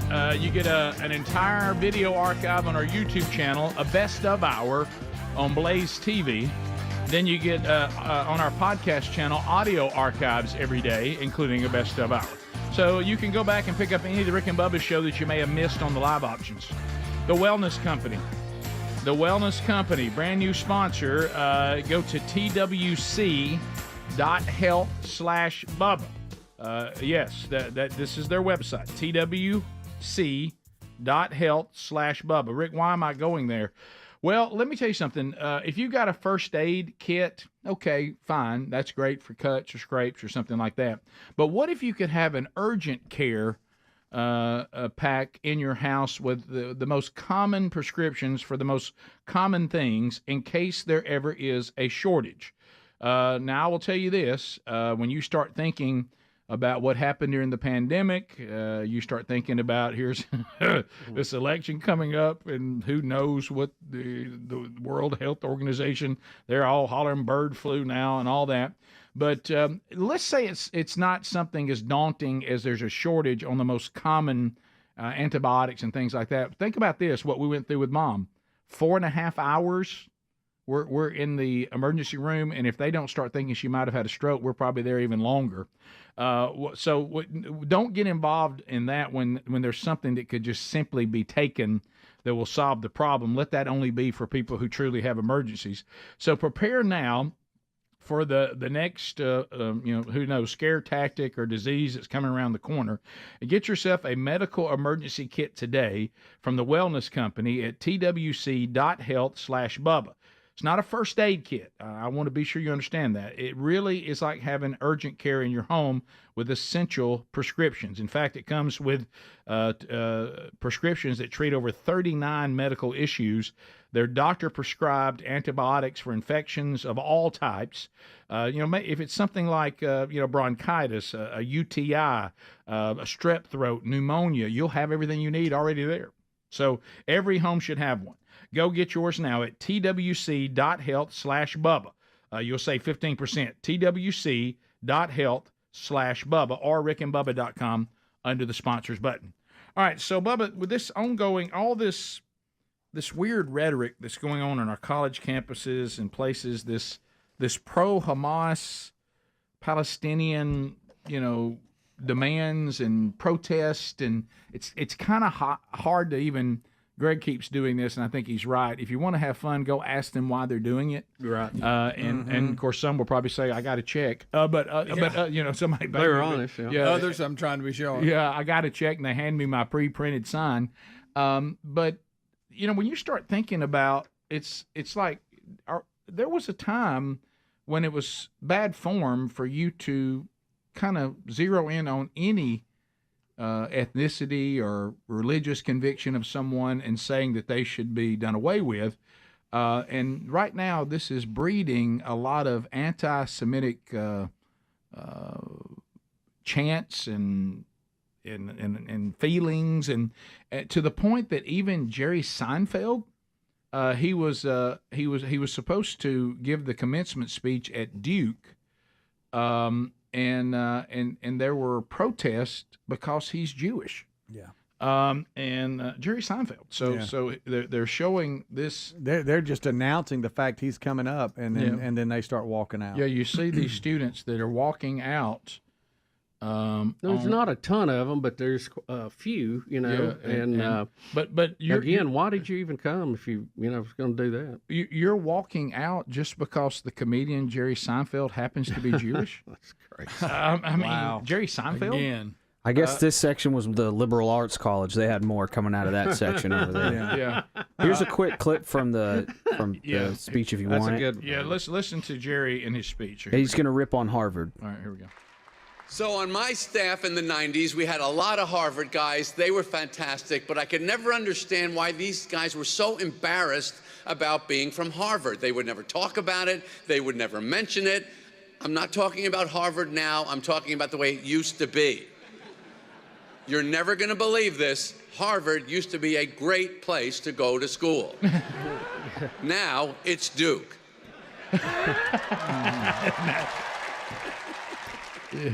Yeah, that's these schools that at one time were so prestigious, your Columbias, your Harvards, your NYUs, they're just turning into a freak show. Oh yeah, it's totally out of control. One of the things that I thought was interesting about Duke, and I think we've talked about this before, when we were hosting some of the girls from the local professional tennis tournament, and the young lady stayed with us who had been the NCAA national champion. She had signed with Duke and went and played at Duke, and then she turned pro. But she said when you are an athlete and you go to Duke and they give you a scholarship, it's good for life. So even if she, at some point in her professional career, decided to retire, she could go back and still finish her schooling. And apparently every school doesn't do that. Huh. Now, I know all that's changed with NIL and everything now, but she said that was the main reason she went there as opposed to 2 or 3 others. How about that? Her education was going to be guaranteed. How about that? 3A. So also on all this Islamic fanatic stuff that's going on right now that I think should bother us. This is an imam, and listen to, because there's no longer, well, that's not fair to say that. No, I'm just listening to what they're saying themselves. It's not my opinion. Yeah. It's what they're actually saying. So here is an imam threatening Europe and America. Here we go. The world has divided into two. One is Islam and those who want to destroy that and destroy society. Look, Islam will enter every household, whether you like it or not. Donald Trump, inshallah, soon you will see we have a plan in place to go visit him and call him toward Islam. Inshallah, if Biden is the wake. We'll also go and visit him, inshallah. It's a wake. And others, Brother Bobby, may Allah make it soon, inshallah, we'll be seeing his shahada. And others, Sneeko and others, we're going to be reaching out to everybody. As Muslim, as an ummah, we're going to be reaching out. And you're going to be seeing more and more of these types of people who know that this society and the direction that it's going in is not the right direction, are going to be coming to Islam.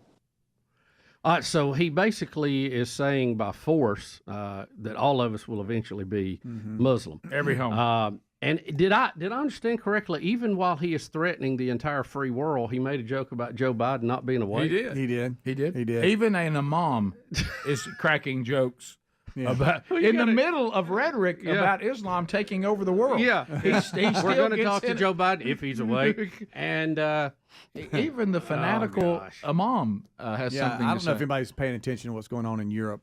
Oh, but yeah. I know, Oh, yeah. Rick, you said it's a glimpse into the future after going to France and everything, but what's going on over there should concern all of us. Well, and what happened is why they thought that they would be beloved and they would be patted on the back for opening their arms wide to Islam and saying, "Come here, come here. We all can live in harmony. You won't have anybody being mean to you here. You know, with all the things that have happened and the wars that the way you get treated, da da da da da." And of course, that what they did, instead of looking at that as something that made them, win them over to the European cities, it just said, "Oh, well, this will be easy to take over." Yeah, they just saw that as weakness. Yeah, because that's exactly. Yeah, and and that's what's going to happen. It's just the odd. French people, and we've talked to several people from there, and if you read the stories, they're very concerned they're losing their culture. Mhm. Well, they are. They have let so many folks come in from the Middle East of various backgrounds, but especially that they're not being cultivated into their culture. And that's what they thought that would happen. They're going to come here and they go, "Oh, well, we like the way that you guys, you eat and you drink and everybody gets along." And they thought, well, they'll love us and they'll be assimilated into our culture. But no, they came there and they have been standoffish and set their own culture up, and now have the numbers to take over a democracy. And that's what's happening in some of these towns. As sad as it is, you're more likely to get Christians to become part of a secular society than you are Islam. Oh, yeah. So this come here and enjoy the wonderment of a secular society that's done away with all this backward religion. Yeah. Islam doesn't really go for that. And I don't. It's this thing where leftists think that Christians are the big killjoys, while embracing Islam is the weirdest. It is the. I mean, it's either you're either just not very smart or you're grossly misinformed. Right. And so anyway, we'll do phone calls next.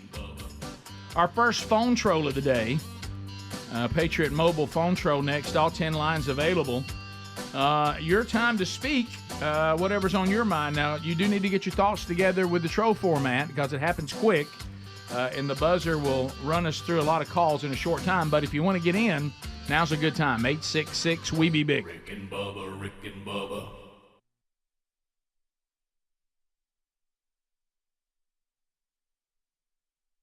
What I need to tell you as a comedian, do not lose your sense of humor. You can have no idea at this point in your life how much you are going to need it to get through. Not enough of life makes sense for you to be able to survive it without humor.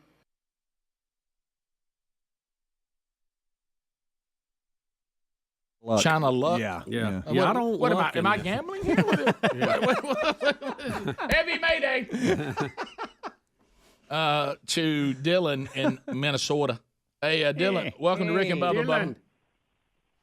Hey guys, Green Acres. Thanks for the call, Dylan. Go ahead. All right, so the term heavy is actually an ATC transmission that they distinguish between aircraft, and what it is a heavy is an aircraft that has an assigned max takeoff weight of over 300,000 pounds. So when you hear that means it basically for lay people means it was a big one. Yeah, hey, big boy with an engine out. That's what that means, doesn't it?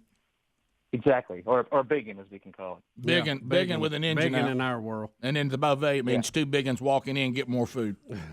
Yeah, Heavy yeah. Mayday. Actually, in fact, there's two aircraft that they distinguish. Two of the largest aircraft in the world that they categorize as a super. Ooh. Well, you don't want that. Look, I commend the pilot for just being able to think heavy Mayday. Well, that's why I might have been just screaming Mayday uncontrollably. I probably would have just been screaming engine on fire. We're on fire. Clear a runway. Hey! There's loud boom! Fire! Coming in! And you know, Denver's a pretty. Turning this big! Denver's a pretty big airport, so I'm telling you. You know, there's a lot of flights that they probably had to put in a holding pattern to give them clearance to land, and then all of those people are being told, "Hey, we're going to be delayed. We're going to have to circle due to an emergency," and then they start thinking, "Hey, is it us? Are they circling, burning off fuel because we don't have any landing gear and the pilot's dead? What happened? Boom. Was that the pilot on there? Well, or was that the co-pilot? As we have taught our audience for 27 years, look to the pros. You know, if you see normal people freaking out, no big deal. But when you see the people like that are always telling you it's no big deal and it looks like a big deal to them, that's problematic. Yeah, the flight attendant that's got the 15-year-old pin on when she's scurrying around. Look out! You don't want to see look that. to the guide. Like when you and I were in the boat and they started handing us buckets and they all looked real scared. Yeah, the locals were going, bail. And he was grabbing the two-way screaming things into it. That was not a good feeling. If you're having to ask the guide, should I be seen concerned? the weather get that bad that quick? I don't speak Spanish, but it sounds bad. He's screaming into that two-way. Yeah. And they hand me the bucket. Nice. I didn't want to be handed that bucket. So I'm bailing water. This can't be good. Bad. Yeah, but we sort of got. The boat never got in, did it?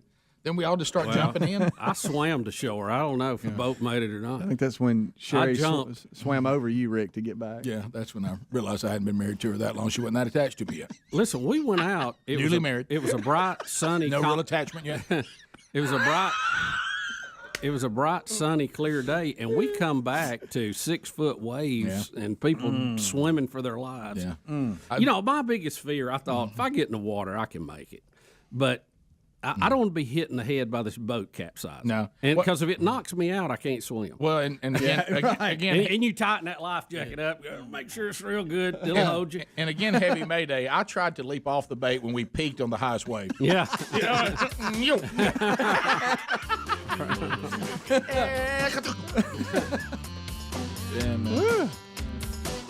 Sharon knows you didn't help me a lot there. Oh, maybe we all just trying to get to the shore. Top of the hour. What's that about? 866 We Be Big. I got to do a new drop about Rick and Bubba and Heavy Mayday. Top of the hour. Rick and Bubba, Rick and Bubba.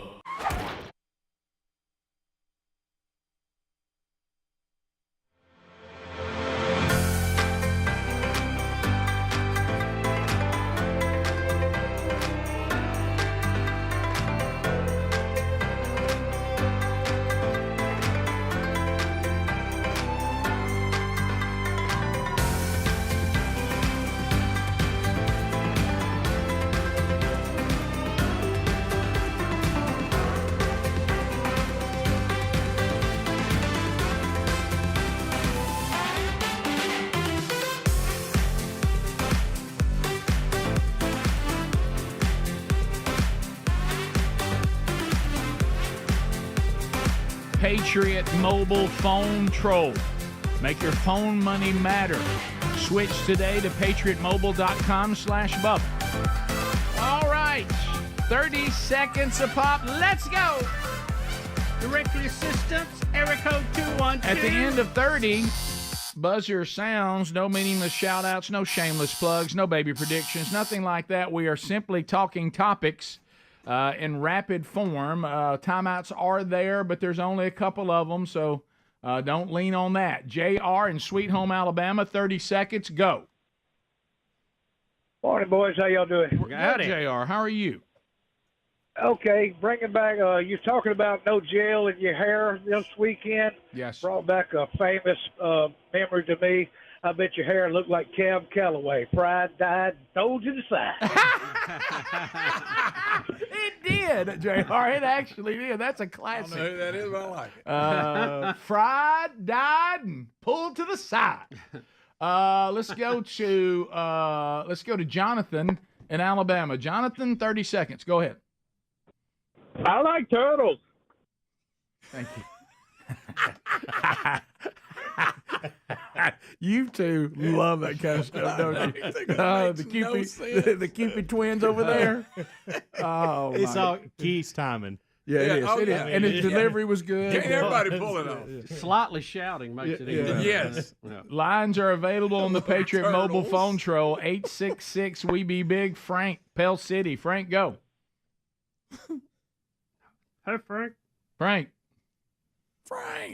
Frankie. Oh, boy, it's Frank, try it again, buddy. Boy, you had a Frank. bad connection. I think it is raining in Alabama right now. Aquaman, Frank. Craig, also in Alex. Well, that's Alex City. All right. Craig, go ahead. 30 seconds. Green Acres. Thank you, buddy. Beep, beep. Go ahead. Yeah, I just think it's ironic how all these, leftists and Palestinian people, the protesters, how they point out that, conservatives and Republicans are fascists and Nazis when they themselves, do they really know what Nazis were and what they stood for? They really don't. Bubba and I have come to the conclusion that when they scream fascist, they've never looked for the definition. No, it's just something somebody told them to say, and it sounds good. They are the fascists. They think fascists. Wait, that was Nazis, so we can call them that. Yeah. But then we don't know what it means. No. But like a fascist. Like the caller is saying, can't they look in the mirror and go, so we're the ones who tell people how to think. We're the ones that tell people who you like, who you don't like. We declare who's good, who's bad. We want to take your guns from you. We want to limit your liberty. Wait a minute. What does that sound like? Wait a minute. Just a minute. Frank. Wait a minute. And remember this, too. Let me be clear. The fascist and the Nazis party, which was the National Socialistic Party in Germany, one of the first things they did was take the guns away. Yeah. Under what guise? To keep everybody safe. Thank you. Always be careful. So safe, you don't even have to lock your doors. Be careful when a central government tells you that they're going to take away your freedom so you'll be safer. Yeah. That's an old trick, been around for a while. Safer from who? Frank in Pell City, he's trying it again. Go ahead, Frank, 30 seconds. Hey, Frankie! Hey, guys. Hey. So this morning on the kickoff hour at the 15-minute to 6 break, so everybody, I can still see everybody. Greg wiped his hands on his hanky or whatever there a couple of times, and then undoubtedly there was a hanger-on left, and he went to the nose with the thumb. No, I Y'all did. can go back and look at it. I go with the thumb. You had a tissue. Well, sometimes the thumb's all that works. No. This room. I say you got to get what you got to get. Right. This room makes my nose run. I don't know what it is. It does me too. I'll have zero issue with any kind of runny nose, and I come here and it starts. I guarantee you, Frank eats boogers. I guarantee. Greg, don't be like that. Frank's just trying to. Greg, I guarantee it. But Frank Burns ate worms. He did. 866 We Be Big if you want to join us. How about turn that stupid camera off? Greg. Chris, go ahead. 30 seconds. Hey there. Listen, just wondering where did the Green Acres deal when people call in? What do they mean when they say Green Acres, and how did that get started? Don't answer that. Chris, where have you been? I mean, we've I've been listening I'd say probably about 15 years now. Apparently I not. Never have picked up on it. No way. Chris, how did you miss it? We've said it so many times. Chris, let me let you know so you will no longer live in darkness. That is what someone says when they're calling from work. Yeah. Because they might have to talk quietly so they're not discovered, or they may have to hang up quickly if the boss comes by. Yeah. We've talked about that so many times. But I understand, Chris. We get the idea because we do hear every single second of every single show. That's true. Sometimes we think we say things a lot, but for those of you that are just giving us the time you have and there's things going on, we shouldn't assume you know. We shouldn't assume that. So we're not being mean because I know we're in a hypersensitive society now. Yeah, we're just having a little fun. You're just in the roughing it up with a couple of guys in here, hanging out, dudes. So we just messing with you a little bit. There's the Green Acres. Now, don't ask again about it. He finally got it after 15 years. 866 We Be Big. Hi, Rick and Bubba Show. What's your name? Where you calling from? My name is Pat. City caller from Forest, Mississippi. Well, go ahead. You're on.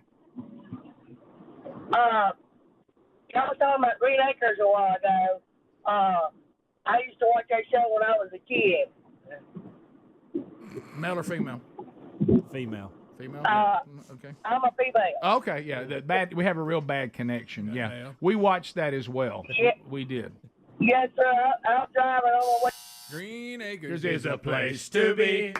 Farm living is a life for me.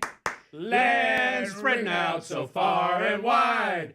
Keep Mad Hat and just give me that countryside. Terry. New York is where I'd rather be. I get allergic smelling hay. You said B instead of stay. What? You were supposed to say where you want to stay. That's what would rhyme with hay. Look, it's been a while. I actually thought he was going to shift it to trees to make it rhyme. Yeah. I get allergic smelling trees.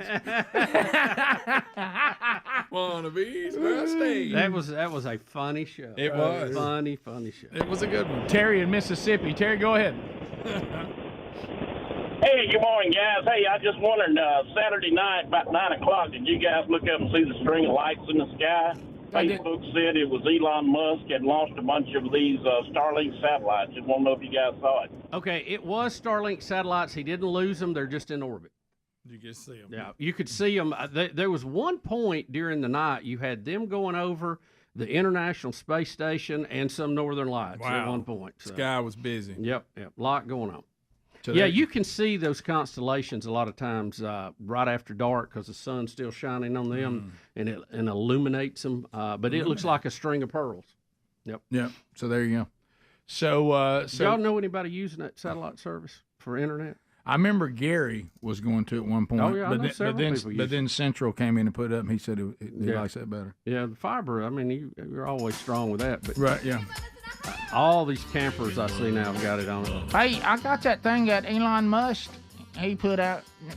It's some star something. He did. He was going to try it for a while. I remember that. Top of the hour. If you're leaving us, have a great day. You got more Rick and Bubba. We'll do a top of the hour break, and then more of the Rick and Bubba show coming up right after this. Rick and Bubba, Rick and Bubba. The pandemic rages on. Are we seeing light at the end of the tunnel? If you listen to Rick and Bubba University, the podcast this weekend, some people are saying maybe. Here's some information. A study that has just come out studying on whether the gatherings, even though they were limited, the NFL and some stadiums didn't have anybody there, but they did have some people. In the college football, they also limited their crowds, but they did have crowds. And they are saying that there is a recent study published by MedRxiv, whatever that is, MedRxiv, found that having fans in the stands for the NFL and college football games did not increase the spread of COVID-19. They say that people were concerned about this, and they have some of the snippets here in the article that kind of show us that it didn't seem to have any impact at all. It said that the time series and cross-sectional matching study with a difference in differences design, whatever that means, did not find an increase in COVID-19 cases per 100,000 residents in the counties where NFL and NCAA games were held with in-person attendance. So they didn't even include the ones that had no one there. Our study suggests that the NFL and the NCAA football games hosted with limited in-person attendance did not cause any significant increase in local COVID-19 cases. So there you go. So that's a good thing. Yeah, that is a good thing. So and with the cases falling and all that, I mean, really, I think a realistic goal is for us to be able to have football stadiums full in the fall. I think that's a fair and realistic goal to work forward to. Well, here I go again. Setback, if there's no setback, I say Not a scientist, not a doctor, even though I have no problem playing both of these on the radio. Bubba can play that better than I can. No. We have a little degree of a little more. But I will say this, just the common sense, though, and I've heard doctors agree, I really think being outside has a huge advantage on the spread of it.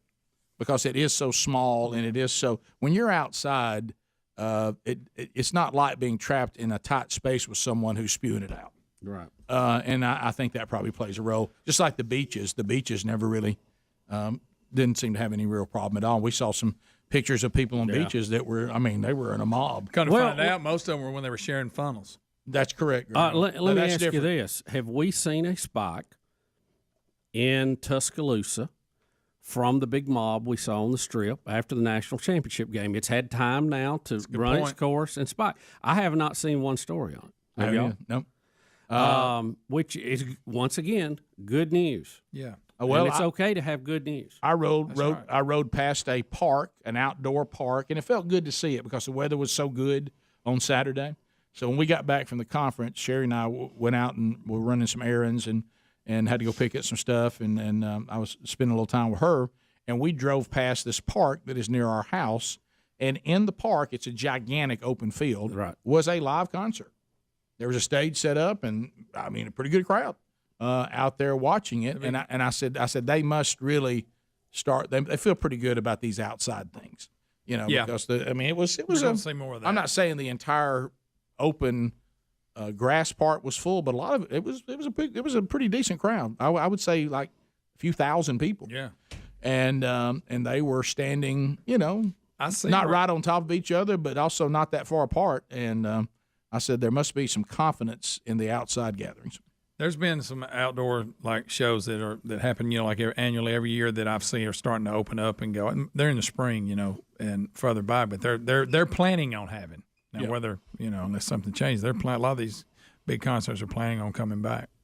Also, we have Congress taking up the COVID-19 relief bill this week, but it does face some hurdles, and one of them is this minimum wage thing that they're trying to tie to it. It's meeting some opposition. Well, I think one of the things, that I don't care for is when they tie all these extra things to a bill. We don't need that. If we're going to help relief for COVID-19, let's do that. That's it. I'm not worried about money for the arts. I'm not worried about all this other shenanigan stuff that's in there. Look, we can debate money for the arts on its own day, but that's kind of how the game is played. They try to tie it to something that you dare not vote against so they can get something they want. I think it's a system that's needs to be corrected in Washington, but, so I say. It's just ridiculous. But they're going to debate, and they'll be working on it. And, of course, some people think it's still way too much, considering what we've already done and what may still need to be done in the months to come. It is so the Democrats are proposing a tax credit, a credit up to $3,600 per child. They're trying to throw that in there in the COVID-19 relief plan. And you remember we saw that when it came out. Then you see, like you said, how much is the check actually going to be? There's discussions on that. And then there also this minimum wage thing is attempted to be tied to it. So you remember when you were a little kid and you heard people talking about, I do, when you talk about politics, you hear them talk about pork. Yeah. Mm-hmm. I didn't, and I was like, never understood. I was like, what are they talking about? But that's what they're talking about. When you take things that don't have anything to do with the bill and you try to add it to it on the way through. Yeah, you remember that? Hey, this thing's full of pork.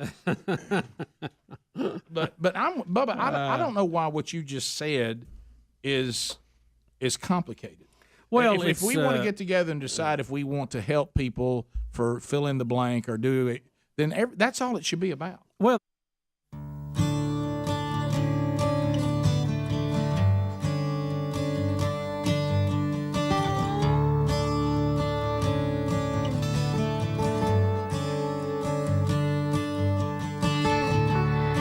Six minutes to the top.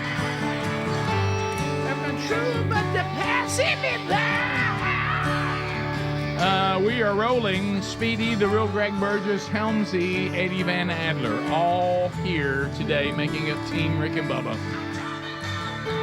More to do this hour, and welcome back, Bill Bubba Bussey.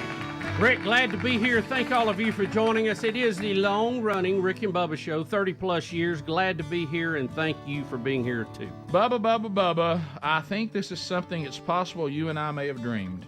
The video is called Hot Dogs from Heaven. Now I've heard of manna raining down. Right. I've never heard of hot dogs. Yeah, apparently this is A game? Is this a major league game or minor league? Yeah, it's the Mariners. Sounds minor league-ish. Yeah, Minor it does. league-ish. Now, this has happened before in the past, but they just dropped hot dogs from heaven, it says. All right, so these are all parachutes with hot dogs on them? That's correct. So where are they coming from? You know, Helmsy, that's a great drone question. or is it a helicopter? Or I got to go know. drone. I think people are throwing them from the upper deck. Okay, Is that what's throwing happening? them from the upper deck. Okay. Can I tell you that's not as many hot dogs coming down as I thought there would I be? would Yeah, well, agree. I'm a little I mean, there was disappointed. like 6 of them. I mean, don't they need to feed more than that? That's not a tremendous amount of hot dogs. Fights with that. No more than that is. See this guy? Look how mad he is. There's not one near him. They all keep looking up. Yeah. Look, he's angry. Yeah, I don't know what they, you know, they're coming down. I know that, and I know there those was a that big caught them were investment. nice. Yeah. This remember the Georgia Dome? They would drop the Chick-fil-A cows. Yeah, they've yeah. done that a lot of them. But you can't eat them. I Did mean, they have a little snack with them? Maybe not. I don't think Maybe so. had I think it was just a cow maybe. with some Didn't kind it of have stupid a coupon gift on card or It was something? pretty Yeah. cool. Yeah. Of course, they had that walkway that you could see them dropping. All right, so I would like. Would you eat a hot dog that just came in a parachute and landed? That's a good point. I got it. What's the condiment situation? Are they prefab? Well, I mean, did I When just they make catch it, or did it get fumbled between 2 or 3 people, hit the ground? I mean, you know, Right. There's a lot of details. I know you pretty well. I think your biggest concern would be prefab.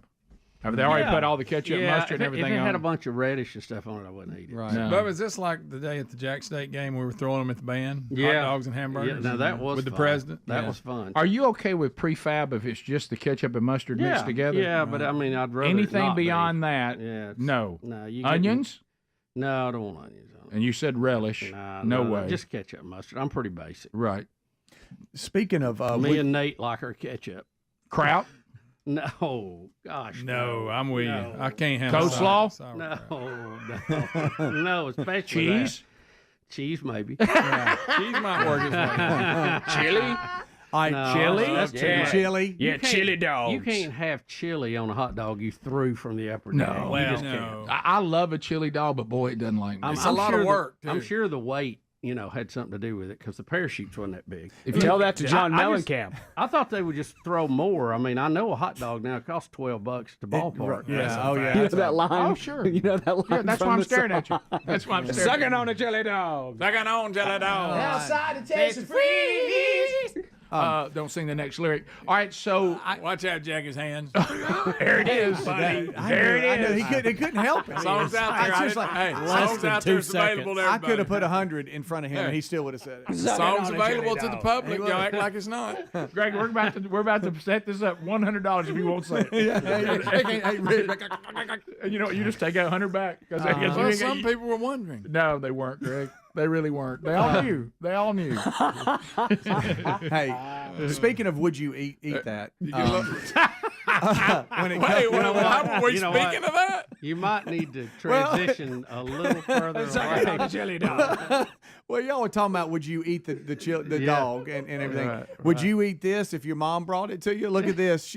This is a boss mom here. Oh, my She God. has brought. No, she has I stuffed. ain't She that. has stuffed hot dogs in her. Maybe when I was a swaddling infant, but now that Oh, I've been But that in a look, minute. you've gone. You've She's gone. being resourceful. I'll eat that in a minute. Yeah. No Yeah, problem. Bubba said he prefers it. Well, look, it's still in a wrapper. Look, have you ever had something in a concession stand? You're like, how am I going to get this back? There's too much stuff. She started stuffing the hot dogs down her shirt. I've heard of hot dogs from heaven. That's ridiculous. okay, Greg's little friend. I'm sucking on a jelly dog. That's a boss mom right there. Don't even go with the next verse, and it even gets worse. We got it. We got it, buddy. We got All right, it. where's my wallet? Oh, it's in the car. I was Something gonna about say. Bobby Brooks. Greg, we got it. We all I know knew it. I know it. And then Speedy's going to say something after that again. Speaking of that. No, we were going back to the hot. You had to jump Well, over it's one just- I was topic to trying- get back to the original. I rushed. I was trying to get it in. That lady was at least So- keeping him warm. I'm cutting your mouth. Yeah, well, Especially walking from the Next concession. thing, next thing you'll tell us is a special at jewelry store. All right, You already known for that one. Yeah, you already know. But, That came up hey. in RBU. Really? Yeah, it did. Well, how about the mom did get the hot dogs to the kids? She did, and they were still warm. That's your brother. Now. They were. That's your brother. I bet they were warmer than the ones on the parachute. No, not even close.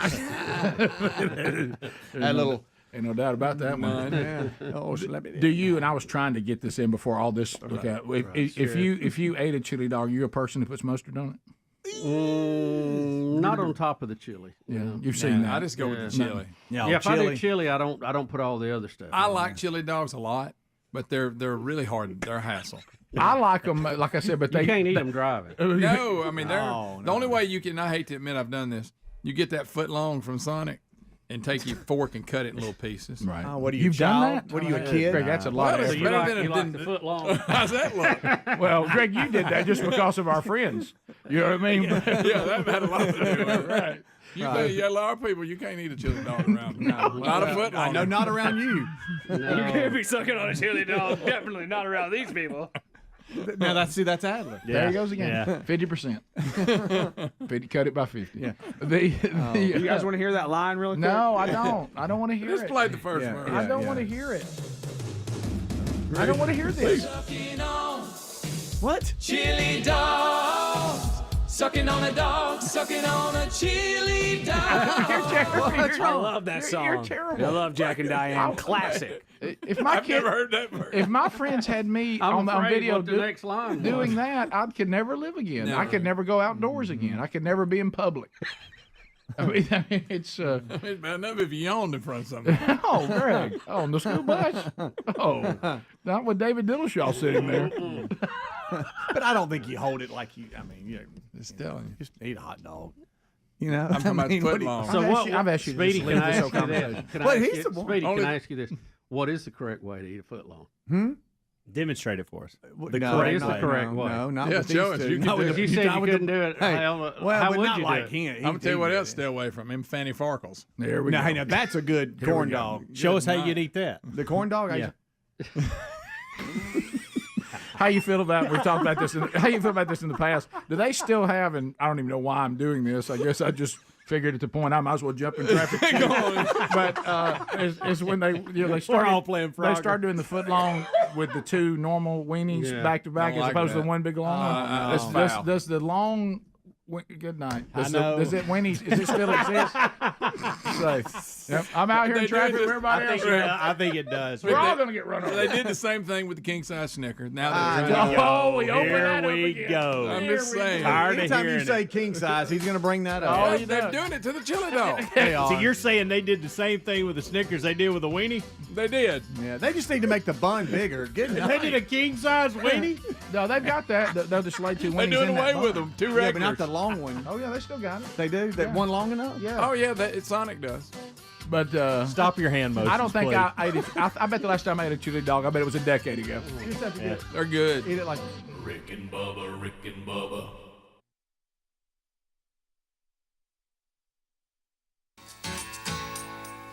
Sucking on chili dog.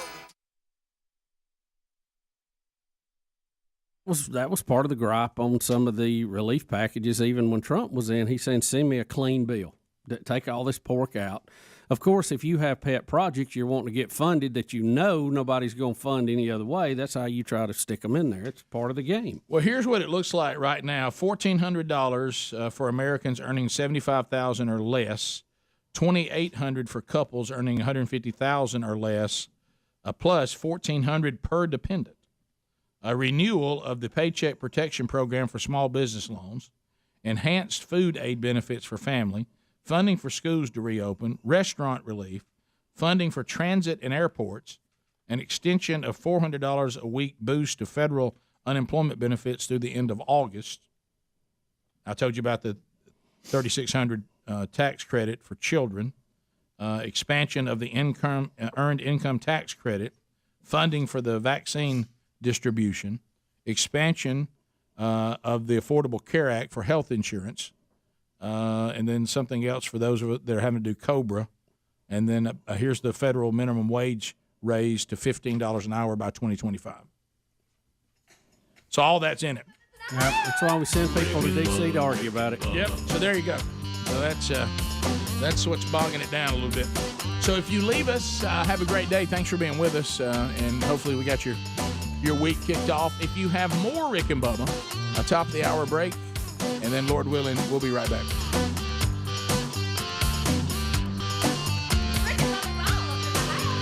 Rick and Bubba, Rick and Bubba. The Rick and Bubba Show, 866 We Be Big is the number. Speedy, the real Greg Burgess, and Helmsy, along with our own very Eddie Man Adler. Look at Adler. You got it like he likes it. As we start a brand new hour, we thank you for being with us. Charity charge happening today at participating Buffalo Wild Wings locations, benefiting Driving Home Ministries. So go out to all the participating locations and enjoy delicious food. 10% goes to Driving Hope Ministries in this charity charge, thanks to Buffalo Wild Wings and all of you that participate every month. Welcome back for a brand new hour. There's Bill Bubba Bussey. Rick, glad to be here. Thank all of you for being part of the big party we call Rick and Bubba. So we now have a Columbia University professor, admitted heroin user, and he says the legalization of all drugs is a fundamental right. These are the days of Bubba, I don't know if you've seen this cat. This now, as Greg was saying in the break, now, if I'm not mistaken, I know that we can have the Mary Jane conversations, and of course, you know, some of those things have kind of gone back where we're kind of figuring out something that Bubba and I think have been saying for as long as we've been on the air. If breathing smoke into your lungs is bad, it's probably bad no matter what you're smoking, and that's becoming more and more clear. But I think, didn't we all kind of agree heroin is unhealthy? I mean, didn't we all? I mean, we're the success stories. Right. My life really made the turn when I got on heroin. Yeah, it goes, turned it around. It goes back. I'm extremely successful. Yeah, it goes back to the life comment. I know that we used to debate, and I thought the debate really was kind of a first trimester debate on where life begins. And before you knew it, we were now saying, well, even if the baby is born, we're not sure what to do. And I'm like, well, I thought we all agreed that after birth, that's where life begins. So this is kind of the way I felt about heroin. I thought I didn't know heroin bad, Rick. I thought heroin had a real public relations problem. I didn't think anybody was pro heroin. Yeah, you think that there's some things that are just absolutes, and then here comes somebody trying to convince you otherwise, and he'll get traction on this, I guarantee. He's a proud user. Now, here's what you'll love. He's a psychology professor at New York City's Columbia University. Oh, yeah, very liberal place. Yeah, and he says that everybody should be allowed. He said it's the original American promise, the Declaration of Independence assertion that we hold these truths to be self-evident, that all men are created equal, and that they are endowed by their Creator with certain unalienable rights, that among these are life, liberty, and the pursuit of happiness. You know, I really... Now, where's heroin in there? I'm really curious to know what his opinion is on lockdowns, wearing a mask, and taxes. Boy, that's...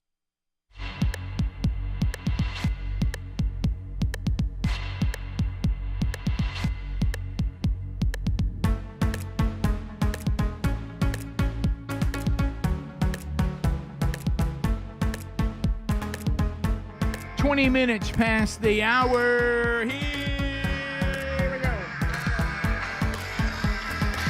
Thank you for being with us today.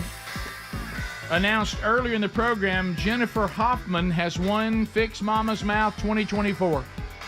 Get the fixin'. Good job, Jennifer. They got the dirty little fingers.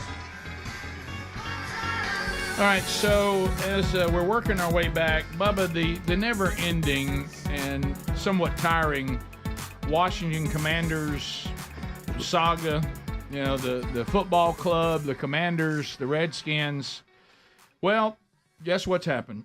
Dan Quinn, the new coach of the Commanders, right? Is he the new coach? Yep. Danny Quinn. Well, now they're saying he's divided the fan base by Bubba wearing... Brace yourself. Brace yourself, Bubba. You may not be able to get through the day.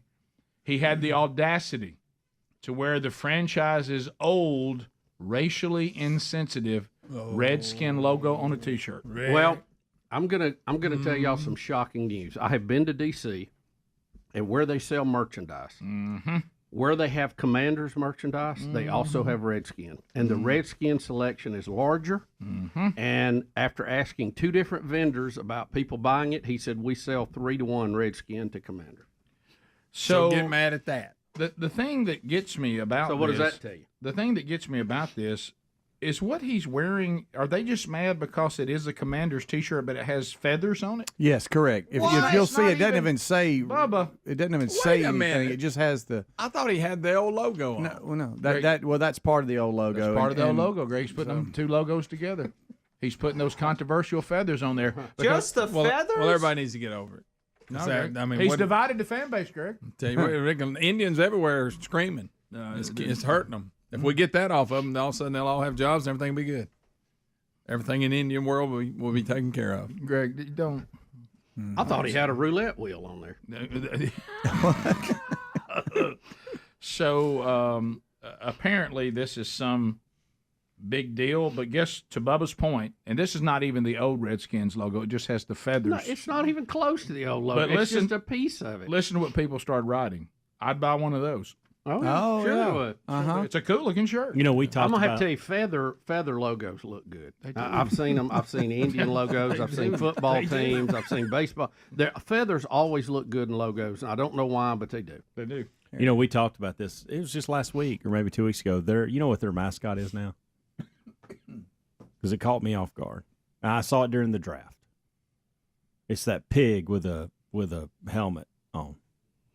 A pig. That's a command. Major Tuddy. Major Teddy? Yes. Is this from their offensive line? Yes, back in the Okay. when they what's said that got to the do with the Hogs. team, though? Rick, I think you're the first person that But what's that got to is do actually known with that. today? That's Those Major guys, Tuddy right there. Well, the Hogs haven't played in Since the 80s. yeah. That was their But- offensive but is line that where where it came John from? Riggins. Yeah, was that's the running. origination of Yes, it. the Hogs, because I think they were referred to as the Hogs. And it's still hanging around. I guess. I guess that's the only thing they could mascot. find that wasn't offending. Yeah. Captain Tubble. But does that offend people? What about people who don't eat pork? Yeah, I started to say that could be People very that are fat offensive as to a everybody. Yep. Have y'all seen Cut 7 on this? I think we need to give this a quick look today. Okay. We got time Yeah, here. yeah, we before got the six. break? We got 6 minutes. Tesla, they're having a problem in China. Their sales are declining because of a local competitor there. Have y'all seen this car company? I see it now. The Yang Wang? What? Not the Yang Wang U8. Yep. Not it. And that's the People in China are saying we'd rather drive a Yang Wang. Well, I We guess. don't want the Tesla. We would much rather drive around in a Yang Wang. Do you think it's one of these things where Xi has said, "Look, You're going to like them? we're building these, and everybody better be driving them"? If you want your score up. Let's take a look at it. This is the Yangwang U8. It's the luxury arm of BYD. You get LiDAR sensors here, more LiDAR up there. In the front, your main headlights are here, but at night this entire thing lights up. And it... All right, I got to kill this other audio real quick. Sorry, that song wasn't even supposed to be part of it. Okay. My bad. Okay, Yang Wang. I thought you'd added some music. His voice was a little quiet there. Sorry about that. Okay. But the vehicle is very, Little very Wang. neat. motor on each wheel and combined it makes 1,180 horsepower. And if you need to do a quick U-turn, watch this. This is pretty neat. Bubba. So my charge port is here, and when I open that's kinda it, good. this will tell me my charge level. But on this side, you put in gas. That powers your turbo 4-cylinder generator. This doesn't power the car, it just makes electricity for those motors. On a full charge and a full tank of gas, this can do over 600 miles. Inside, you get this panoramic roof that literally has shooting stars, and it can also do this. Ni hao, Yangwang. 我在 Kai Tian Trump.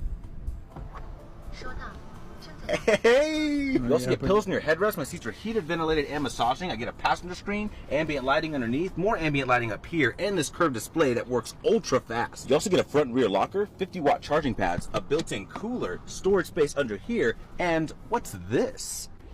What is it? Oh. Smile. Selfie camera.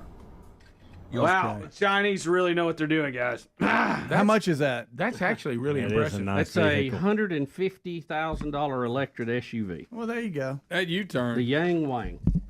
How'd they do that U-turn? It just spun around. Well, For those of you that couldn't see it. It did The say- tires could operate independently. So, I mean, Was if that you, what- if you I tell couldn't it to tell. I I turn, saw couldn't some rubber come off of them too. Yeah, that'll probably trash your tires pretty quick. You don't want to do it too often. Well, look, thank you, buddy. But in a tight, you can Yeah. get out. You know. Yes. What do you think about that, Buzz? Uh, Impressive. 150K And plus, I don't speak Chinese. It'd be hard to make it do what I wanted to do. It really would. I'm sure they'll have an international version of it. Oh, sure. But I mean, I think the workmanship. I just don't know is that I impressive. could show up with the people that I know and proudly show off my new Yang Wang. No, they want to sit in. Hey, right quit around bragging though. about your Yang Wang stuff like that. Hey, Yeah. Oh, yeah. How about driving down the road though and getting a massage? That'd be kind of nice. Buddy, we got that in regular cars. Well, no, it doesn't. No, it doesn't, Yeah. Greg. It doesn't give you a Lisa's full car's got it. massage. Yeah. No, it doesn't. It might Fell asleep when I was coming over. Greg, it might like you can kind of blow it up a little bit and change the way it feels, but it's not giving you a massage. This actually gives you a massage. Does it? Are you saying it's like one of them chairs you sit in? Yeah.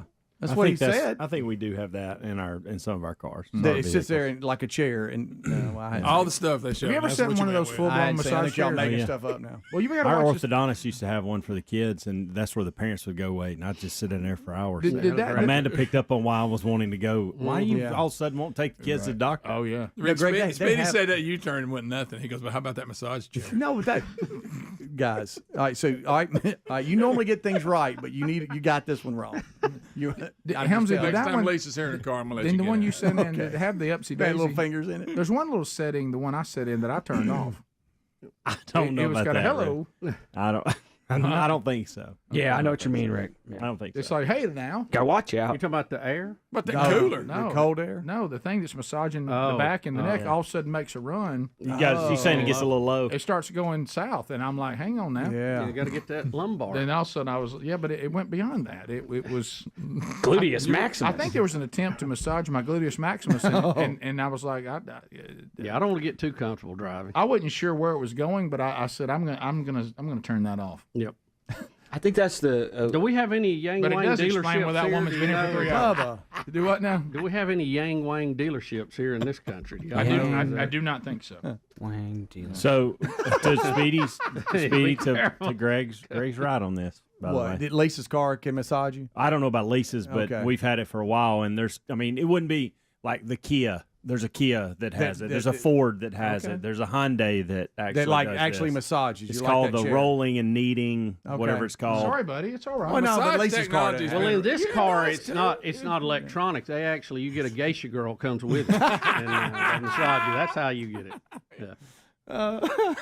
And Rick, that's actually Innovative. That's actually a feature for drowsy, fighting drowsy sleep, which you were mentioning. It will. Hey now. Hey, now I'm awake now.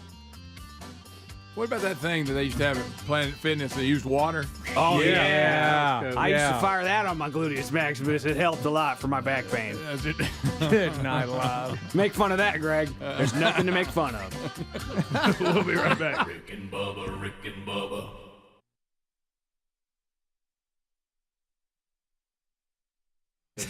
Right. I bet it's not going to be consistent with this. Not even close. He said, and he wrote this in a book, that his heroin use is as recreational as his alcohol use, like a vacation and other things, and the arts. Heroin is one of the tools that I use to maintain my work-life balance. Heroin is just another opioid, and we know how popular the opioid. We had no addiction problems with those. No. You mean the things we're trying to stomp out Yeah, right now? no more or less scary than any other drugs. Hello, hey, genius. Opioids are scary. We have people's lives that are being ruined by the opioids and the pain management. Probably more than anything. More than anything. What are you talking about? We got a major problem with this. Mm-hmm. So he just says that he's guaranteed in the Declaration of Independence that this is his pursuit of happiness, and this is part of some rights that God gave him that nobody should be able to take away. Rick, he even goes as far as to compare it to automobiles. Oh, my gosh. He says 40,000 Americans lose their life on the highway every year because of cars. And he says, nobody's saying, aren't you concerned that we have these cars available? No, what we do is try to enhance the safety of the activity. You know what? I'm gonna call stretch on you. Yeah, I see what you're trying to do, but I'm gonna have to call stretch here. Well, he goes back to this. And plus, if you keep doing it, we're not gonna have to worry about having the discussion. You won't be around long. It will clean the gene pool out. I'll guarantee you. There you go. He said legalized drugs would be safer than alcohol. Well, they act like, Rick, that if it's legalized, somehow addicts will know when to stop. I know. Mm-hmm. Well, do you really think that? That's the point. Well, I would say this. Or will it be easier for more people to become addicts and then have no control? Right. Well, I understand what he's saying. We have alcoholics, but we still let people have alcohol, and, Right. and people do become addicted to alcohol. I understand that point. Yep. Yeah, I get it. But I think heroin's way more addictive. Well, than that's what I was about to alcohol. say. I think we've seen people be able to handle recreational alcohol better than I haven't seen the success stories with heroin. Yeah, I take heroin. It really has had no impact on my life. I mean, it helps me relax a little bit, and have a social. I watched the ball game, shoot up some heroin, watch the ball game. Yeah. I don't know that the world. I've never seen it sold at ball games. Heroin right here. Right here. You're the heroin. Heroin right here. Yeah. I mean, you don't see that. Yeah. I've heard cold beer at a ball game, but I've never heard. We'll call him Beer Man. Hey, you seen a Beer Man? You seen a heroin man? Hey, where's the heroin guy? And look, Got you, heroin right here. I'll take two. Two down here. Two heroines coming at you. and honestly, the pass that beer down the for me. beer at the games has caused a lot of us who are not drinking beer enough trouble as it is. Yeah. Yes. Well, they did good when they limited what inning you had to stop selling it. Remember that? Heroin, got your heroin right here. 7th inning, last call. Can't. What line? Get it right here. Last call for heroin. You don't have to go home, but you can't stay here. I like your heroin voice. Yeah, I'm selling it. I think I'm pretty good with it too. You really are. I bet you can move it, especially since it addicts you like off one use. Remember all the things people said about Heroin's it? yeah, that's a rough one. Yeah. I don't. This guy was actually sitting on stage, like talking, like, "Yeah, this is what I'm gonna do." Hey what I guys! recommend. Hey guys! serious. Hey! I'm Sandy. I'll be taking care of y'all. Anything I can get y'all started with? Would y'all to have some nachos, some heroin? Golly. I'll tell you what. Let me have nachos, and you want heroin? Heroin here, and I'll take heroin. Yeah, and I'll have it. 3 heroines, 1 Mary Jane to go. Golly. Just to take the edge off. Right. Can I get y'all anything from the bar? Beer, heroin, Cigar. What was that second one you said? cocaine? Yeah. No, you couldn't Guys. get a cigarette now. No. Oh my goodness! And don't get caught dipping. And then, of course, these people take this approach to their children. I mean, look, you might as well do it in front of them. They're gonna do it anyway. Boy, those people. I do heroin. They're gonna do heroin. I mean, they need to learn I'd rather how to do deal it with in front of me. I'd rather them do heroin in front of me. Hey, so and so's mom's cool. We go over there. She lets us do heroin. The professor said it was okay. Our parents don't like it, but I mean, you go over to so and so. His mom will let everybody do heroin. That's why we have parties over there. His they're mom's cool. cool. Let's have Because heroin. I was waiting for that. Not the cool parent. Yeah, cool. that old cool parents are good one, isn't it? Hey. Yeah, if the kids start going to one house too much, you better look into it. Yeah. Get your heroin right here. Would it be ice cold? I don't know. I don't know enough about I it. don't know the temperature you keep heroin. I don't know. It's bad, y'all. But this Columbia professor, he's teaching psychology at Columbia, by the way. Imagine if he was your. So he said he just does heroin like people take that and have a cocktail after work. And he just does heroin. That helps him balance his life. Right? Helps him balance his life out. Natural. We'll be right back. Rick and Bubba.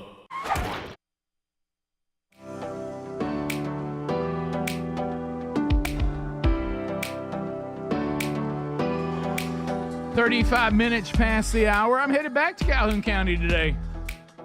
Bubba, you were just there yesterday, right? Yeah, and I'm going over the law enforcement awards today and law enforcement appreciation for, I think, Cleburne and Calhoun County. Look out. Coming to the Oxford Civic Center. So going over there, you remember Otex Carter? You used to work with him? Oh, absolutely. Otex, and who played for Dad at Oxford High School. Yep.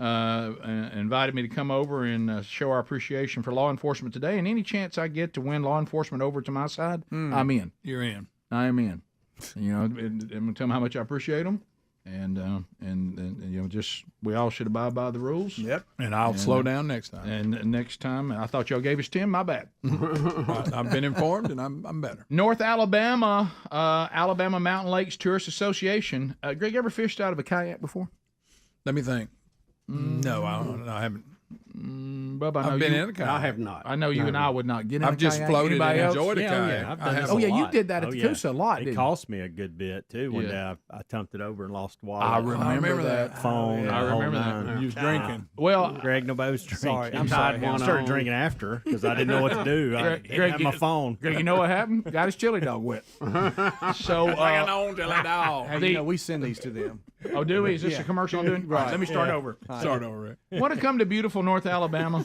The ultimate North Alabama kayak bass fishing road trip giveaway is on. Here's what it includes: a 2-day guided trip for two to fish out of a kayak with KBF founder Chad Hoover. Greg, you know old man Hoover's boy. Oh, yeah. Plus a Yeti prize pack. Hey, if you get a Yeti, That's a big one. there you go. Also a pair of Wiley X sunglasses. Adler, you love those. $200 gift certificate to West End Outdoors. There you go, Speedy. Some freebies. Come on. Plus $500 worth of spending money. Woo! So the ultimate North Alabama kayak bass fishing road trip package, Now, that's a nice one. $2,000 could be yours. Go to alabamaroadtrips.org, alabamaroadtrips.org, Look at or that. rickandbubba.com under the sponsors. How about all the footage they're showing during it? Look at that creek. Look right there. Uh-huh. You don't want to float that. No, I do want to float that. Now, them kayaks they got, nice. There's sure enough good ones, as you would Show say. enough. I used to love. That was one of the things, you know, we talked about so many times how our dad was afraid of zero, nothing. Maybe mom a little bit, but that's Yeah, it. that's it. And like we would be like fishing red eye, walking down a creek, and a snake would come up beside Dad, and we'd be about ready to freak out. And they'd go, "Hey, y'all, watch out!" And he'd reach and grab it and throw it up on the bank. Yeah. Just keep on fishing. He always picked snakes up when we were kids. Terrified. They never stopped fishing. And we were like, "Hey, Man, try that. y'all, watch out!" And then, thanks, Dad. Thanks, Dad. Thanks, Dad. We're 11. Not sure why we should be out here.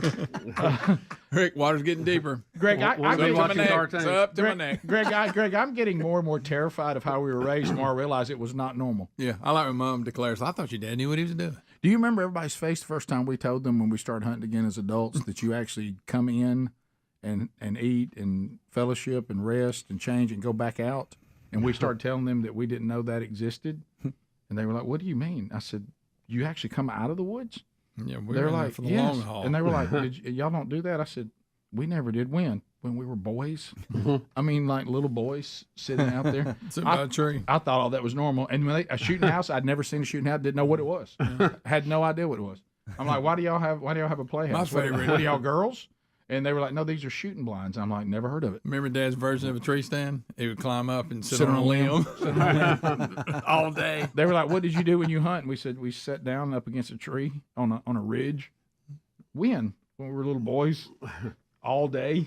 Yeah, that's a long one. So, and you know, little chubby, little Rick, he'd go through that sandwich pretty quick in that brown paper bag. He'd be through it before the sun Hey, came out. how long you think little chubby? That nutty bar with added peanut Oh, butter. buddy, little chub like Yeah, that. I feel like you need to front load that Yeah, stuff. well, you I do. did. Of course, it's a long day. All right, so Bubba, I want you to speak to this. I want you to let us know should Bill Gates be doing this?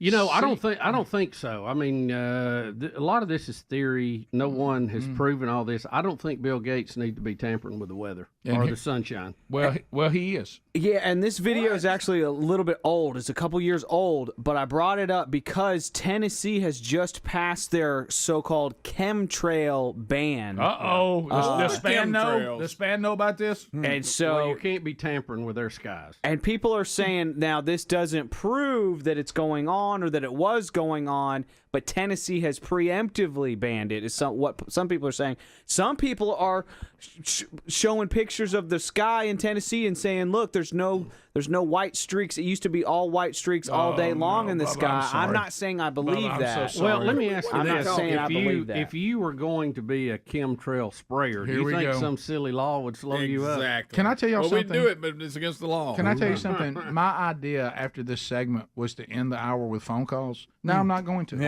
Because y'all brought up chemtrails, and these chemtrail people gonna call. Yeah, let's see, Bill. All right, let me. This has still got my music going How about again. old Bill? Oh, Bill. He's something, He isn't he? He's tampering with the atmosphere, Bubba.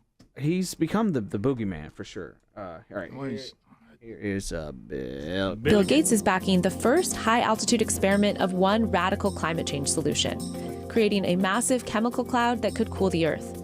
It's called solar geoengineering, and it's highly controversial. Yeah, it is. how long will it be that countries keep experiencing these climate impacts before someone gets desperate and says, hey, we need to cool the planet with solar geoengineering? It would look something like this. Thousands of planes would fly very high and use nozzles to inject millions of tons of light-reflecting particles into the stratosphere. It would create a thin chemical cloud of those particles around the whole planet, blocking some sunlight from reaching the surface. It would mimic a giant volcanic eruption, which we know cools the Earth, but it also comes with significant risks and uncertainties. Things like mass famine, mass flooding, drought, of kinds that will affect very large populations. It could weaken monsoons in India, China, and Africa enough to affect crops. It could eradicate blue sky. You start increasing the amount of diffuse light and you have less direct light, which is the same thing as saying it looks hazy and white.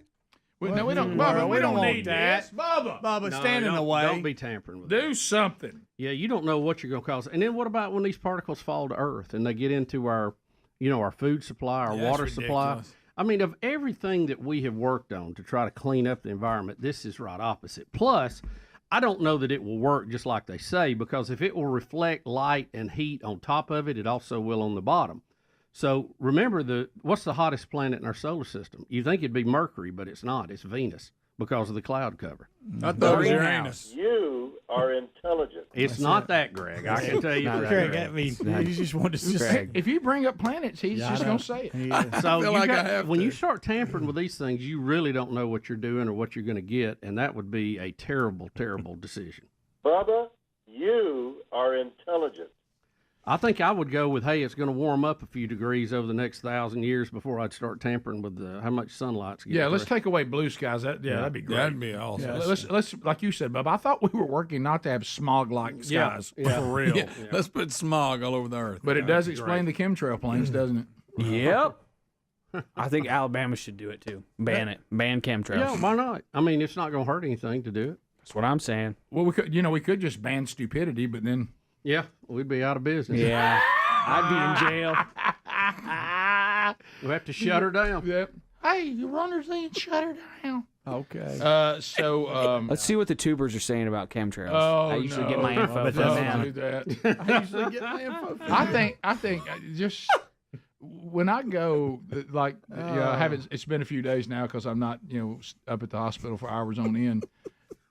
People who comment on stuff, there's some really bizarre. I mean, what are y'all doing over there? We just got a picture. Greg's being difficult. That's all. No, we got our next segment. I'll tell you that. No, we don't. Hey, while we're talking about people messing with nature and all that, did y'all see Tucker Carlson's latest episode about Lyme disease being a government? And the government has injected the ticks with the diseases. I'm starting to worry about Tucker. That's where Lyme disease comes from. How do you hold them to do that? That's how we know it. Is that what? Is this? Getting to hold that little arm, ticks. getting to hold that little arm still, so put that needle in. Damn near impossible. Here we go. See, here's Tucker talking about it. 1,300 people a day. Where do we think this came from? Lyme disease wasn't a problem till the peak of the biological weapons program in the U.S., the mid-'70s. These three freaky diseases showed up. Lyme arthritis, Rocky Mountain spotted fever, and then there was a parasite called Babesia. So you have a cluster of these previously rare diseases right across from the U.S. government's biological weapons testing facility. Is that what you're saying? This is the perfect stealth weapon. It's poor man's nuke. It's hard to digest all of this. It's just so evil. We can't control nature. And if we're going to play God and make these new germs inside ticks, there could be blowback, unintended consequences, and that's what I believe could happen. Yep. Okay. I have no idea. And I was going to phones next. Wow. I got no way chemtrails and biological warfare. Fire the ticks. phones up. We've got a photo we did. We got a photo. We need to fire the phones up. Y'all be nice. Maybe you think you get me a signed copy of this? Be nice. Be nice. 866. You're already on the edge today. We be big. All 10 lines are God is available. watching. Against our better judgment, we take your phone calls next. Rick and Bubba, Rick and Bubba.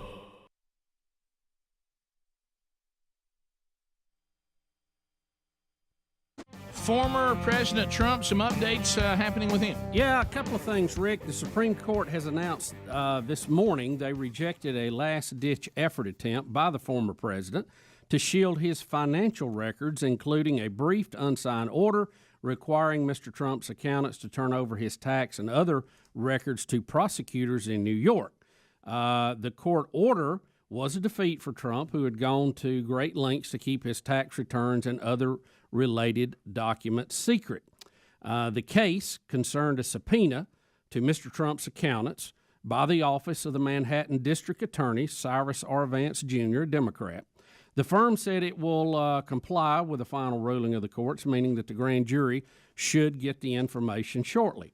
Under grand jury secrecy rules, it would be ordinarily unclear when, if ever, the public would see the information. Although the New York Times has been leaking more than 2 decades of tax returns of Trump's and his companies in recent months. And what I thought was interesting about it, Rick, it said that and this was wrote by Chief Justice John Roberts, wrote for the majority. He said, no citizen, not even the president, is categorically above from the common duty to produce evidence when called upon in a criminal proceeding. He wrote for the majority. Although Justices Clarence Thomas and Samuel Alito dissented from other aspects of the decision, all 9 judges agreed with that proposition. The majority gave Mr. Trump another opportunity to challenge the subpoena on narrower grounds, saying the president may avail himself to the same protections available to every other citizen. Roberts wrote, these include the right to challenge subpoenas on any grounds permitted by state law, which usually includes bad faith and undue burden or breadth, whatever that means. So what's the bottom line here? What is this court? Are we still? You know, the district attorney in New York has been after Trump for a long time. This goes way back. After him for what? It reeks of political assassination and everything. Well, they've just been after him because he's got a lot of businesses going, and they say he's done this, he hadn't done that, and some of this goes back to the payments to Stormy Daniels, or the alleged payments to Stormy Daniels, I guess. But I saw another headline, and we don't have the verbiage on that yet, that said that the Supreme Court actually ruled in Trump's favor on some of that. So I'm not sure what that is. We'll try to find that out. This USA, these are all coming down now. This USA Today article that you're referencing, it calls the development a brutal defeat for the former president. Yeah, on the subpoena thing, I would think so. So anyway, but by the same token, they left the door open for him to challenge it further. Yeah. I mean, I think in this particular case, he was saying, look, I can't be subpoenaed because I was president of the United States. And they're saying, yes, you can. And they're saying you're not above the law, but you can defend yourself like any other citizen could by claiming that it was done in bad faith or, these other things. So we'll see. It's just a bunch of lawyer stuff. Now he's been it's been announced he's going to speak at, what's it called, CPAC? CPAC, yeah.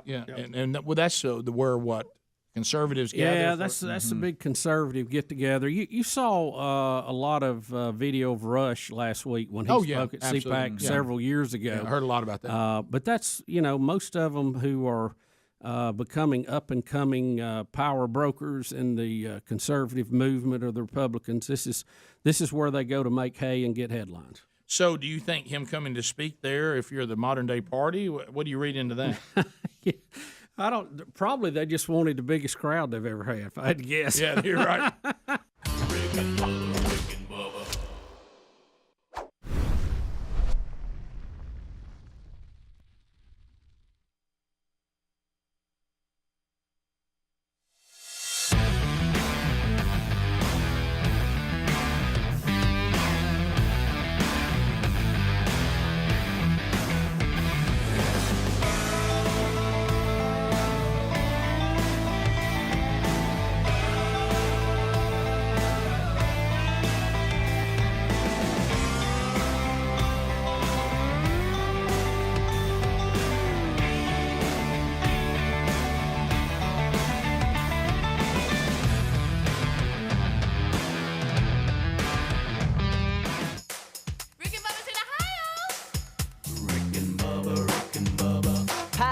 9 minutes to the top of the hour. Phone calls coming in. Helmsy is screening them.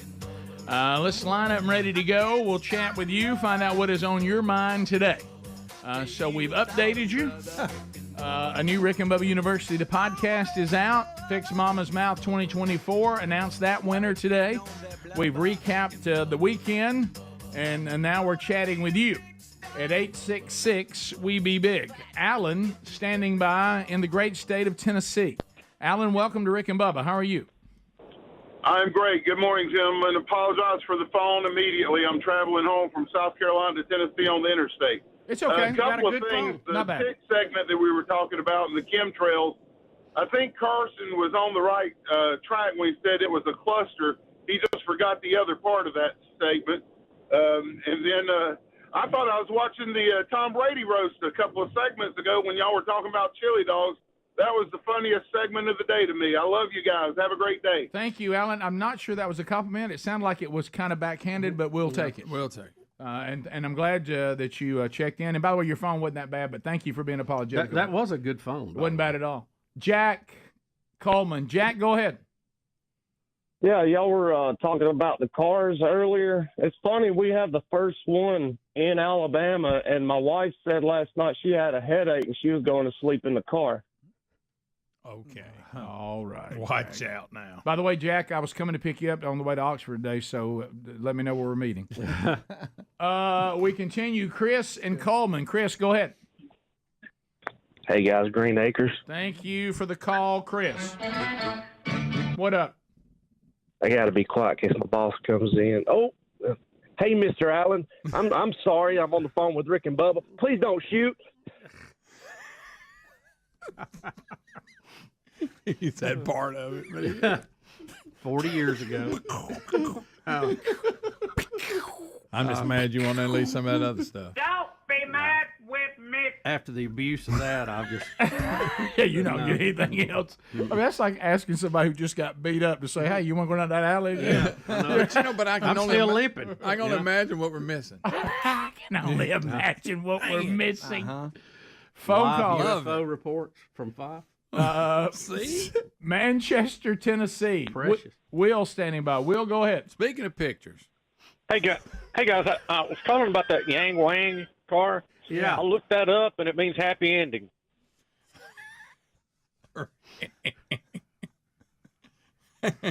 At least we're not getting chemtrails. Is this when y'all were the government? Yeah, wait. Oh, that's when the Rick, hands. you got another call there. Okay. Who else is in that picture? The whole crew. Mm-hmm. Oh, really? Mm-hmm. Oh, right. Ooh, wow. Look, Greg, what'd you say Bubba's He's doing? shining like new money. Shining like new money. Yeah. There's the next governor right there. Mm-hmm. Josh. Oh, I'd take that swap today. Josh in Alabama, go ahead. State Alabama might have something to say about it. I was going to help you end this segment on a good way. I was going to let you know that, Rick, about 16 years ago, you came and spoke in Albertville, and my son was there. He was 10 years old, and we were not attending church at the time, and he got saved. Oh, great. We started attending church, and both of us listen to your show all the time. I've been listening for years. Thank you. And now I have been pastoring a church for 7 years, and this year he just got licensed to pastor a church and is working towards ordination. How about that? Good deal. Wow, that's you see just one thing after another, but you got to start somewhere. Yeah. And you guys, got it. You guys got it right. Justification is just the beginning, and I think too many times in the Western Church we've treated it like the end. I'm glad you and your son did not. So that's incredible. Thank you. We are also former United Methodists, now Congregational Methodists. Yeah, that is no surprise there, man. What a sad thing what happened to the United Methodist Church. And the thing that shocked me, and we said it and we read it on the air, I didn't realize how many other denominations they now join. That was the shocking part to me. Very sad, very sad. Thanks, Josh. Thanks for that update. A lot of encouragement. Thanks. You're welcome, guys. See you, man. That's I didn't realize that there were others that were already gone before them. And then they joined them. But I don't understand that, though. And I don't want to be a Debbie Downer. But, once we say that the Word of God is not God-breathed, even though Scripture says it is, then this one topic isn't all there is. I mean, now, so what part of it is God serious about, and what parts he not just doesn't? He's evolved. So he's evolved on. Are we going to evolve to many ways to heaven now? Yeah. Well. Was Jesus even necessary? Of course, that seemed to be a pretty brutal. I think we've already addressed that requirement. You know, and so where does it end? So anyway, Jake, State Farm, checking in, khaki, ready to go. Go ahead, buddy. Hey, usually this is the time of the hour and day when somebody will call in and lighten things up, and so I kind of am hesitant to say what I was wanting to say after the last call. Well, but that's the show, man. One moment something real serious, one moment something really bad. You go from chili dogs to what are we doing in our atmosphere to deep biblical truth. I mean, that is the Rick and Bubba show. Do we lose? I think he was scared. Nate? Well, Nate. Rick, real quick, because I don't keep up with stuff. And we all remember when Taylor was a little boy and he wouldn't go to school. It was his birthday today. Did you forget it was your son's birthday? Yeah, and he would be 32. No, he's 33. He's 33 because Blake just turned 33 and he follows Blake. But it's been a while since with 90 seconds left. You got it. I just now thought about that. Of course, his voice has changed since then. But happy birthday! He's not listening. But happy birthday to Taylor. I'm gonna call him. Go see some Christmas lights. Well, he still gets upset. I didn't know that. So you didn't know? You forgot your son's birthday was today, and then you had him at 32. Yeah, I did. But once the grandkids come, you just remember their birthdays and everything. It's just pushed out of the way. But no, it's just funny though when it doesn't seem that long ago when he wouldn't go to school and y'all called and tried to help me out. And it worked a little bit. Yeah, it encouraged him some. Yeah. Well, that was a great moment, and even our history is that same kid that we were trying to get to go to school because he didn't want to go to school is now 33 years old and has 2 kids. Yeah, we had a picture sent to us not too long ago at something, and Speedy's carrying him around. Mm-hmm. Yeah. Oh yeah, I remember seeing. He was that. Here's my little buddy. Yeah. So. I didn't know that he and Mabry, Tyler's wife, has a birthday today. I didn't know they share a birthday together. How about that? How about that? From this point forward, we'll know. Did you remember your daughter-in-law's birthday? No, I was. More than Greg we remembered were his son's? texting with her earlier today. Right, yeah, I just didn't say anything on there. But last week, Betty and my granddaughter Marion have the same birthday. So we just got all kinds of birthday ties. No, May is big. We have so many birthdays. Oh, our family's loaded down. It's incredible. Johnette's was loaded. I know, Bubba. Don't do that. He's done the thing where you walk back 9 months. I know. You almost find you a holiday in there. Something or a weather event. Knock the power out. Hey, what are you doing? Hey, Blizzard 93, there's a whole generation out of that. Yep. Oh, my goodness. Thanks for being with us. Happy birthday. They're middle-aged now, by the way. That's right. Taylor Burgess. Wherever you see Taylor today, because he loves it. Wish him a happy birthday. Yeah. Happy birthday, Coach. Hey, Coach. Hey, Coach. Hey, glad we're going to Mobile for the spring game. Rick and Bubba, Rick and Bubba.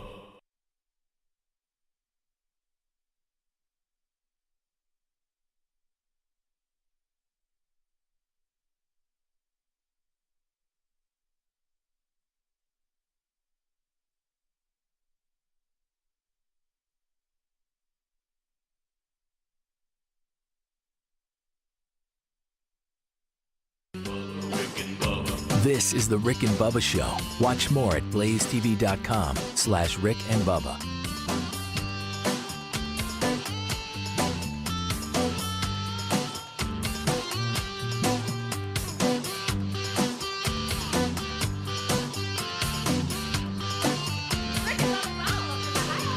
Rick and Bubba, Rick and Bubba.